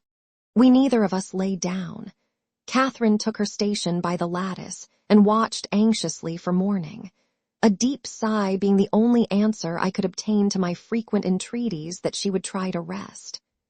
I seated myself in a chair, and rocked to and fro, passing harsh judgment on my many derelictions of duty, from which it struck me then, all the misfortunes of my employers sprang. It was not the case in reality, I am aware, but it was, in my imagination, that dismal night, and I thought Heathcliff himself less guilty than I. At 7 o'clock he came and inquired if Miss Linton had risen. She ran to the door immediately and answered, yes. Here, then, he said, opening it and pulling her out. I rose to follow, but he turned the lock again. I demanded my release. Be patient, he replied. I'll send up your breakfast in a while. I thumped on the panels and rattled the latch angrily, and Catherine asked why I was still shut up. He answered I must try to endure it another hour, and they went away. I endured it 2 or 3 hours. At length I heard a footstep, not Heathcliff's. I've brought you something to eat, said a voice. Open tea door. Complying eagerly, I beheld Hareton, laden with food enough to last me all day. Tack it, he added, thrusting the tray into my hand. "Stay 1 minute," I began. "Nay," cried he, and retired, regardless of any prayers I could pour forth to detain him. And there I remained enclosed the whole day, and the whole of the next night, and another, and another. 5 nights and 4 days I remained, altogether, seeing nobody but Hareton once every morning, and he was a model of a jailer, surly and dumb, and deaf to every attempt at moving his sense of justice or compassion. Chapter 28. On the 5th morning, or rather afternoon, a different step approached, lighter and shorter, and this time the person entered the room. It was Zillah, donned in her scarlet shawl, with a black silk bonnet on her head, and a willow basket swung to her arm. Dear Mrs. Dean," she exclaimed. "Well, there is a talk about you at Gimmerton.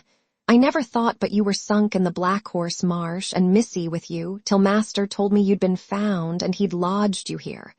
What? And you must have got on an island, sure, and how long were you in the hole? Did master save you, Mrs. Dean? But you're not so thin, you've not been so poorly, have you?" "Your master is a true scoundrel," I replied, "but he shall answer for it. He needn't have raised that tale, it shall all be laid bare." "What do you mean?" asked Zillah. "It's not his tale. They tell that in the village about your being lost in the marsh, and I calls to Earnshaw when I come in. They's queer things, Mr. Hareton, happened since I went off. It's a sad pity of that likely young lass and Can't Nellie Dean." He stared. I thought he had not heard aught, so I told him the rumor. The master listened, and he just smiled to himself and said, "If they have been in the marsh, they are out now, Zillah. Nellie Dean is lodged, at this minute, in your room.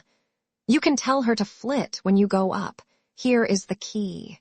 The bog water got into her head, and she would have run home quite flighty, but I fixed her till she came round to her senses.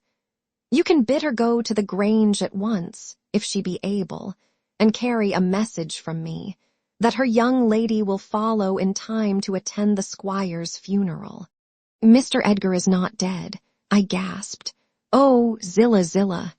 "No, no, sit you down, my good mistress," she replied. "You're right sickly yet. He's not dead. Dr. Kenneth thinks he may last another day. I met him on the road and asked." Instead of sitting down, I snatched my outdoor things and hastened below, for the way was free.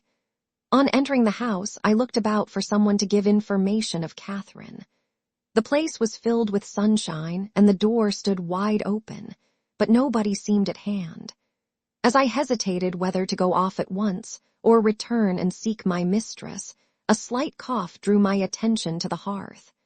Linton lay on the settle, sole tenant, sucking a stick of sugar candy and pursuing my movements with apathetic eyes. "Where is Miss Catherine?" I demanded sternly, supposing I could frighten him into giving intelligence by catching him thus alone. He sucked on like an innocent. "Is she gone?" I said. "No," he replied. "She's upstairs. She's not to go. We won't let her." "You won't let her, little idiot," I exclaimed. "Direct me to her room immediately, or I'll make you sing out sharply." "Papa would make you sing out if you attempted to get there," he answered. "He says I'm not to be soft with Catherine. She's my wife, and it's shameful that she should wish to leave me. He says she hates me and wants me to die, that she may have my money, but she shan't have it, and she shan't go home. She never shall. She may cry and be sick as much as she pleases." He resumed his former occupation, closing his lids, as if he meant to drop asleep. "Master Heathcliff," I resumed, "have you forgotten all Catherine's kindness to you last winter, when you affirmed you loved her, and when she brought you books and sung you songs, and came many a time through wind and snow to see you? She wept to miss one evening because you would be disappointed, and you felt then that she was 100 times too good to you, and now you believe the lies your father tells, though you know he detests you both. And you join him against her. That's fine gratitude, is it not?" The corner of Linton's mouth fell, and he took the sugar candy from his lips. Did she come to Wuthering Heights because she hated you? I continued. Think for yourself. As to your money, she does not even know that you will have any. And you say she's sick, and yet you leave her alone up there in a strange house, you who have felt what it is to be so neglected. You could pity your own sufferings, and she pitied them too, but you won't pity hers. I shed tears, Master Heathcliff, you see, an elderly woman and a servant merely, and you, after pretending such affection, and having reason to worship her almost, store every tear you have for yourself, and lie there quite at ease. Ah, you're a heartless, selfish boy. I can't stay with her, he answered crossly. I'll not stay by myself. She cries so I can't bear it, and she won't give over, though I say I'll call my father. I did call him once, and he threatened to strangle her if she was not quiet, but she began again the instant he left the room, moaning and grieving all night long, though I screamed for vexation that I couldn't sleep. Is Mr. Heathcliff out? I inquired, perceiving that the wretched creature had no power to sympathize with his cousin's mental tortures. He's in the court, he replied, talking to Dr. Kenneth, who says Uncle is dying truly at last. I'm glad, for I shall be master of the Grange after him. Catherine always spoke of it as her house. It isn't hers, it's mine. Papa says everything she has is mine. All her nice books are mine. She offered to give me them, and her pretty birds, and her pony Minnie, if I would get the key of our room and let her out. But I told her she had nothing to give. They were all mine. And then she cried, and took a little picture from her neck, and said I should have that. 2 pictures in a gold case, on one side her mother, and on the other Uncle when they were young. That was yesterday. I said they were mine, too, and tried to get them from her. The spiteful thing wouldn't let me. She pushed me off and hurt me. I shrieked out. That frightens her. She heard Papa coming, and she broke the hinges and divided the case and gave me her mother's portrait. The others she attempted to hide. But Papa asked what was the matter, and I explained it. He took the one I had away and ordered her to resign hers to me. She refused, and he struck her down and wrenched it off the chain and crushed it with his foot. And were you pleased to see her struck? I asked, having my designs in encouraging his talk. I winked, he answered. I winked to see my father strike a dog or a horse, he does it so hard. Yet I was glad at first. She deserved punishing for pushing me. But when Papa was gone, she made me come to the window and showed me her cheek cut on the inside, against her teeth, and her mouth filling with blood. And then she gathered up the bits of the picture, and went and sat down with her face to the wall, and she has never spoken to me since, and I sometimes think she can't speak for pain. I don't like to think so, but she's a naughty thing for crying continually, and she looks so pale and wild, I'm afraid of her. And you can get the key if you choose, I said. Yes, when I am upstairs, he answered, but I can't walk upstairs now. In what apartment is it? I asked. Oh, he cried, I shan't tell you where it is our secret. Nobody, neither Hareton nor Zillah, is to know. There, you've tired me, go away, go away. And he turned his face onto his arm and shut his eyes again. I considered it best to depart without seeing Mr. Heathcliff, and bring a rescue for my young lady from the Grange. On reaching it, the astonishment of my fellow servants to see me, and their joy also, was intense. And when they heard that their little mistress was safe, 2 or 3 were about to hurry up and shout the news at Mr. Edgar's door. But I bespoke the announcement of it myself. How changed I found him, even in those few days. He lay an image of sadness and resignation, awaiting his death. Very young he looked. Though his actual age was 39, one would have called him 10 years younger at least. He thought of Catherine, for he murmured her name. I touched his hand and spoke. "Catherine is coming, dear master," I whispered. "She is alive and well, and will be here, I hope, tonight." I trembled at the first effects of this intelligence. He half rose up, looked eagerly round the apartment, and then sank back in a swoon. As soon as he recovered, I related our compulsory visit and detention at the Heights. I said Heathcliff forced me to go in, which was not quite true. I uttered as little as possible against Linton, nor did I describe all his father's brutal conduct, my intentions being to add no bitterness, if I could help it, to his already overflowing cup. He divined that one of his enemy's purposes was to secure the personal property, as well as the estate, to his son, or rather himself. Yet why he did not wait till his decease was a puzzle to my master, because ignorant how nearly he and his nephew would quit the world together. However, he felt that his will had better be altered. Instead of leaving Catherine's fortune at her own disposal, he determined to put it in the hands of trustees for her use during life, and for her children, if she had any, after her. By that means, it could not fall to Mr. Heathcliff should Linton die. Having received his orders, I dispatched a man to fetch the attorney, and 4 more, provided with serviceable weapons, to demand my young lady of her jailer. Both parties were delayed very late. The single servant returned first. He said Mr. Green, the lawyer, was out when he arrived at his house, and he had to wait 2 hours for his re-entrance. And then Mr. Green told him he had a little business in the village that must be done, but he would be at Thrushcross Grange before morning. The 4 men came back unaccompanied also. They brought word that Catherine was ill, too ill to quit her room, and Heathcliff would not suffer them to see her. I scolded the stupid fellows well for listening to that tale, which I would not carry to my master, resolving to take a whole bevy up to the Heights at daylight and storm it literally, unless the prisoner were quietly surrendered to us. Her father shall see her, I vowed, and vowed again, if that devil be killed on his own door-stones in trying to prevent it. Happily, I was spared the journey and the trouble. I had gone downstairs at 3 o'clock to fetch a jug of water, and was passing through the hall with it in my hand, when a sharp knock at the front door made me jump. "Oh, it is Green," I said, recollecting myself.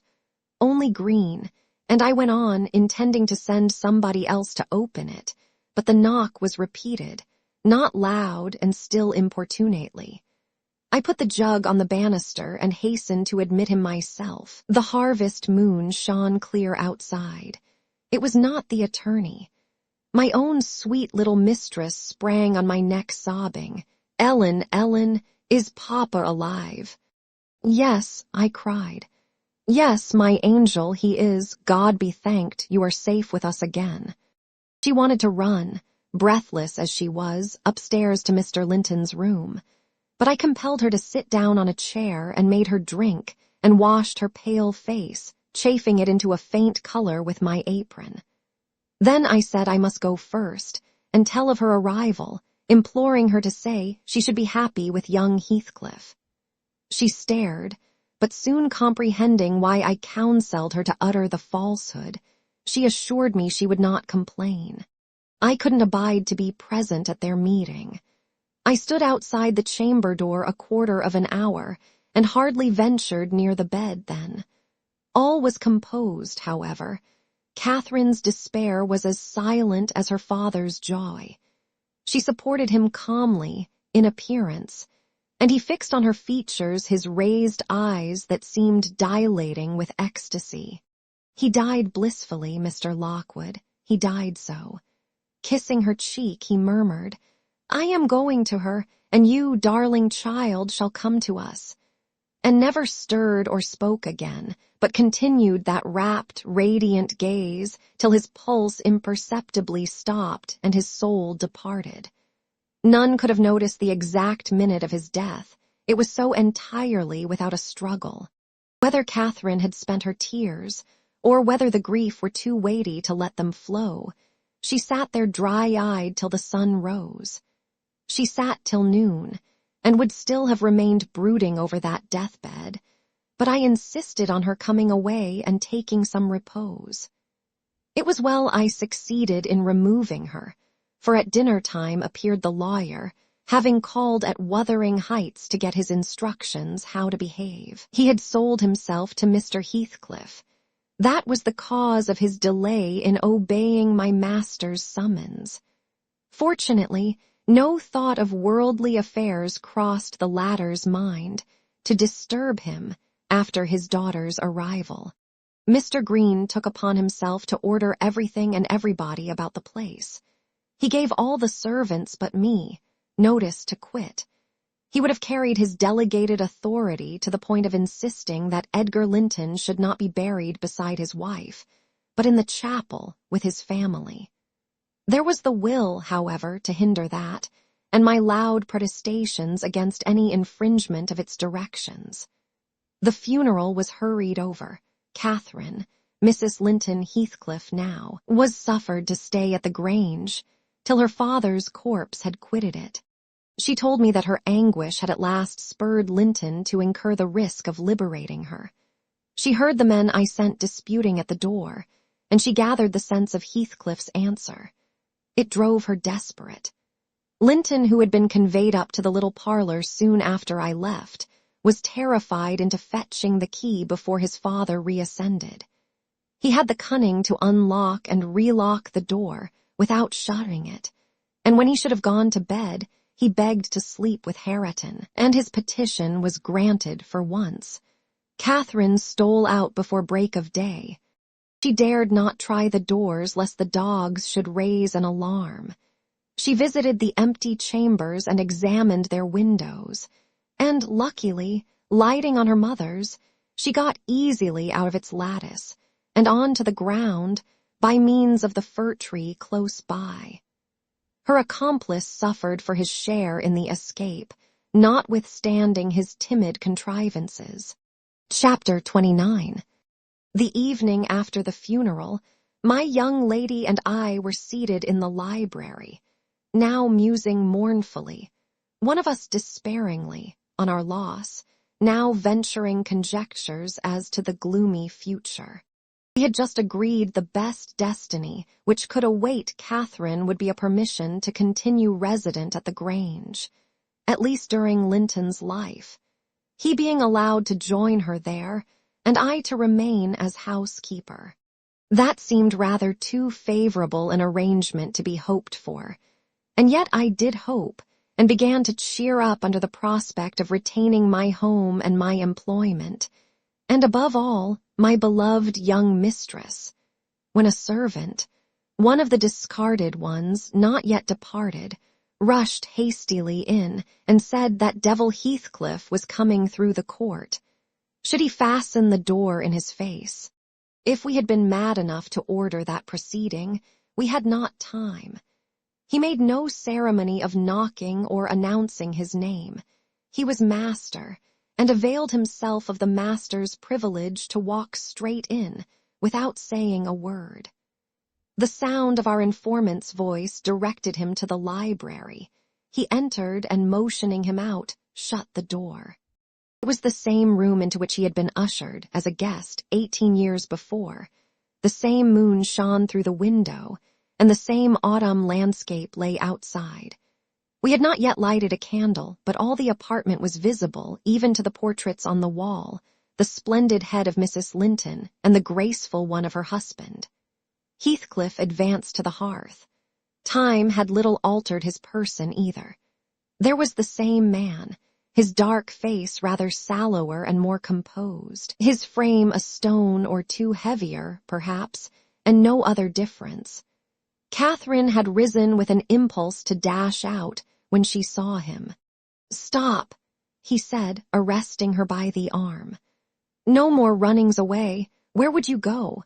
I'm come to fetch you home, and I hope you'll be a dutiful daughter and not encourage my son to further disobedience." I was embarrassed how to punish him when I discovered his part in the business.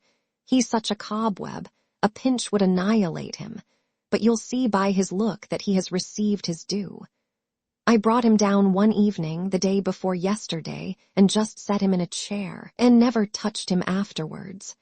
I sent Hareton out, and we had the room to ourselves. In 2 hours, I called Joseph to carry him up again, and since then my presence is as potent on his nerves as a ghost, and I fancy he sees me often, though I am not near. Hareton says he wakes and shrieks in the night by the hour together, and calls you to protect him from me, and whether you like your precious mate or not, you must come. He's your concern now. I yield all my interest in him to you. Why not let Catherine continue here? I pleaded, and send Master Linton to her. As you hate them both, you'd not miss them.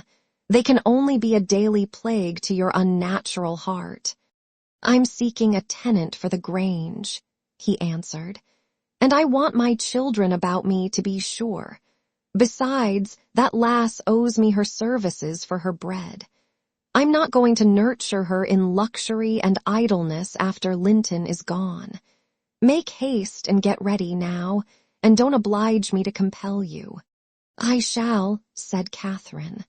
Linton is all I have to love in the world, and though you have done what you could to make him hateful to me, and me to him, you cannot make us hate each other.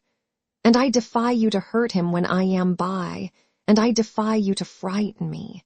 You are a boastful champion, replied Heathcliff, but I don't like you well enough to hurt him. You shall get the full benefit of the torment as long as it lasts. It is not I who will make him hateful to you. It is his own sweet spirit. He's as bitter as gall at your desertion and its consequences. Don't expect thanks for this noble devotion. I heard him draw a pleasant picture to Zillah of what he would do if he were as strong as I. The inclination is there, and his very weakness will sharpen his wits to find a substitute for strength. I know he has a bad nature, said Catherine.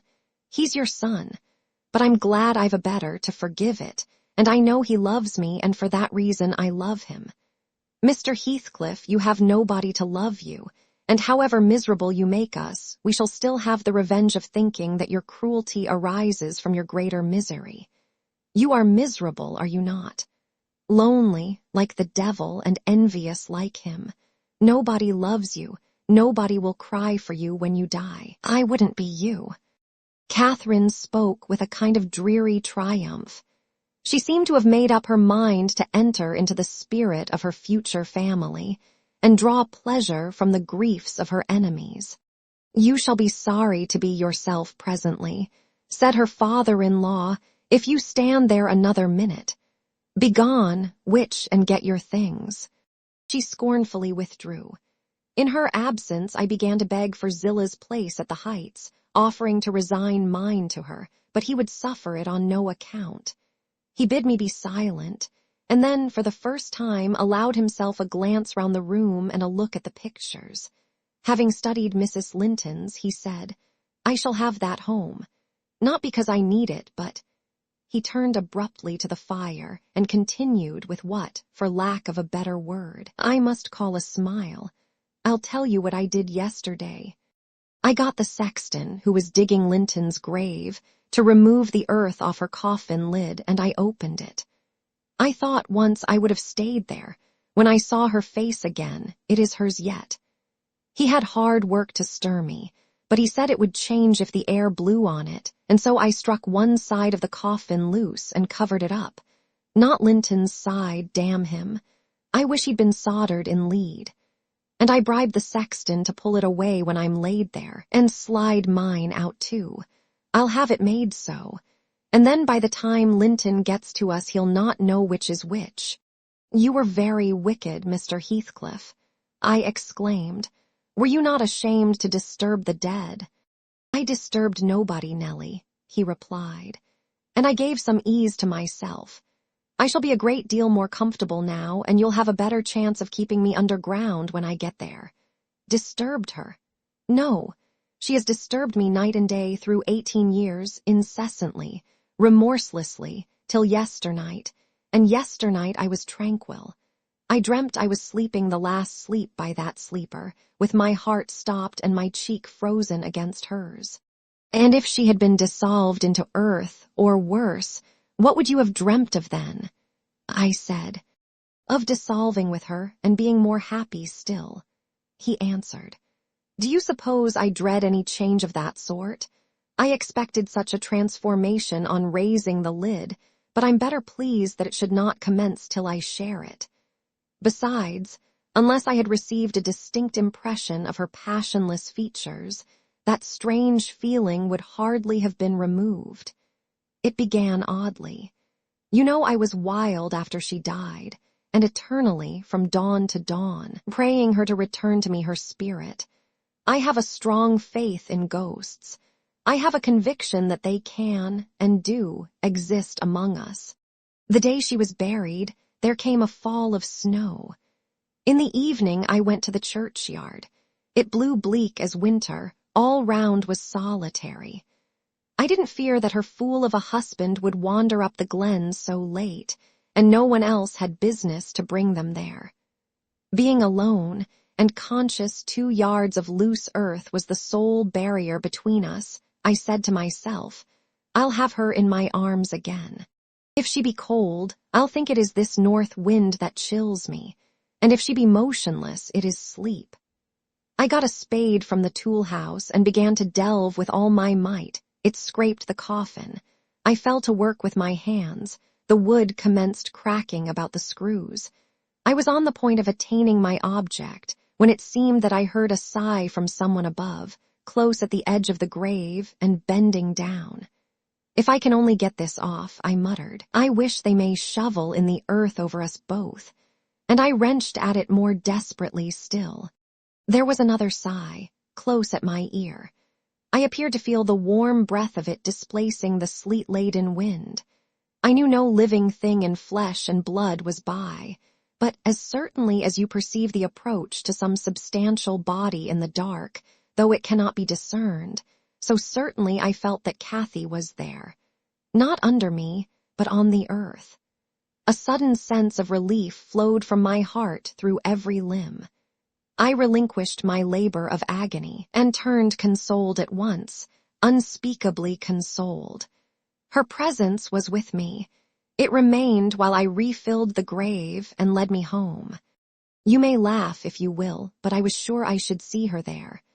I was sure she was with me, and I could not help talking to her. Having reached the heights, I rushed eagerly to the door. It was fastened, and I remember that accursed Earnshaw and my wife opposed my entrance. I remember stopping to kick the breath out of him and then hurrying upstairs to my room and hers. I looked round impatiently. I felt her by me. I could almost see her, and yet I could not. I ought to have sweat blood then, from the anguish of my yearning, from the fervor of my supplications to have but one glimpse. I had not one. She showed herself, as she often was in life, a devil to me. And since then, sometimes more and sometimes less, I've been the sport of that intolerable torture. Infernal, keeping my nerves at such a stretch that, if they had not resembled catgut, they would long ago have relaxed to the feebleness of Linton's. When I sat in the house with Hareton, it seemed that on going out I should meet her. When I walked on the moors, I should meet her coming in. When I went from home, I hastened to return. She must be somewhere at the heights, I was certain. And when I slept in her chamber, I was beaten out of that. I couldn't lie there. For the moment I closed my eyes, she was either outside the window, or sliding back the panels, or entering the room, or even resting her darling head on the same pillow as she did when a child. And I must open my lids to see.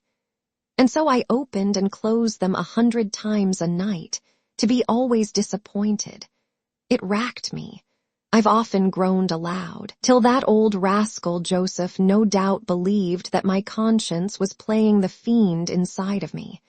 Now, since I've seen her, I'm pacified, a little. It was a strange way of killing, not by inches, but by fractions of hairbreadths, to beguile me with the spectre of a hope through 18 years. Mr. Heathcliff paused and wiped his forehead. His hair clung to it, wet with perspiration. His eyes were fixed on the red embers of the fire, the brows not contracted, but raised next the temples, diminishing the grim aspect of his countenance, but imparting a peculiar look of trouble and a painful appearance of mental tension towards one absorbing subject. He only half addressed me, and I maintained silence. I didn't like to hear him talk. After a short period, he resumed his meditation on the picture, took it down and leant it against the sofa to contemplate it at better advantage.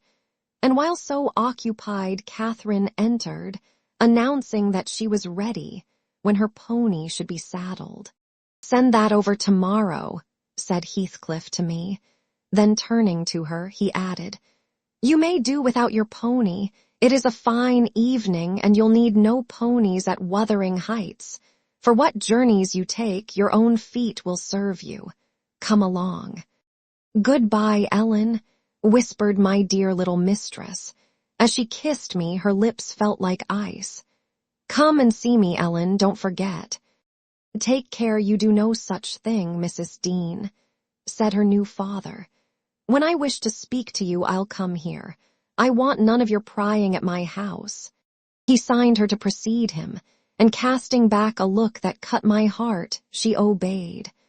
I watched them, from the window, walk down the garden.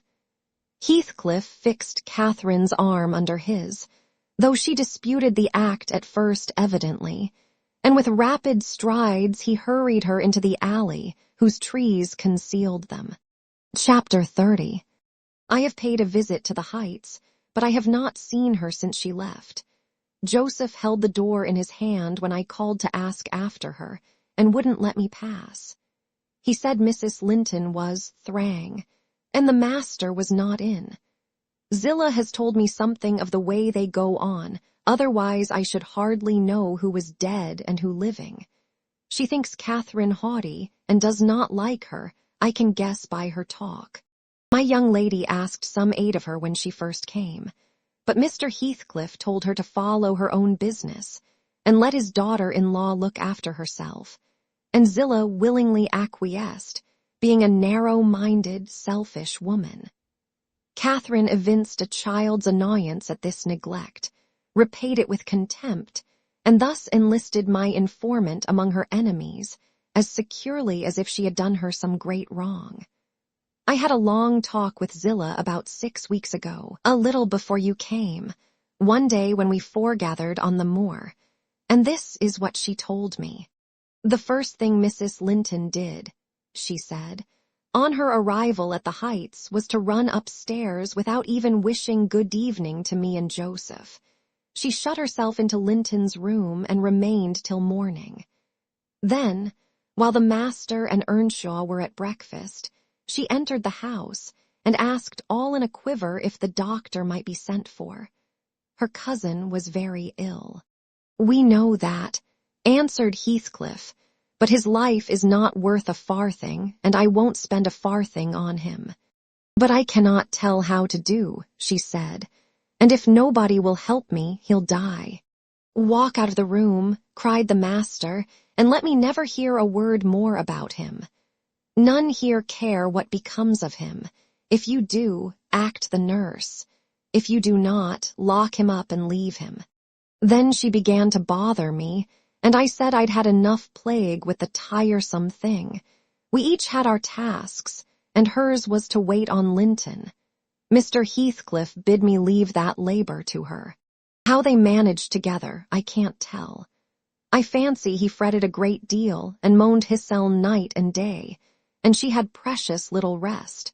One could guess by her white face and heavy eyes. She sometimes came into the kitchen all wildered-like, and looked as if she would fain beg assistance. But I was not going to disobey the master. I never dare disobey him, Mrs. Dean, and though I thought it wrong that Kenneth should not be sent for, it was no concern of mine either to advise or complain, and I always refused to meddle. Once or twice, after we had gone to bed, I've happened to open my door again and seen her sitting crying on the stairs top, and then I've shut myself in quick for fear of being moved to interfere. I did pity her then, I'm sure. Still, I didn't wish to lose my place, you know. At last, one night she came boldly into my chamber and frightened me out of my wits by saying, "Tell Mr. Heathcliff that his son is dying. I'm sure he is this time. Get up instantly and tell him." Having uttered this speech, she vanished again. I lay a quarter of an hour listening and trembling. Nothing stirred. The house was quiet. "She's mistaken," I said to myself. "He's got over it. I needn't disturb them," and I began to doze. But my sleep was marred a second time by a sharp ringing of the bell, the only bell we have, put up on purpose for Linton, and the master called to me to see what was the matter and inform them that he wouldn't have that noise repeated. I delivered Catherine's message. He cursed to himself and in a few minutes came out with a lighted candle and proceeded to their room. I followed. Mrs. Heathcliff was seated by the bedside with her hands folded on her knees. Her father-in-law went up, held the light to Linton's face, looked at him and touched him. Afterwards he turned to her. "Now, Catherine," he said, "how do you feel?" She was dumb. "How do you feel, Catherine?" he repeated. "He's safe and I'm free," she answered. "I should feel well." But, she continued, with a bitterness she couldn't conceal, "You have left me so long to struggle against death alone that I feel and see only death. I feel like death." And she looked like it too. I gave her a little wine. Hareton and Joseph, who had been wakened by the ringing and the sound of feet, and heard our talk from outside, now entered. Joseph was fain, I believe, of the lad's removal. Hareton seemed a thought bothered, though he was more taken up with staring at Catherine than thinking of Linton. But the master bid him get off to bed again. We didn't want his help. He afterwards made Joseph remove the body to his chamber and told me to return to mine, and Mrs. Heathcliff remained by herself. In the morning, he sent me to tell her she must come down to breakfast. She had undressed and appeared going to sleep, and said she was ill, at which I hardly wondered. I informed Mr. Heathcliff, and he replied, "Well, let her be till after the funeral, and go up now and then to get her what is needful, and as soon as she seems better, tell me." Cathy stayed upstairs a fortnight, according to Zillah, who visited her twice a day and would have been rather more friendly, but her attempts at increasing kindness were proudly and promptly repelled. Heathcliff went up once to show her Linton's will. He had bequeathed the whole of his, and what had been her movable property, to his father. The poor creature was threatened or coaxed into that act during her week's absence when his uncle died. The lands, being a minor, he could not meddle with. However, Mr. Heathcliff has claimed and kept them in his wife's right and his also, I suppose legally. At any rate, Catherine, destitute of cash and friends, cannot disturb his possession. "Nobody," said Zillah, "ever approached her door except that once, but and nobody asked anything about her. The first occasion of her coming down into the house was on a Sunday afternoon. She had cried out, when I carried up her dinner, that she couldn't bear any longer being in the cold, and I told her the master was going to Thrushcross Grange, and Earnshaw and I needn't hinder her from descending. So, as soon as she heard Heathcliff's horse trot off, she made her appearance, donned in black, and her yellow curls combed back behind her ears as plain as a Quaker. She couldn't comb them out. Joseph and I generally go to chapel on Sundays. The kirk, you know, has no minister now, explained Mrs. Dean, and they call the Methodists' or Baptists' place, I can't say which it is, at Gimmerton, a chapel. Joseph had gone, she continued, but I thought proper to bide at home. Young folks are always the better for an elder's overlooking, and Hareton, with all his bashfulness, isn't a model of nice behavior.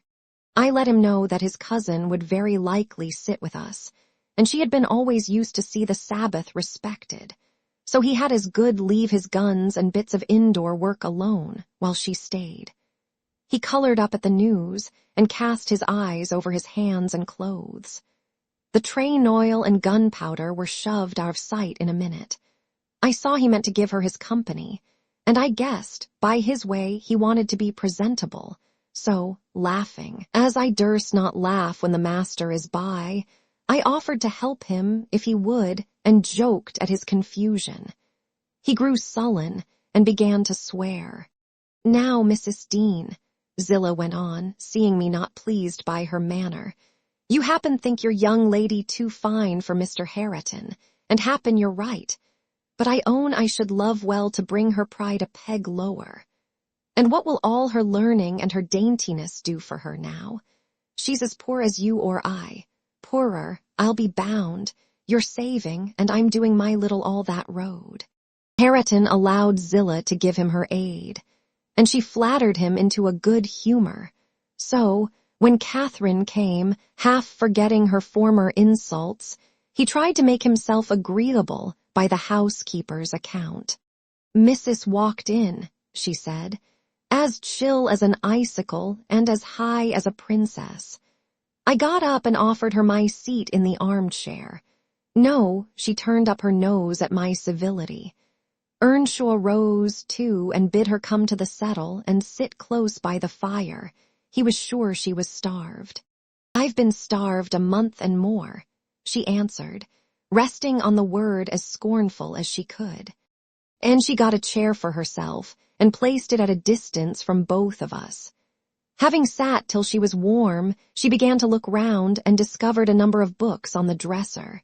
She was instantly upon her feet again, stretching to reach them, but they were too high up. Her cousin, after watching her endeavors a while, at last summoned courage to help her. She held her frock, and he filled it with the first that came to hand. That was a great advance for the lad. She didn't thank him.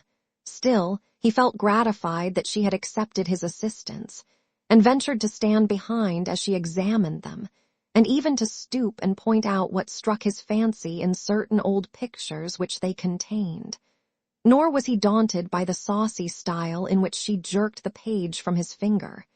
He contented himself with going a bit farther back and looking at her instead of the book. She continued reading, or seeking for something to read. His attention became, by degrees, quite centered in the study of her thick, silky curls. Her face he couldn't see, and she couldn't see him. And perhaps, not quite awake to what he did, but attracted like a child to a candle, at last he proceeded from staring to touching.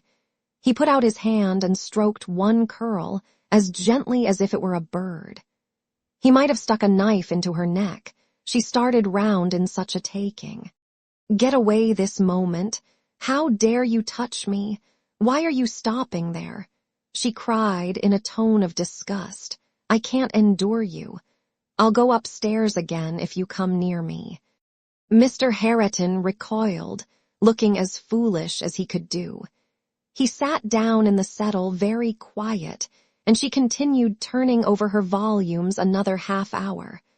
Finally, Earnshaw crossed over and whispered to me, "Will you ask her to read to us, Zillah? I'm stalled of doing naught, and I could like to hear her. Do not say I wanted it, but ask of yourseln." "Mr. Hareton wishes you would read to us, ma'am," I said immediately. "He'd take it very kind. He'd be much obliged." She frowned, and looking up answered, "Mr. Hareton, and the whole set of you, will be good enough to understand that I reject any pretense at kindness you have the hypocrisy to offer. I despise you, and will have nothing to say to any of you. When I would have given my life for one kind word, even to see one of your faces, you all kept off. But I won't complain to you. I'm driven down here by the cold, not either to amuse you or enjoy your society." "What could I ha' done?" began Earnshaw. "How was I to blame?" "Oh, you are an exception," answered Mrs. Heathcliff. I never missed such a concern as you.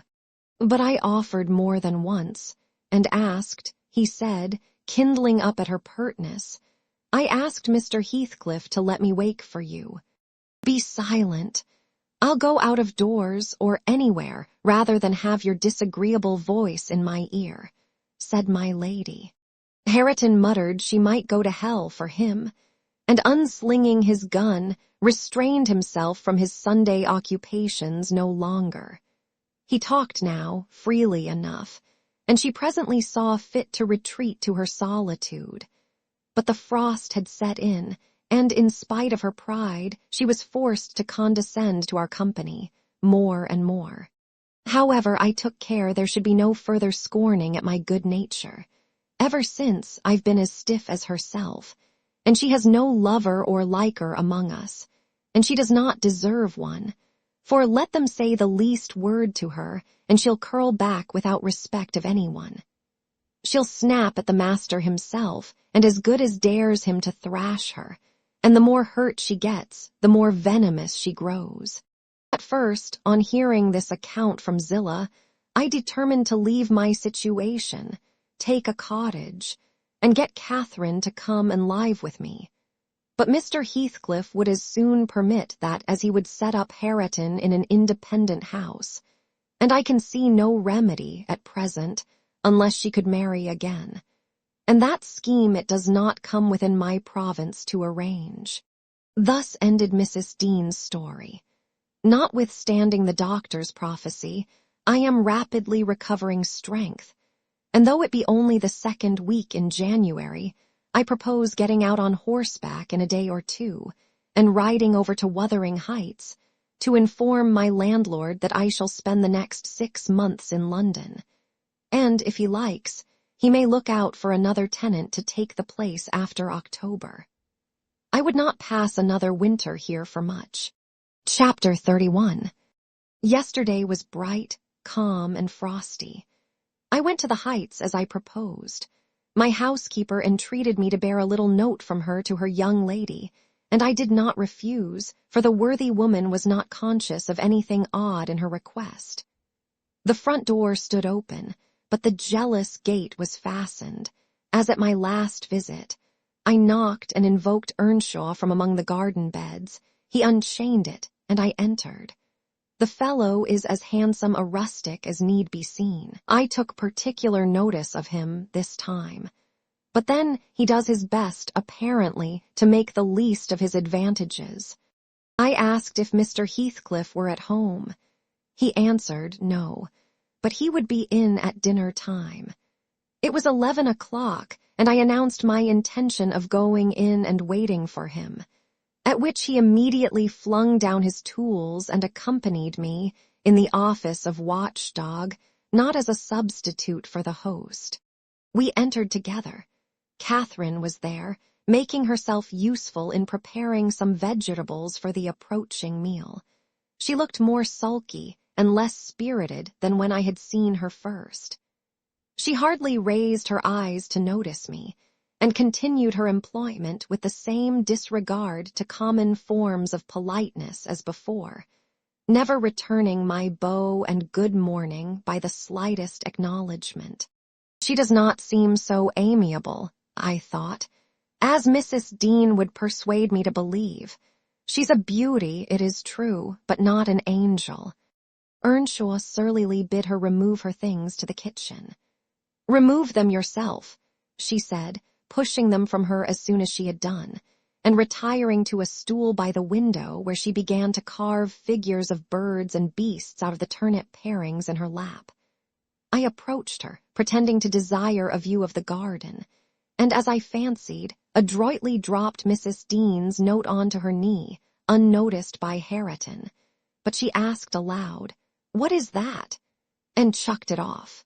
"A letter from your old acquaintance, the housekeeper at the Grange," I answered, annoyed at her exposing my kind deed, and fearful lest it should be imagined a missive of my own. She would gladly have gathered it up at this information, but Hareton beat her.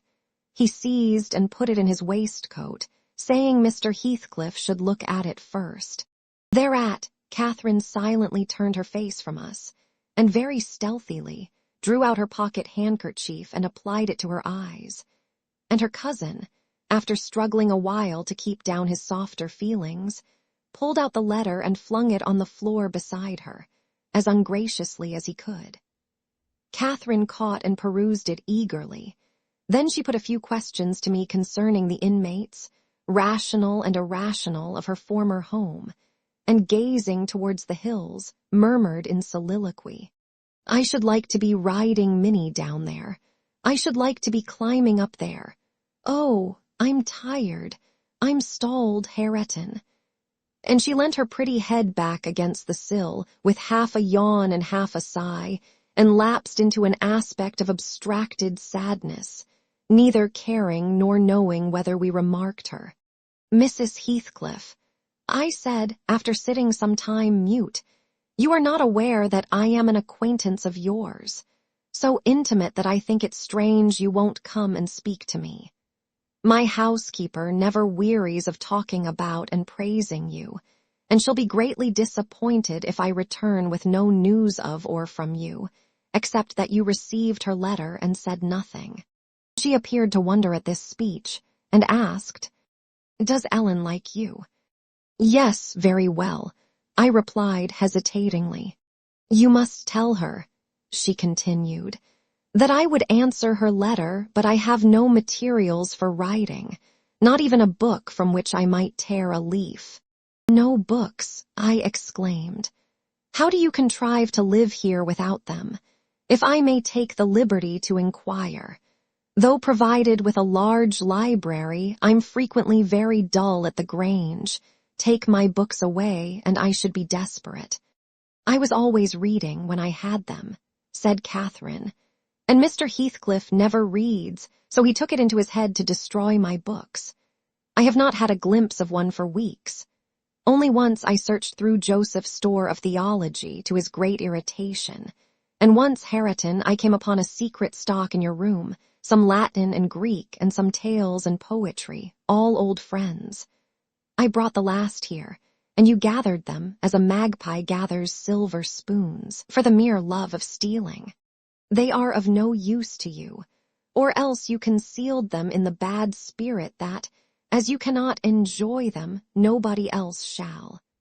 Perhaps your envy counselled Mr. Heathcliff to rob me of my treasures, but I've most of them written on my brain and printed in my heart, and you cannot deprive me of those." Earnshaw blushed crimson when his cousin made this revelation of his private literary accumulations, and stammered an indignant denial of her accusations. "Mr. Hareton is desirous of increasing his amount of knowledge," I said, coming to his rescue. "He is not envious, but emulous of your attainments. He'll be a clever scholar in a few years. And he wants me to sink into a dunce meantime," answered Catherine. "Yes, I hear him trying to spell and read to himself, and pretty blunders he makes. I wish you would repeat Chevy Chase as you did yesterday.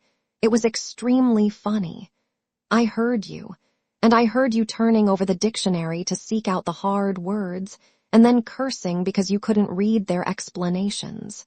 The young man evidently thought it too bad that he should be laughed at for his ignorance, and then laughed at for trying to remove it. I had a similar notion, and remembering Mrs. Dean's anecdote of his first attempt at enlightening the darkness in which he had been reared, I observed, "But, Mrs. Heathcliff, we have each had a commencement, and each stumbled and tottered on the threshold. Had our teachers scorned instead of aiding us, we should stumble and totter yet." "Oh," she replied, "I don't wish to limit his acquirements. Still, he has no right to appropriate what is mine, and make it ridiculous to me with his vile mistakes and mispronunciations. Those books, both prose and verse, are consecrated to me by other associations, and I hate to have them debased and profaned in his mouth. Besides of all, he has selected my favorite pieces that I love the most to repeat, as if out of deliberate malice." Hareton's chest heaved in silence a minute, He labored under a severe sense of mortification and wrath, which it was no easy task to suppress.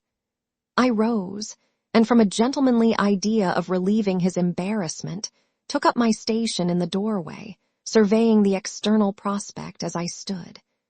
He followed my example and left the room, but presently reappeared, bearing 6 volumes in his hands, which he threw into Catherine's lap, exclaiming, "Take them. I never want to hear, or read, or think of them again." "I won't have them now," she answered. "I shall connect them with you and hate them." She opened one that had obviously been often turned over, and read a portion in the drawling tone of a beginner, then laughed and threw it from her. "And listen," she continued, provokingly, commencing a verse of an old ballad in the same fashion. But his self-love would endure no further torment. I heard, and not altogether disapprovingly, a manual check given to her saucy tongue. The little wretch had done her utmost to hurt her cousin's sensitive though uncultivated feelings, and a physical argument was the only mode he had of balancing the account and repaying its effects on the inflictor. He afterwards gathered the books and hurled them on the fire. I read in his countenance what anguish it was to offer that sacrifice to spleen. I fancied that as they consumed, he recalled the pleasure they had already imparted, and the triumph and ever-increasing pleasure he had anticipated from them, and I fancied I guessed the incitement to his secret studies also. He had been content with daily labor and rough animal enjoyments, till Catherine crossed his path.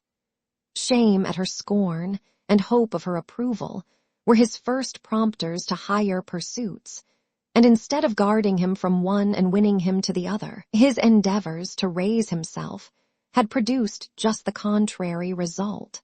"Yes, that's all the good that such a brute as you can get from them," cried Catherine, sucking her damaged lip and watching the conflagration with indignant eyes. "You'd better hold your tongue now," he answered fiercely, and his agitation precluded further speech. He advanced hastily to the entrance, where I made way for him to pass. But ere he had crossed the door-stones, Mr. Heathcliff, coming up the causeway, encountered him, and laying hold of his shoulder asked, "What's to do now, my lad?" Not," he said, and broke away to enjoy his grief and anger in solitude. Heathcliff gazed after him, and sighed. "It will be odd if I thwart myself," he muttered, unconscious that I was behind him. "But when I look for his father in his face, I find her every day more. How the devil is he so like? I can hardly bear to see him." He bent his eyes to the ground and walked moodily in. There was a restless, anxious expression in his countenance I had never remarked there before, and he looked sparer in person. His daughter-in-law, on perceiving him through the window, immediately escaped to the kitchen, so that I remained alone. "I'm glad to see you out of doors again, Mr. Lockwood," he said, in reply to my greeting. "From selfish motives partly, I don't think I could readily supply your loss in this desolation. I've wondered more than once what brought you here." "An idle whim, I fear, sir," was my answer. "Or else an idle whim is going to spirit me away. I shall set out for London next week, and I must give you warning that I feel no disposition to retain Thrushcross Grange beyond the 12 months I agreed to rent it. I believe I shall not live there any more." "Oh, indeed. You're tired of being banished from the world, are you?" he said. "But if you be coming to plead off paying for a place you won't occupy, your journey is useless. I never relent in exacting my due from anyone." "I'm coming to plead off nothing about it," I exclaimed, considerably irritated. "Should you wish it, I'll settle with you now," and I drew my notebook from my pocket. No, he replied, coolly. "You'll leave sufficient behind to cover your debts if you fail to return. I'm not in such a hurry. Sit down and take your dinner with us. A guest that is safe from repeating his visit can generally be made welcome. Catherine, bring the things in. Where are you? Catherine reappeared, bearing a tray of knives and forks. You may get your dinner with Joseph, muttered Heathcliff, aside, and remain in the kitchen till he is gone. She obeyed his directions very punctually. Perhaps she had no temptation to transgress. Living among clowns and misanthropists, she probably cannot appreciate a better class of people when she meets them. With Mr. Heathcliff, grim and saturnine on the one hand, and Hareton, absolutely dumb on the other, I made a somewhat cheerless meal and bade adieu early. I would have departed by the back way to get a last glimpse of Catherine and annoy old Joseph, but Hareton received orders to lead up my horse, and my host himself escorted me to the door, so I could not fulfill my wish. How dreary life gets over in that house, I reflected while riding down the road. What a realization of something more romantic than a fairy tale it would have been for Mrs. Linton Heathcliff, had she and I struck up an attachment, as her good nurse desired, and migrated together into the stirring atmosphere of the town. Chapter 32. 1802. This September I was invited to devastate the moors of a friend in the north, and on my journey to his abode, I unexpectedly came within 15 miles of Gimmerton. The ostler at a roadside public house was holding a pail of water to refresh my horses, when a cart of very green oats, newly reaped, passed by, and he remarked, "Yon's fruff Gimmerton, na.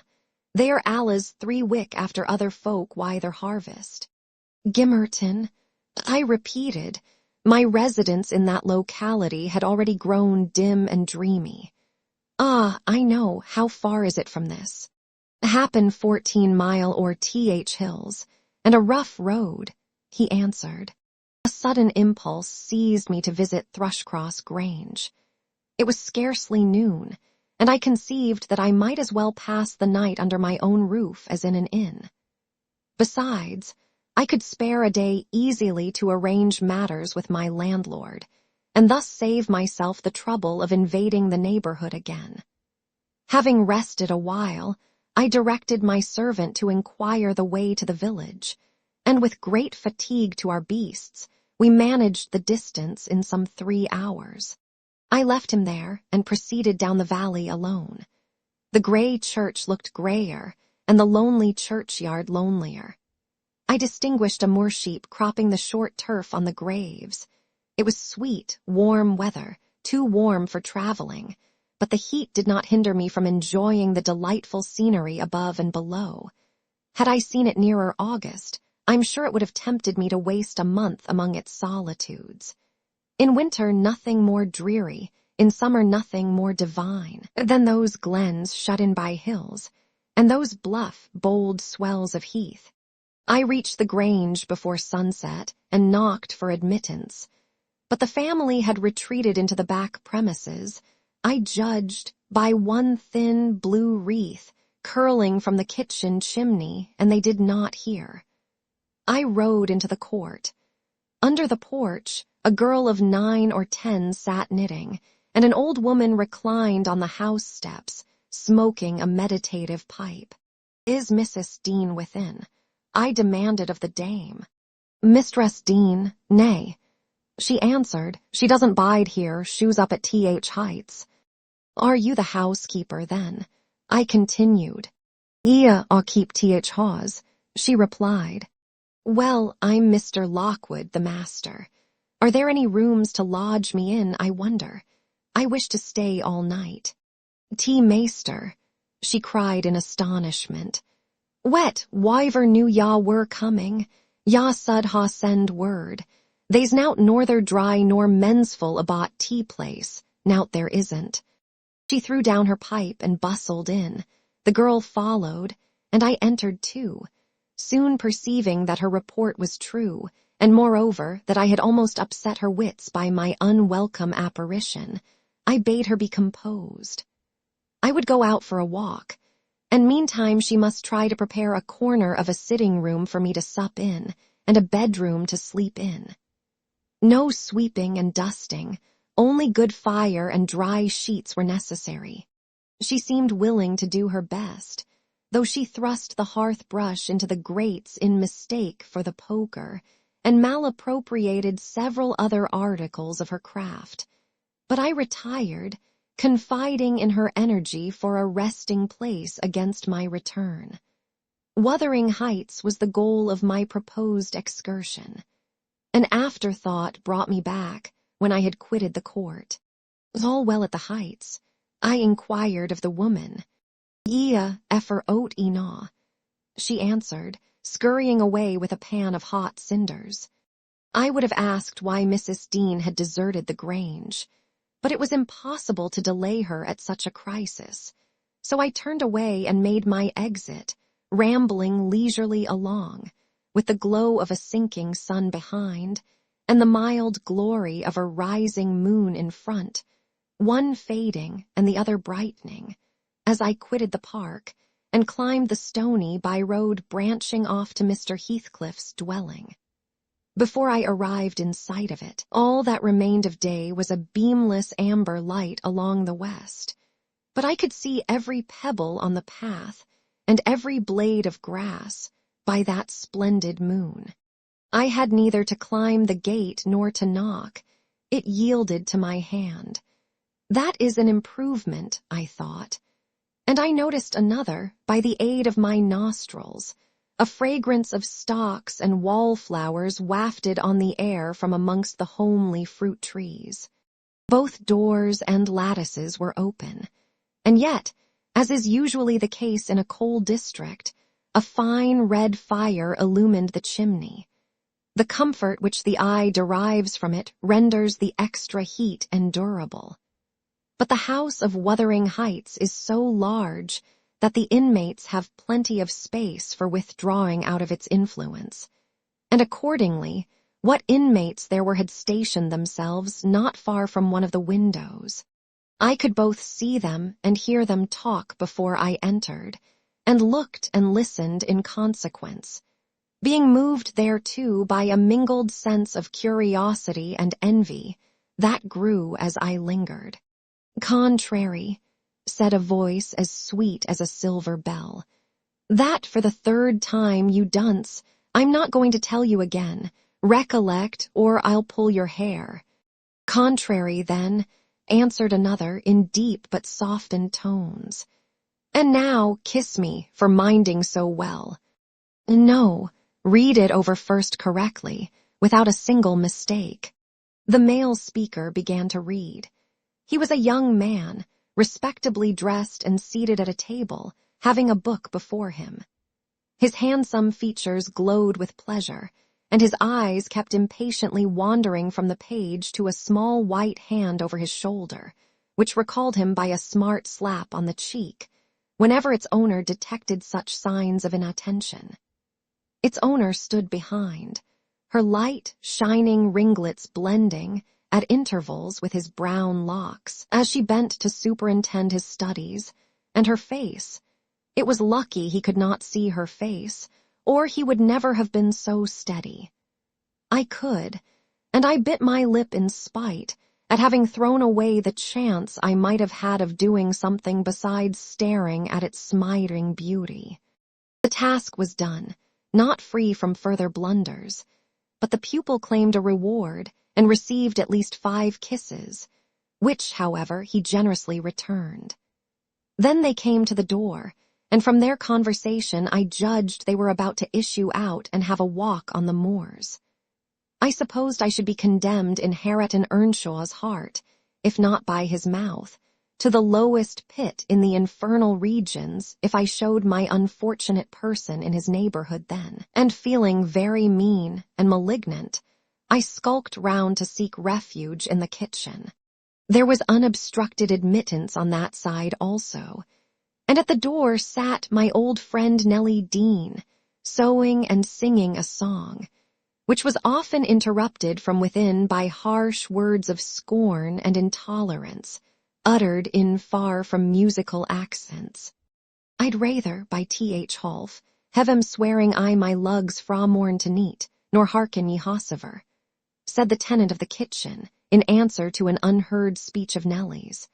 It's a blazing shame that I cannot open tea-blessed book, but ya set up them glories to satin, and all tea flaysome wickednesses that iver were born into T.H. world. Oh, ye're a rate nout, and shoes another, and that poor lad LL be lost at ween ye. Poor lad.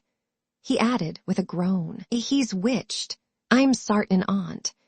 Oh, Lord, Judge M., for there's norther law nor justice among wer rullers. No, or we should be sitting in flaming faggots, I suppose, retorted the singer. But wisht, old man, and read your Bible like a Christian, and never mind me. This is Fairy Annie's wedding, a bonny tune, it goes to a dance. Mrs. Dean was about to recommence when I advanced, and recognizing me directly, she jumped to her feet, crying, "Why, bless you, Mr. Lockwood. How could you think of returning in this way? All's shut up at Thrushcross Grange. You should have given us notice. I've arranged to be accommodated there for as long as I shall stay," I answered. "I depart again tomorrow. And how are you transplanted here, Mrs. Dean? Tell me that." "Zillah left, and Mr. Heathcliff wished me to come, soon after you went to London, and stay till you returned. But step in, pray. Have you walked from Gimmerton this evening?" "From the Grange," I replied. "And while they make me lodging room there, I want to finish my business with your master, because I don't think of having another opportunity in a hurry." "What business, sir?" said Nelly, conducting me into the house. "He's gone out at present and won't return soon." "About the rent," I answered. "Oh, then it is with Mrs. Heathcliff you must settle," she observed, "or rather with me. She has not learnt to manage her affairs yet, and I act for her. There's nobody else." I looked surprised. "Ah, you have not heard of Heathcliff's death, I see," she continued. "Heathcliff dead?" I exclaimed, astonished. "How long ago?" 3 months since. But sit down and let me take your hat, and I'll tell you all about it. Stop, you have had nothing to eat, have you?" "I want nothing. I have ordered supper at home. You sit down, too. I never dreamt of his dying. Let me hear how it came to pass. You say you don't expect them back for some time, the young people." "No, I have to scold them every evening for their late rambles. But they don't care for me. At least, have a drink of our old ale. It will do you good.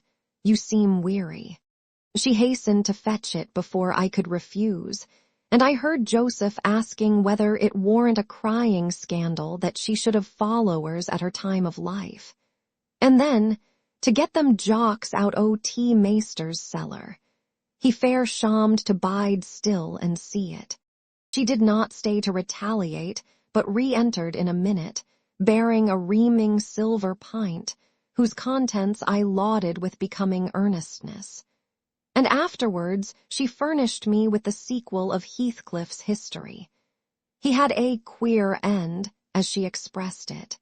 "I was summoned to Wuthering Heights, within a fortnight of your leaving us," she said, and I obeyed joyfully, for Catherine's sake. My first interview with her grieved and shocked me.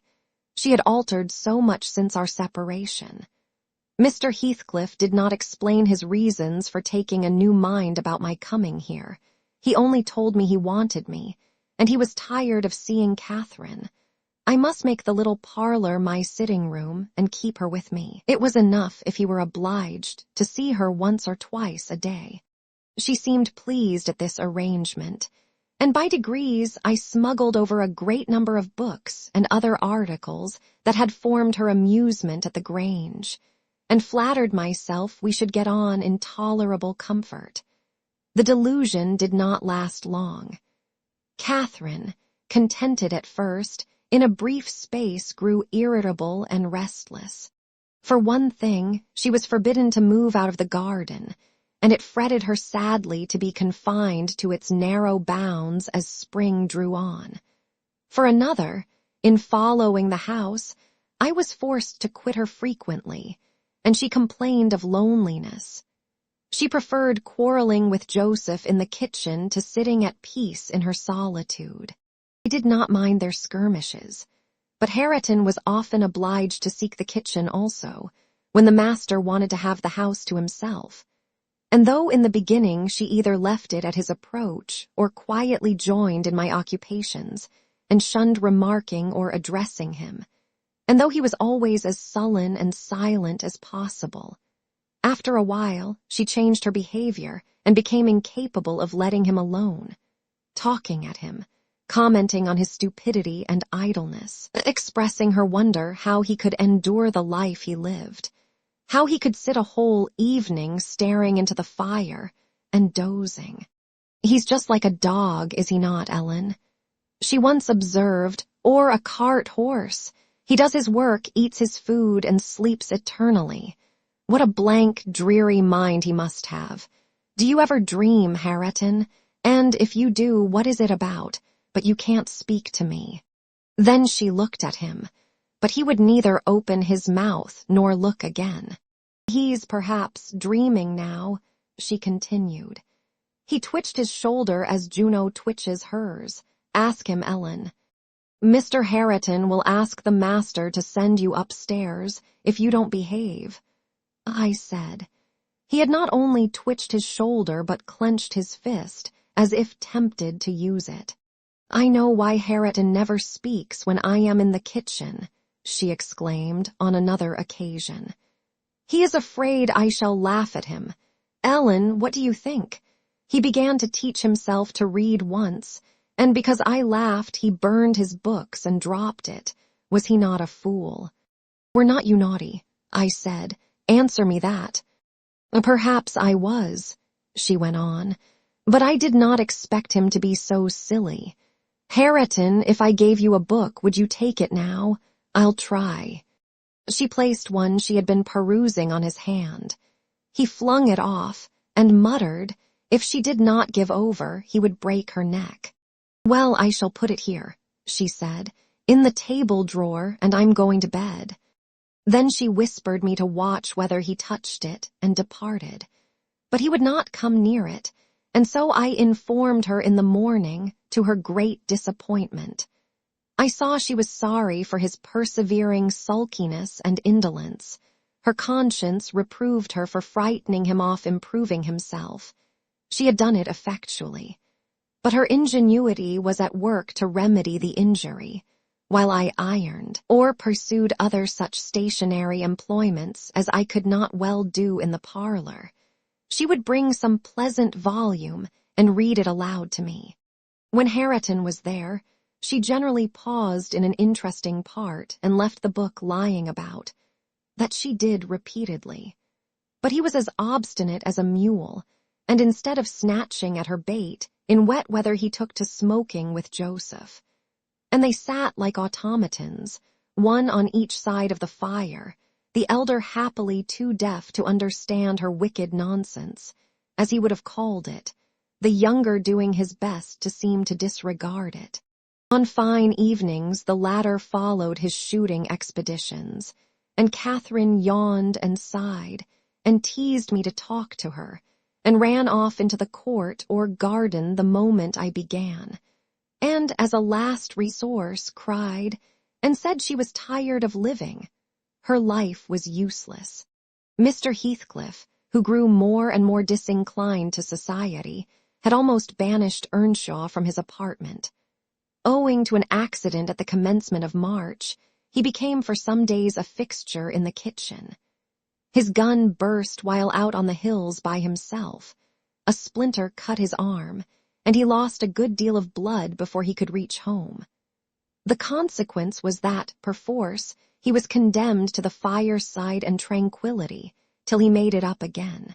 It suited Catherine to have him there.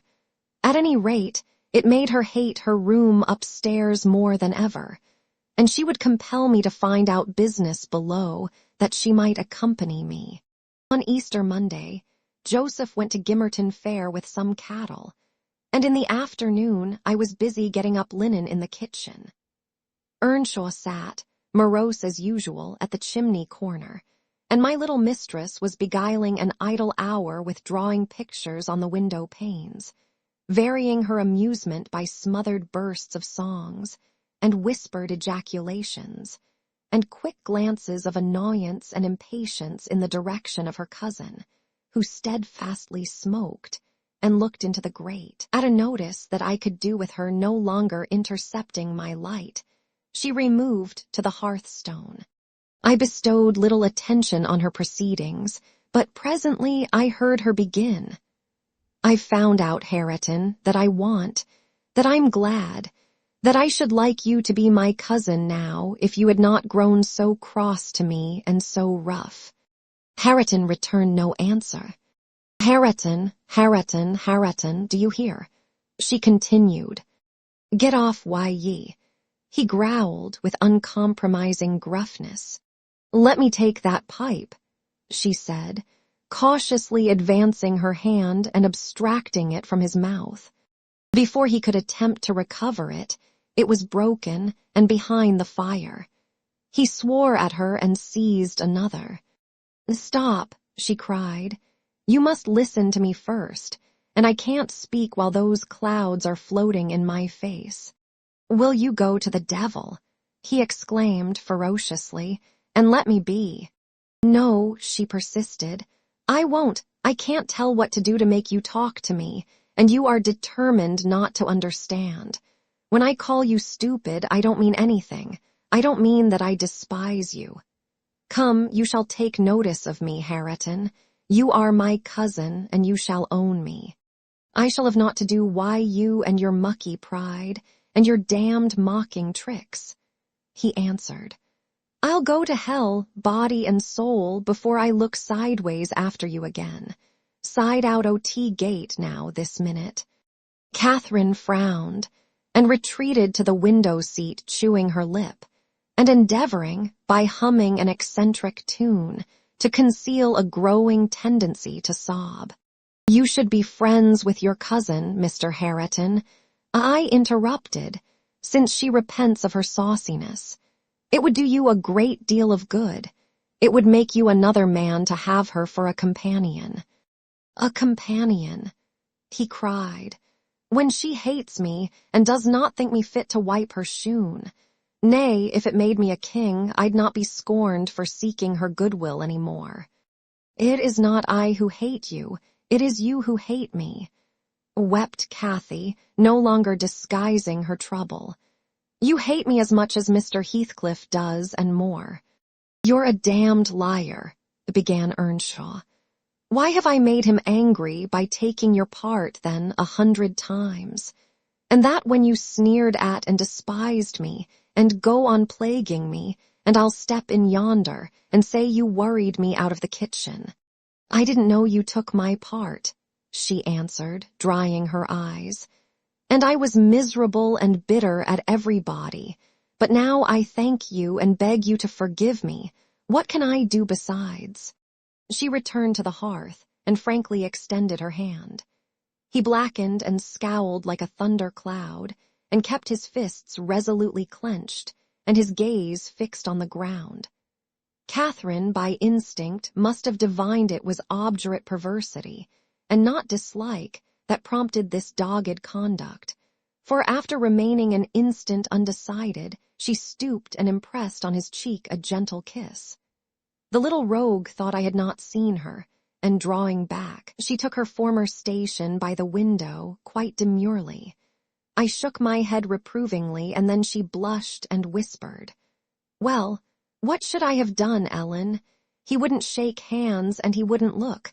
I must show him some way that I like him, that I want to be friends." Whether the kiss convinced Hareton, I cannot tell.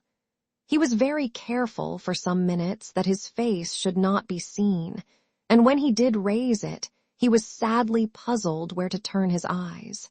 Catherine employed herself in wrapping a handsome book neatly in white paper, and having tied it with a bit of ribbon, and addressed it to Mr. Hareton Earnshaw.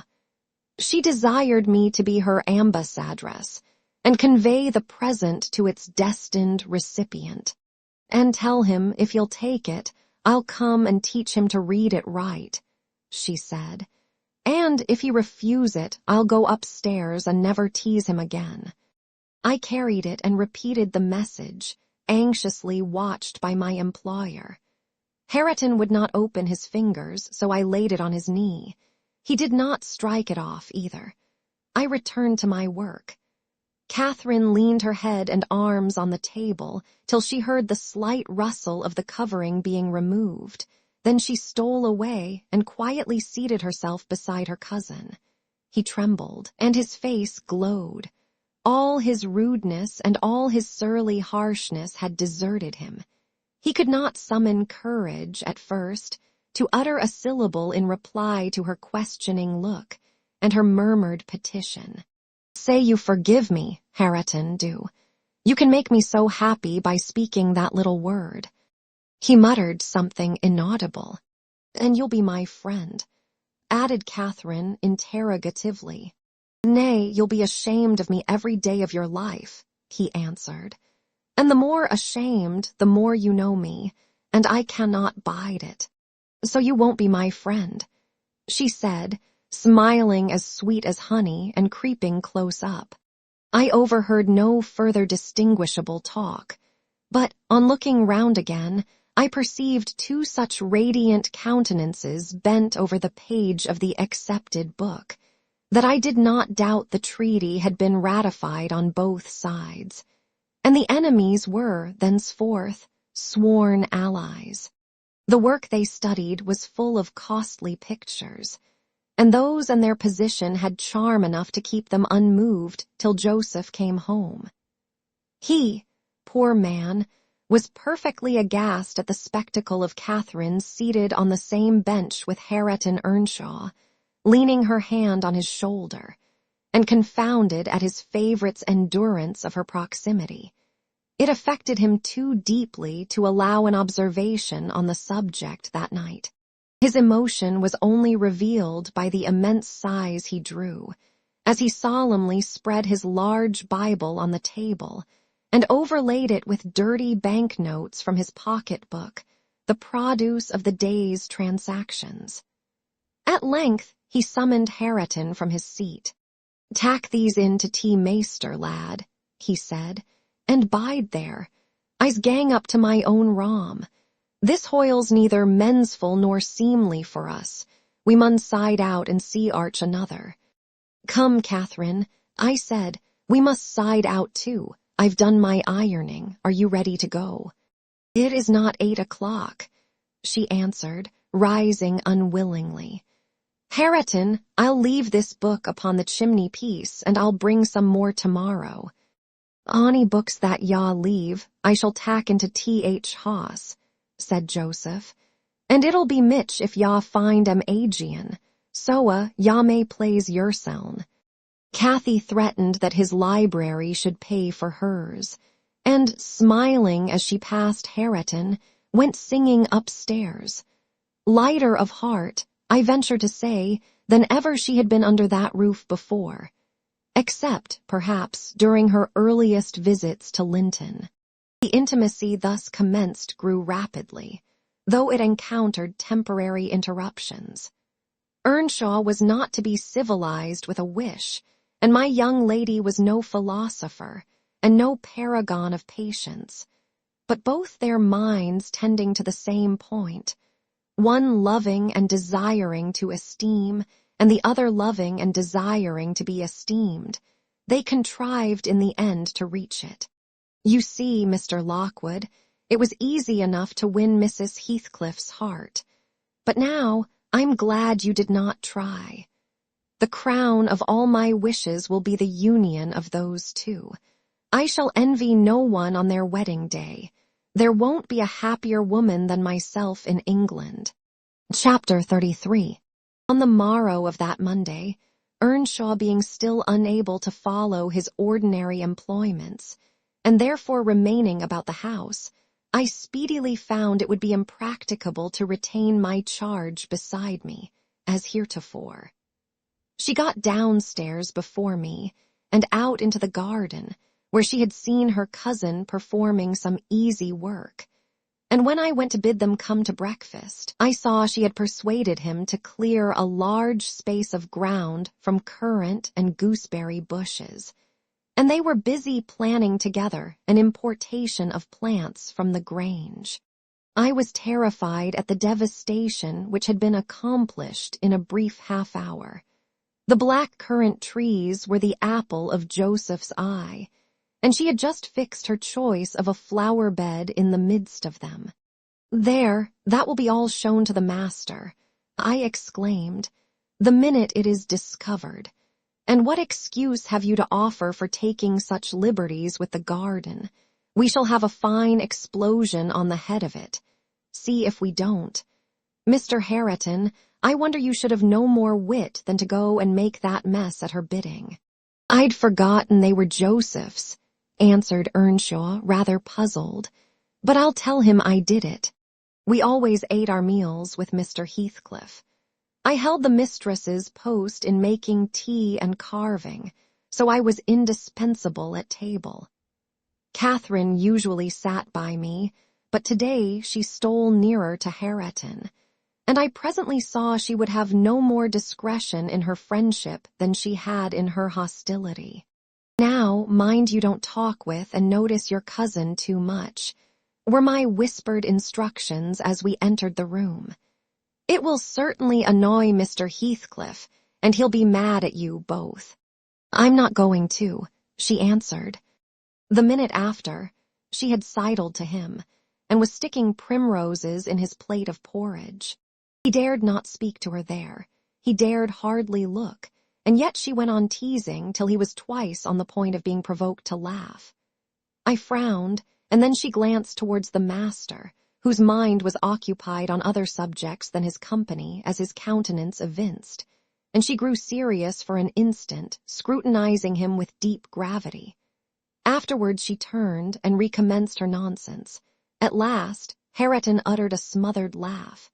Mr. Heathcliff started. His eye rapidly surveyed our faces.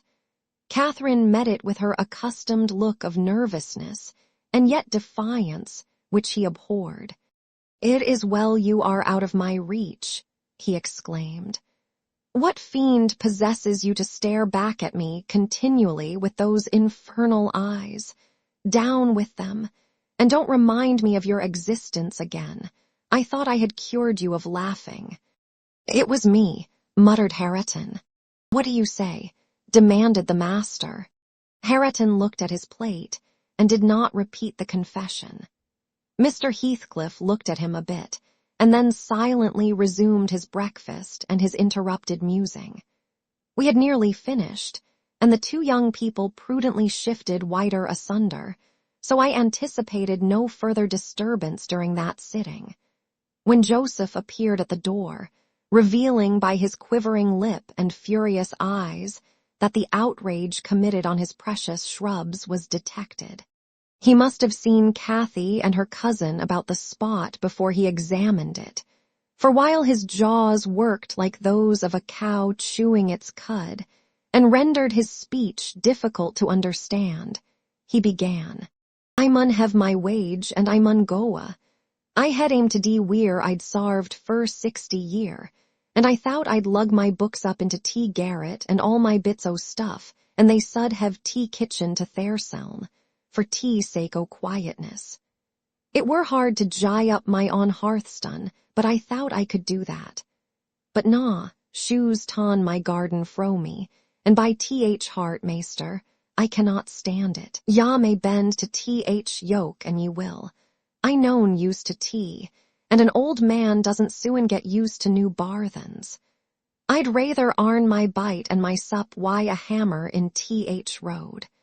Now, idiot," interrupted Heathcliff, "cut it short. What's your grievance? I'll interfere in no quarrels between you and Nellie. She may thrust you into the coal-hole for anything I care." "It's no Nellie," answered Joseph. I sudden shift for Nelly nasty ill now to shoe is. Thank God, shoe cannot stale tea solo nobdy. Shoe were never so a handsome, but what a body mud look at her bout winking. It's yon flaysome, graceless quean that's witched our lad, why her bold een and her forward ways, till nay, it fair brusts my heart. He's forgotten all I've done for him, and made on him, and goen and riven up a whole row o' t grandest currant trees it garden. And here he lamented outright, unmanned by a sense of his bitter injuries, and Earnshaw's ingratitude and dangerous condition. "Is the fool drunk?" asked Mr. Heathcliff. "Hareton, is it you he's finding fault with?" "I've pulled up 2 or 3 bushes," replied the young man, "but I'm going to set him again." "And why have you pulled them up?" said the master. Catherine wisely put in her tongue. "We wanted to plant some flowers there," she cried. "I'm the only person to blame, for I wished him to do it. And who the devil gave you leave to touch a stick about the place?" demanded her father-in-law, much surprised. "And who ordered you to obey her?" he added, turning to Hareton. The latter was speechless. His cousin replied, "You shouldn't grudge a few yards of earth for me to ornament, when you have taken all my land." "Your land, insolent slut. You never had any," said Heathcliff. "And my money," she continued, returning his angry glare and meantime biting a piece of crust, the remnant of her breakfast. "Silence," he exclaimed. "Get done and be gone." "And Hareton's land and his money," pursued the reckless thing. "Hareton and I are friends now, and I shall tell him all about you." The master seemed confounded a moment. He grew pale and rose up, eyeing her all the while with an expression of mortal hate. "If you strike me, Hareton will strike you," she said, "so you may as well sit down." "If Hareton does not turn you out of the room, I'll strike him to hell," thundered Heathcliff. "Damnable witch!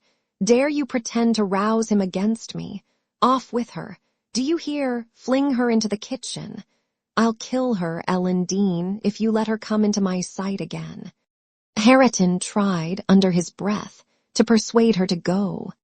"Drag her away," he cried savagely. "Are you staying to talk?" And he approached to execute his own command. "He'll not obey you, wicked man, any more," said Catherine, "and he'll soon detest you as much as I do." Wished, muttered the young man reproachfully. "I will not hear you speak so to him, have done." "But you won't let him strike me," she cried. "Come then," he whispered earnestly. It was too late. Heathcliff had caught hold of her. "Now you go," he said to Earnshaw. "Accursed witch! This time she has provoked me when I could not bear it, and I'll make her repent it forever." He had his hand in her hair. Hareton attempted to release her locks, entreating him not to hurt her that once. Heathcliff's black eyes flashed. He seemed ready to tear Catherine in pieces, and I was just worked up to risk coming to the rescue, when of a sudden his fingers relaxed. He shifted his grasp from her head to her arm, and gazed intently in her face. Then he drew his hand over his eyes, stood a moment to collect himself apparently, and turning anew to Catherine, said, with assumed calmness, "You must learn to avoid putting me in a passion, or I shall really murder you some time. Go with Mrs. Dean and keep with her, and confine your insolence to her ears. As to Hareton Earnshaw, if I see him listen to you, I'll send him seeking his bread where he can get it. Your love will make him an outcast and a beggar. Nelly, take her, and leave me, all of you. Leave me." I led my young lady out. She was too glad of her escape to resist. The other followed, and Mr. Heathcliff had the room to himself till dinner. I had counselled Catherine to dine upstairs, but as soon as he perceived her vacant seat, he sent me to call her. He spoke to none of us, ate very little, and went out directly afterwards, intimating that he should not return before evening. The two new friends established themselves in the house during his absence, where I heard Hareton sternly check his cousin on her offering a revelation of her father-in-law's conduct to his father. He said he wouldn't suffer a word to be uttered in his disparagement. If he were the devil, it didn't signify. He would stand by him, and he'd rather she would abuse himself, as she used to, than begin on Mr. Heathcliff. Catherine was waxing cross at this, but he found means to make her hold her tongue, by asking how she would like him to speak ill of her father. Then she comprehended that Earnshaw took the master's reputation home to himself, and was attached by ties stronger than reason could break, chains, forged by habit, which it would be cruel to attempt to loosen.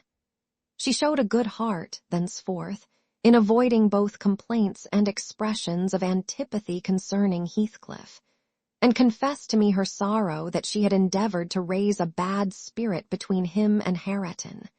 Indeed, I don't believe she has ever breathed a syllable, in the latter's hearing, against her oppressor since. When this slight disagreement was over, they were friends again, and as busy as possible in their several occupations of pupil and teacher. I came in to sit with them after I had done my work, and I felt so soothed and comforted to watch them that I did not notice how time got on. You know, they both appeared in a measure my children. I had long been proud of one, and now I was sure the other would be a source of equal satisfaction. His honest, warm, and intelligent nature shook off rapidly the clouds of ignorance and degradation in which it had been bred, and Catherine's sincere commendations acted as a spur to his industry. His brightening mind brightened his features, and added spirit and nobility to their aspect. I could hardly fancy it the same individual I had beheld on the day I discovered my little lady at Wuthering Heights, after her expedition to the crags. While I admired and they labored, dusk drew on, and with it returned the master. He came upon us quite unexpectedly, entering by the front way, and had a full view of the whole three, ere we could raise our heads to glance at him. Well, I reflected, there was never a pleasanter or more harmless sight, and it will be a burning shame to scold them. The red firelight glowed on their two bonny heads, and revealed their faces animated with the eager interest of children. For though he was 23 and she 18, each had so much of novelty to feel and learn, that neither experienced nor evinced the sentiments of sober, disenchanted maturity. They lifted their eyes together to encounter Mr. Heathcliff. Perhaps you have never remarked that their eyes are precisely similar, and they are those of Catherine Earnshaw. The present Catherine has no other likeness to her, except a breadth of forehead and a certain arch of the nostril that makes her appear rather haughty, whether she will or not. With Hareton the resemblance is carried farther. It is singular at all times, then it was particularly striking, because his senses were alert, and his mental faculties wakened to unwonted activity. I suppose this resemblance disarmed Mr. Heathcliff. He walked to the hearth in evident agitation, but it quickly subsided as he looked at the young man, or, I should say, altered its character, for it was there yet. He took the book from his hand and glanced at the open page, then returned it without any observation, merely signing Catherine away. Her companion lingered very little behind her, and I was about to depart also, but he bid me sit still. It is a poor conclusion, is it not? He observed, having brooded a while on the scene he had just witnessed. An absurd termination to my violent exertions. I get levers and mattocks to demolish the two houses, and train myself to be capable of working like Hercules, and when everything is ready and in my power, I find the will to lift a slate off either roof has vanished. My old enemies have not beaten me. Now would be the precise time to revenge myself on their representatives, I could do it, and none could hinder me. But where is the use? I don't care for striking. I can't take the trouble to raise my hand. That sounds as if I had been laboring the whole time only to exhibit a fine trait of magnanimity. It is far from being the case. I have lost the faculty of enjoying their destruction, and I am too idle to destroy for nothing. Nellie, there is a strange change approaching. I'm in its shadow at present. I take so little interest in my daily life that I hardly remember to eat and drink. Those two who have left the room are the only objects which retain a distinct material appearance to me, and that appearance causes me pain, amounting to agony. About her I won't speak, and I don't desire to think, but I earnestly wish she were invisible. Her presence invokes only maddening sensations. He moves me differently. And yet if I could do it without seeming insane, I'd never see him again. You'll perhaps think me rather inclined to become so, he added, making an effort to smile, if I try to describe the 1,000 forms of past associations and ideas he awakens or embodies. But you'll not talk of what I tell you, and my mind is so eternally secluded in itself, it is tempting at last to turn it out to another. 5 minutes ago, Hareton seemed a personification of my youth, not a human being. I felt to him in such a variety of ways that it would have been impossible to have accosted him rationally. In the first place, his startling likeness to Catherine connected him fearfully with her. That, however, which you may suppose the most potent to arrest my imagination, is actually the least. For what is not connected with her to me, and what does not recall her? I cannot look down to this floor, but her features are shaped in the flags, in every cloud, in every tree, filling the air at night and caught by glimpses in every object by day. I am surrounded with her image. The most ordinary faces of men and women, my own features, mock me with a resemblance.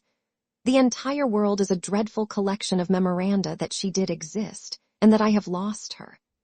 Well, Hareton's aspect was the ghost of my immortal love, of my wild endeavors to hold my right, my degradation, my pride, my happiness, and my anguish. But it is frenzy to repeat these thoughts to you. Only it will let you know why, with a reluctance to be always alone, his society is no benefit, rather an aggravation of the constant torment I suffer, and it partly contributes to render me regardless how he and his cousin go on together. I can give them no attention any more. But what do you mean by a change, Mr. Heathcliff? I said, alarmed at his manner, though he was neither in danger of losing his senses, nor dying, according to my judgment. He was quite strong and healthy, and as to his reason, from childhood he had a delight in dwelling on dark things and entertaining odd fancies. He might have had a monomania on the subject of his departed idol, but on every other point his wits were as sound as mine. I shall not know that till it comes, he said. I'm only half conscious of it now. You have no feeling of illness, have you? I asked. No, Nellie, I have not, he answered. Then you are not afraid of death, I pursued. Afraid, no, he replied. I have neither a fear, nor a presentiment, nor a hope of death. Why should I, with my hard constitution and temperate mode of living and unperilous occupations, I ought to, and probably shall, remain above ground till there is scarcely a black hair on my head. And yet I cannot continue in this condition. I have to remind myself to breathe, almost to remind my heart to beat. And it is like bending back a stiff spring. It is by compulsion that I do the slightest act not prompted by one thought, and by compulsion that I notice anything alive or dead, which is not associated with one universal idea. I have a single wish, and my whole being and faculties are yearning to attain it. They have yearned towards it so long, and so unwaveringly that I'm convinced it will be reached, and soon, because it has devoured my existence. I am swallowed up in the anticipation of its fulfillment. My confessions have not relieved me, but they may account for some otherwise unaccountable phases of humor which I show. Oh God, it is a long fight. I wish it were over. He began to pace the room, muttering terrible things to himself, till I was inclined to believe, as he said Joseph did, that conscience had turned his heart to an earthly hell. I wondered greatly how it would end. Though he seldom before had revealed this state of mind, even by looks, it was his habitual mood. I had no doubt. He asserted it himself. But not a soul, from his general bearing, would have conjectured the fact. You did not when you saw him, Mr. Lockwood. And at the period of which I speak, he was just the same as then, only fonder of continued solitude, and perhaps still more laconic in company. Chapter 34. For some days after that evening, Mr. Heathcliff shunned meeting us at meals. Yet he would not consent formally to exclude Hareton and Cathy. He had an aversion to yielding so completely to his feelings, choosing rather to absent himself, and eating once in 24 hours seemed sufficient sustenance for him. One night, after the family were in bed, I heard him go downstairs and out at the front door. I did not hear him re-enter, and in the morning I found he was still away. We were in April then. The weather was sweet and warm, the grass as green as showers and sun could make it, and the two dwarf apple trees near the southern wall in full bloom. After breakfast, Catherine insisted on my bringing a chair and sitting with my work under the fir trees at the end of the house, and she beguiled Hareton, who had perfectly recovered from his accident, to dig and arrange her little garden, which was shifted to that corner by the influence of Joseph's complaints. I was comfortably reveling in the spring fragrance around, and the beautiful soft blue overhead, when my young lady, who had run down near the gate to procure some primrose roots for a border, returned only half laden, and informed us that Mr. Heathcliff was coming in. "And he spoke to me," she added, with a perplexed countenance. "What did he say?" asked Hareton. "He told me to be gone as fast as I could," she answered. But he looked so different from his usual look that I stopped a moment to stare at him. "How?" he inquired. "Why, almost bright and cheerful. No, almost nothing, very much excited and wild and glad." She replied, "Night walking amuses him, then," I remarked, affecting a careless manner, in reality as surprised as she was and anxious to ascertain the truth of her statement, for to see the master looking glad would not be an everyday spectacle. I framed an excuse to go in. Heathcliff stood at the open door. He was pale, and he trembled. Yet certainly he had a strange, joyful glitter in his eyes that altered the aspect of his whole face. "Will you have some breakfast?" I said. "You must be hungry, rambling about all night." I wanted to discover where he had been, but I did not like to ask directly. "No, I'm not hungry," he answered, averting his head and speaking rather contemptuously, as if he guessed I was trying to divine the occasion of his good humor. I felt perplexed. I didn't know whether it were not a proper opportunity to offer a bit of admonition. "I don't think it right to wander out of doors," I observed. "Instead of being in bed, it is not wise, at any rate this moist season. I dare say you'll catch a bad cold or a fever. You have something the matter with you now." "It's nothing but what I can bear," he replied. "And with the greatest pleasure, provided you'll leave me alone. Get in and don't annoy me." I obeyed, and in passing I noticed he breathed as fast as a cat. Yes, I reflected to myself, we shall have a fit of illness. I cannot conceive what he has been doing. That noon he sat down to dinner with us, and received a heaped-up plate from my hands, as if he intended to make amends for previous fasting.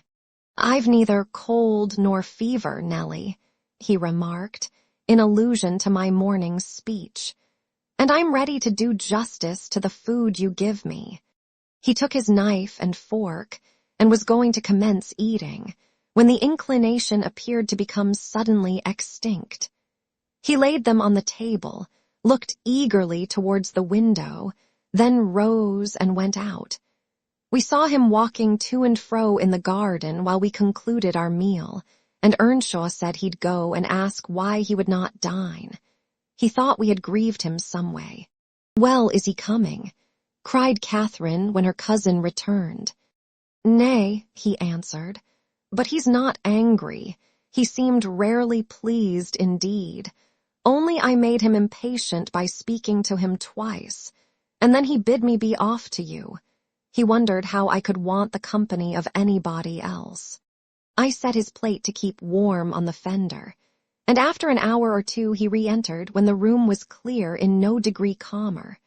The same unnatural, it was unnatural, appearance of joy under his black brows, the same bloodless hue, and his teeth visible now and then in a kind of smile.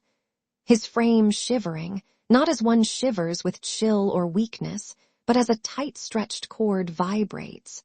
A strong thrilling rather than trembling. I will ask what is the matter, I thought, or who should, and I exclaimed, "Have you heard any good news, Mr. Heathcliff? You look uncommonly animated." "Where should good news come from to me?" He said, "I'm animated with hunger, and seemingly I must not eat." "Your dinner is here," I returned. "Why won't you get it?" "I don't want it now," he muttered hastily. "I'll wait till supper. And Nellie, once for all, let me beg you to warn Hareton and the other away from me. I wish to be troubled by nobody. I wish to have this place to myself." "Is there some new reason for this banishment?" I inquired. "Tell me why you are so queer, Mr. Heathcliff. Where were you last night? I'm not putting the question through idle curiosity, but—" "You are putting the question through very idle curiosity," he interrupted with a laugh. "Yet I'll answer it. Last night I was on the threshold of hell. Today I am within sight of my heaven. I have my eyes on it, hardly 3 feet to sever me. And now you'd better go. You'll neither see nor hear anything to frighten you if you refrain from prying." Having swept the hearth and wiped the table, I departed, more perplexed than ever. He did not quit the house again that afternoon, and no one intruded on his solitude, till at 8 o'clock I deemed it proper, though unsummoned, to carry a candle and his supper to him. He was leaning against the ledge of an open lattice, but not looking out. His face was turned to the interior gloom. The fire had smoldered to ashes. The room was filled with the damp, mild air of the cloudy evening, and so still that not only the murmur of the beck down Gimmerton was distinguishable, but its ripples and its gurgling over the pebbles, or through the large stones which it could not cover. I uttered an ejaculation of discontent at seeing the dismal grate, and commenced shutting the casements, one after another, till I came to his. "Must I close this?" I asked in order to rouse him, for he would not stir. The light flashed on his features as I spoke. "Oh, Mr. Lockwood, I cannot express what a terrible start I got by the momentary view. Those deep black eyes, that smile and ghastly paleness. It appeared to me not Mr. Heathcliff, but a goblin, and in my terror I let the candle bend towards the wall, and it left me in darkness. "Yes, close it," he replied in his familiar voice. "There, that is pure awkwardness. Why did you hold the candle horizontally? Be quick and bring another." I hurried out in a foolish state of dread, and said to Joseph, "The master wishes you to take him a light and rekindle the fire. For I dared not go in myself again just then. Joseph rattled some fire into the shovel and went, but he brought it back immediately, with the supper tray in his other hand, explaining that Mr. Heathcliff was going to bed, and he wanted nothing to eat till morning. We heard him mount the stairs directly.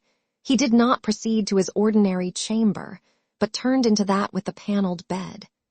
Its window, as I mentioned before, is wide enough for anybody to get through, and it struck me that he plotted another midnight excursion, of which we had no suspicion. Is he a ghoul or a vampire? I mused. I had read of such hideous incarnate demons, and then I set myself to reflect how I had tended him in infancy, and watched him grow to youth, and followed him almost through his whole course, and what absurd nonsense it was to yield to that sense of horror. But where did he come from, the little dark thing, harbored by a good man to his bane? Muttered superstition, as I dozed into unconsciousness.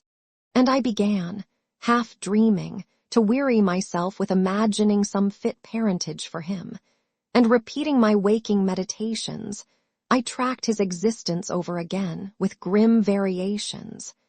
At last, picturing his death and funeral, of which all I can remember is being exceedingly vexed at having the task of dictating an inscription for his monument and consulting the sexton about it. And as he had no surname and we could not tell his age, we were obliged to content ourselves with the single word, Heathcliff. That came true, we were. If you enter the kirkyard, you'll read on his headstone only that and the date of his death. Dawn restored me to common sense. I rose and went into the garden as soon as I could see to ascertain if there were any footmarks under his window. There were none. He has stayed at home, I thought, and he'll be all right today. I prepared breakfast for the household, as was my usual custom, but told Hareton and Catherine to get theirs ere the master came down, for he lay late. They preferred taking it out of doors under the trees, and I set a little table to accommodate them. On my re-entrance, I found Mr. Heathcliff below. He and Joseph were conversing about some farming business. He gave clear, minute directions concerning the matter discussed, but he spoke rapidly, and turned his head continually aside, and had the same excited expression, even more exaggerated. When Joseph quitted the room, he took his seat in the place he generally chose, and I put a basin of coffee before him.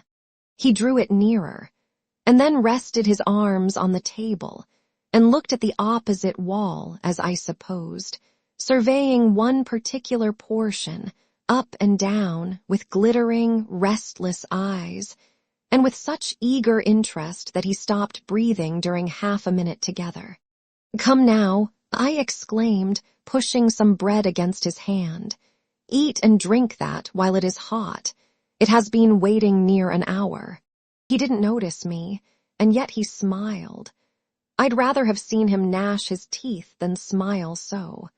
"Mr. Heathcliff, master," I cried, "don't for God's sake stare as if you saw an unearthly vision." "Don't for God's sake shout so loud," he replied. "Turn round and tell me, are we by ourselves?" "Of course," was my answer. "Of course we are." Still, I involuntarily obeyed him, as if I was not quite sure. With a sweep of his hand, he cleared a vacant space in front among the breakfast things, and leant forward to gaze more at his ease. Now I perceived he was not looking at the wall, for when I regarded him alone, it seemed exactly that he gazed at something within 2 yards distance. And whatever it was, it communicated, apparently, both pleasure and pain in exquisite extremes. At least the anguished, yet raptured, expression of his countenance suggested that idea. The fancied object was not fixed, either. His eyes pursued it with unwearied diligence, and even in speaking to me, were never weaned away.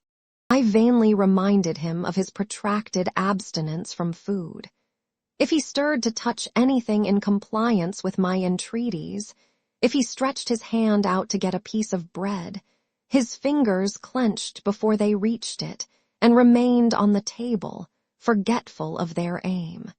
I sat, a model of patience, trying to attract his absorbed attention from its engrossing speculation, till he grew irritable and got up, asking why I would not allow him to have his own time in taking his meals, and saying that on the next occasion I needn't wait.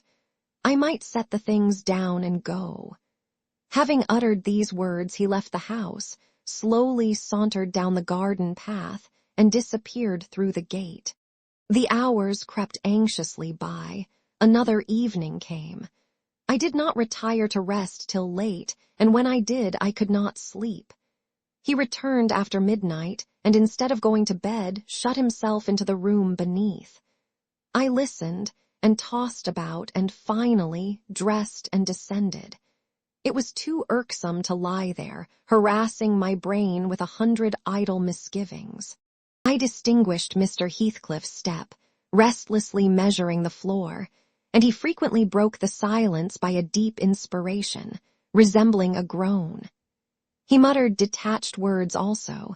The only one I could catch was the name of Catherine, coupled with some wild term of endearment or suffering, and spoken as one would speak to a person present, low and earnest, and wrung from the depth of his soul. I had not courage to walk straight into the apartment, but I desired to divert him from his reverie, and therefore fell foul of the kitchen fire, stirred it, and began to scrape the cinders. It drew him forth sooner than I expected. He opened the door immediately and said, "Nellie, come here. Is it morning? Come in with your light." "It is striking 4, I answered. "You want a candle to take upstairs. You might have lit one at this fire." "No, I don't wish to go upstairs," he said. "Come in and kindle me a fire and do anything there is to do about the room. I must blow the coals red first, before I can carry any," I replied, getting a chair and the bellows. He roamed to and fro, meantime, in a state approaching distraction, his heavy sighs succeeding each other so thick as to leave no space for common breathing between. "When day breaks, I'll send for Green," he said. "I wish to make some legal inquiries of him while I can bestow a thought on those matters, and while I can act calmly. I have not written my will yet, and how to leave my property I cannot determine. I wish I could annihilate it from the face of the earth." "I would not talk so, Mr. Heathcliff," I interposed. "Let your will be a while. You'll be spared to repent of your many injustices yet. I never expected that your nerves would be disordered. They are, at present, marvelously so, however, and almost entirely through your own fault. The way you've passed these 3 last days might knock up a Titan. Do take some food and some repose. You need only look at yourself in a glass to see how you require both. Your cheeks are hollow, and your eyes bloodshot, like a person starving with hunger and going blind with loss of sleep. "It is not my fault that I cannot eat or rest," he replied. "I assure you it is through no settled designs. I'll do both as soon as I possibly can. But you might as well bid a man struggling in the water rest within arm's length of the shore. I must reach it first, and then I'll rest. Well, never mind Mr. Green. As to repenting of my injustices, I've done no injustice, and I repent of nothing. I'm too happy, and yet I'm not happy enough. My soul's bliss kills my body, but does not satisfy itself." "Happy, master," I cried. "Strange happiness. If you would hear me without being angry, I might offer some advice that would make you happier." "What is that?" he asked. "Give it." "You are aware, Mr. Heathcliff," I said, "that from the time you were 13 years old you have lived a selfish, unchristian life, and probably hardly had a Bible in your hands during all that period. You must have forgotten the contents of the book, and you may not have space to search it now. Could it be hurtful to send for someone, some minister of any denomination, it does not matter which, to explain it and show you how very far you have erred from its precepts, and how unfit you will be for its heaven, unless a change takes place before you die? I'm rather obliged than angry, Nellie, he said, for you remind me of the manner in which I desire to be buried. It is to be carried to the churchyard in the evening. You and Hareton may, if you please, accompany me, and mind particularly to notice that the sexton obeys my directions concerning the 2 coffins. No minister need come, nor need anything be said over me. I tell you I have nearly attained my heaven, and that of others is altogether unvalued and uncoveted by me. And supposing you persevered in your obstinate fast, and died by that means, and they refused to bury you in the precincts of the kirk, I said, shocked at his godless indifference, how would you like it? They won't do that, he replied. If they did, you must have me removed secretly, and if you neglect it, you shall prove practically that the dead are not annihilated. As soon as he heard the other members of the family stirring, he retired to his den, and I breathed freer. But in the afternoon, while Joseph and Hareton were at their work, he came into the kitchen again, and with a wild look, bid me come and sit in the house. He wanted somebody with him.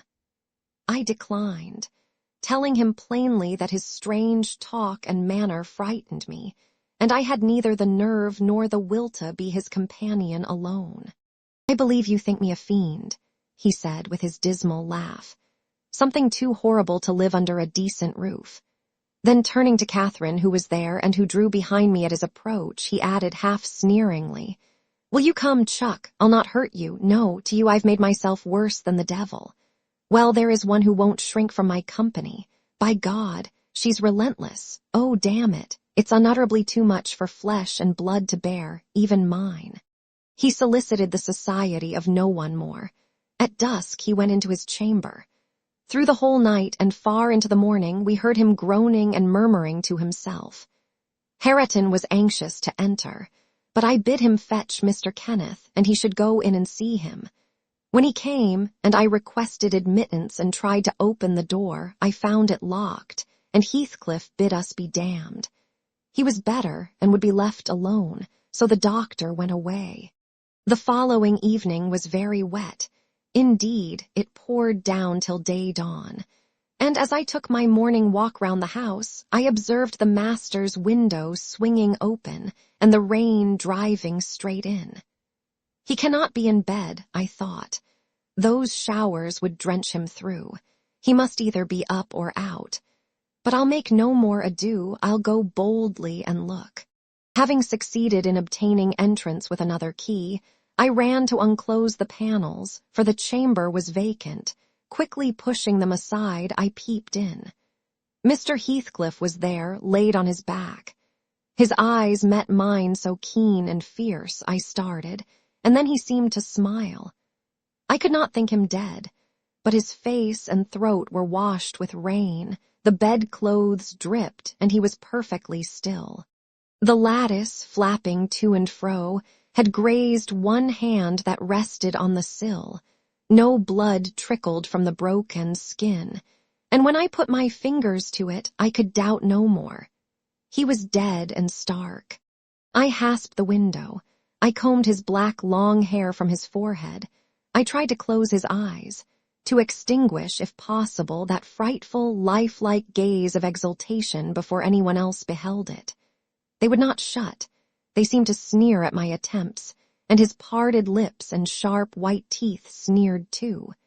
Taken with another fit of cowardice, I cried out for Joseph. Joseph shuffled up and made a noise, but resolutely refused to meddle with him. Divils harried off his soul. He cried, and he may have his carcass into Bargain for aught I care. Etch, what a wicked un he looks, gurning at death. And the old sinner grinned in mockery. I thought he intended to cut a caper round the bed, but suddenly composing himself, he fell on his knees and raised his hands, and returned thanks that the lawful master and the ancient stock were restored to their rights. I felt stunned by the awful event, and my memory unavoidably recurred to former times with a sort of oppressive sadness. But poor Hareton, the most wronged, was the only one who really suffered much. He sat by the corpse all night, weeping in bitter earnest. He pressed its hand, and kissed the sarcastic, savage face that everyone else shrank from contemplating, and bemoaned him with that strong grief which springs naturally from a generous heart, though it be tough as tempered steel. Mr. Kenneth was perplexed to pronounce of what disorder the master died. I concealed the fact of his having swallowed nothing for 4 days, fearing it might lead to trouble, and then, I am persuaded, he did not abstain on purpose. It was the consequence of his strange illness, not the cause. We buried him, to the scandal of the whole neighborhood, as he wished. Earnshaw and I, the sexton, and 6 men to carry the coffin, comprehended the whole attendance. The 6 men departed when they had let it down into the grave. We stayed to see it covered. Hareton, with a streaming face, dug green sods, and laid them over the brown mold himself. At present it is as smooth and verdant as its companion mounds, and I hope its tenant sleeps as soundly. But the country folks, if you ask them, would swear on the Bible that he walks. There are those who speak to having met him near the church, and on the moor, and even within this house. Idle tales, you'll say, and so say I. Yet that old man by the kitchen fire affirms he has seen 2 on M looking out of his chamber window on every rainy night since his death. And an odd thing happened to me about a month ago. I was going to the Grange one evening, a dark evening threatening thunder, and just at the turn of the heights, I encountered a little boy with a sheep and 2 lambs before him. He was crying terribly, and I suppose the lambs were skittish and would not be guided. "What is the matter, my little man?" I asked. "There's Heathcliff and a woman yonder under T-Nab," he blubbered. I dar not pass 'em." I saw nothing, but neither the sheep nor he would go on, so I bid him take the road lower down. He probably raised the phantoms from thinking, as he traversed the moors alone, on the nonsense he had heard his parents and companions repeat. Yet, still, I don't like being out in the dark now, and I don't like being left by myself in this grim house. I cannot help it. I shall be glad when they leave it and shift to the Grange. "They are going to the Grange, then?" I said. "Yes," answered Mrs. Dean, "as soon as they are married, and that will be on New Year's Day." "And who will live here then?" "Why, Joseph will take care of the house, and perhaps a lad to keep him company. They will live in the kitchen, and the rest will be shut up, for the use of such ghosts as choose to inhabit it," I observed. "No, Mr. Lockwood," said Nellie, shaking her head. "I believe the dead are at peace, but it is not right to speak of them with levity." At that moment the garden gate swung to. The ramblers were returning. "They are afraid of nothing," I grumbled, watching their approach through the window. Together they would brave Satan and all his legions. As they stepped on to the door-stones, and halted to take a last look at the moon, or, more correctly, at each other by her light, I felt irresistibly impelled to escape them again, and pressing a remembrance into the hand of Mrs. Dean, and disregarding her expostulations at my rudeness, I vanished through the kitchen as they opened the house door, and so should have confirmed Joseph in his opinion of his fellow servants' gay indiscretions, had he not fortunately recognized me for a respectable character, by the sweet ring of a sovereign at his feet. My walk home was lengthened by a diversion in the direction of the kirk. When beneath its walls, I perceived decay had made progress, even in 7 months. Many a window showed black gaps deprived of glass, and slates jutted off, here and there, beyond the right line of the roof, to be gradually worked off in coming autumn stormis. I sought and soon discovered the 3 headstones on the slope next the moor, the middle one gray and half buried in heath, Edgar Linton's only harmonized by the turf and moss creeping up its foot, Heathcliff's still bare. I lingered round them, under that benign sky, watched the moths fluttering among the heath and harebells, listened to the soft wind breathing through the grass, and wondered how anyone could ever imagine unquiet slumbers for the sleepers in that quiet earth.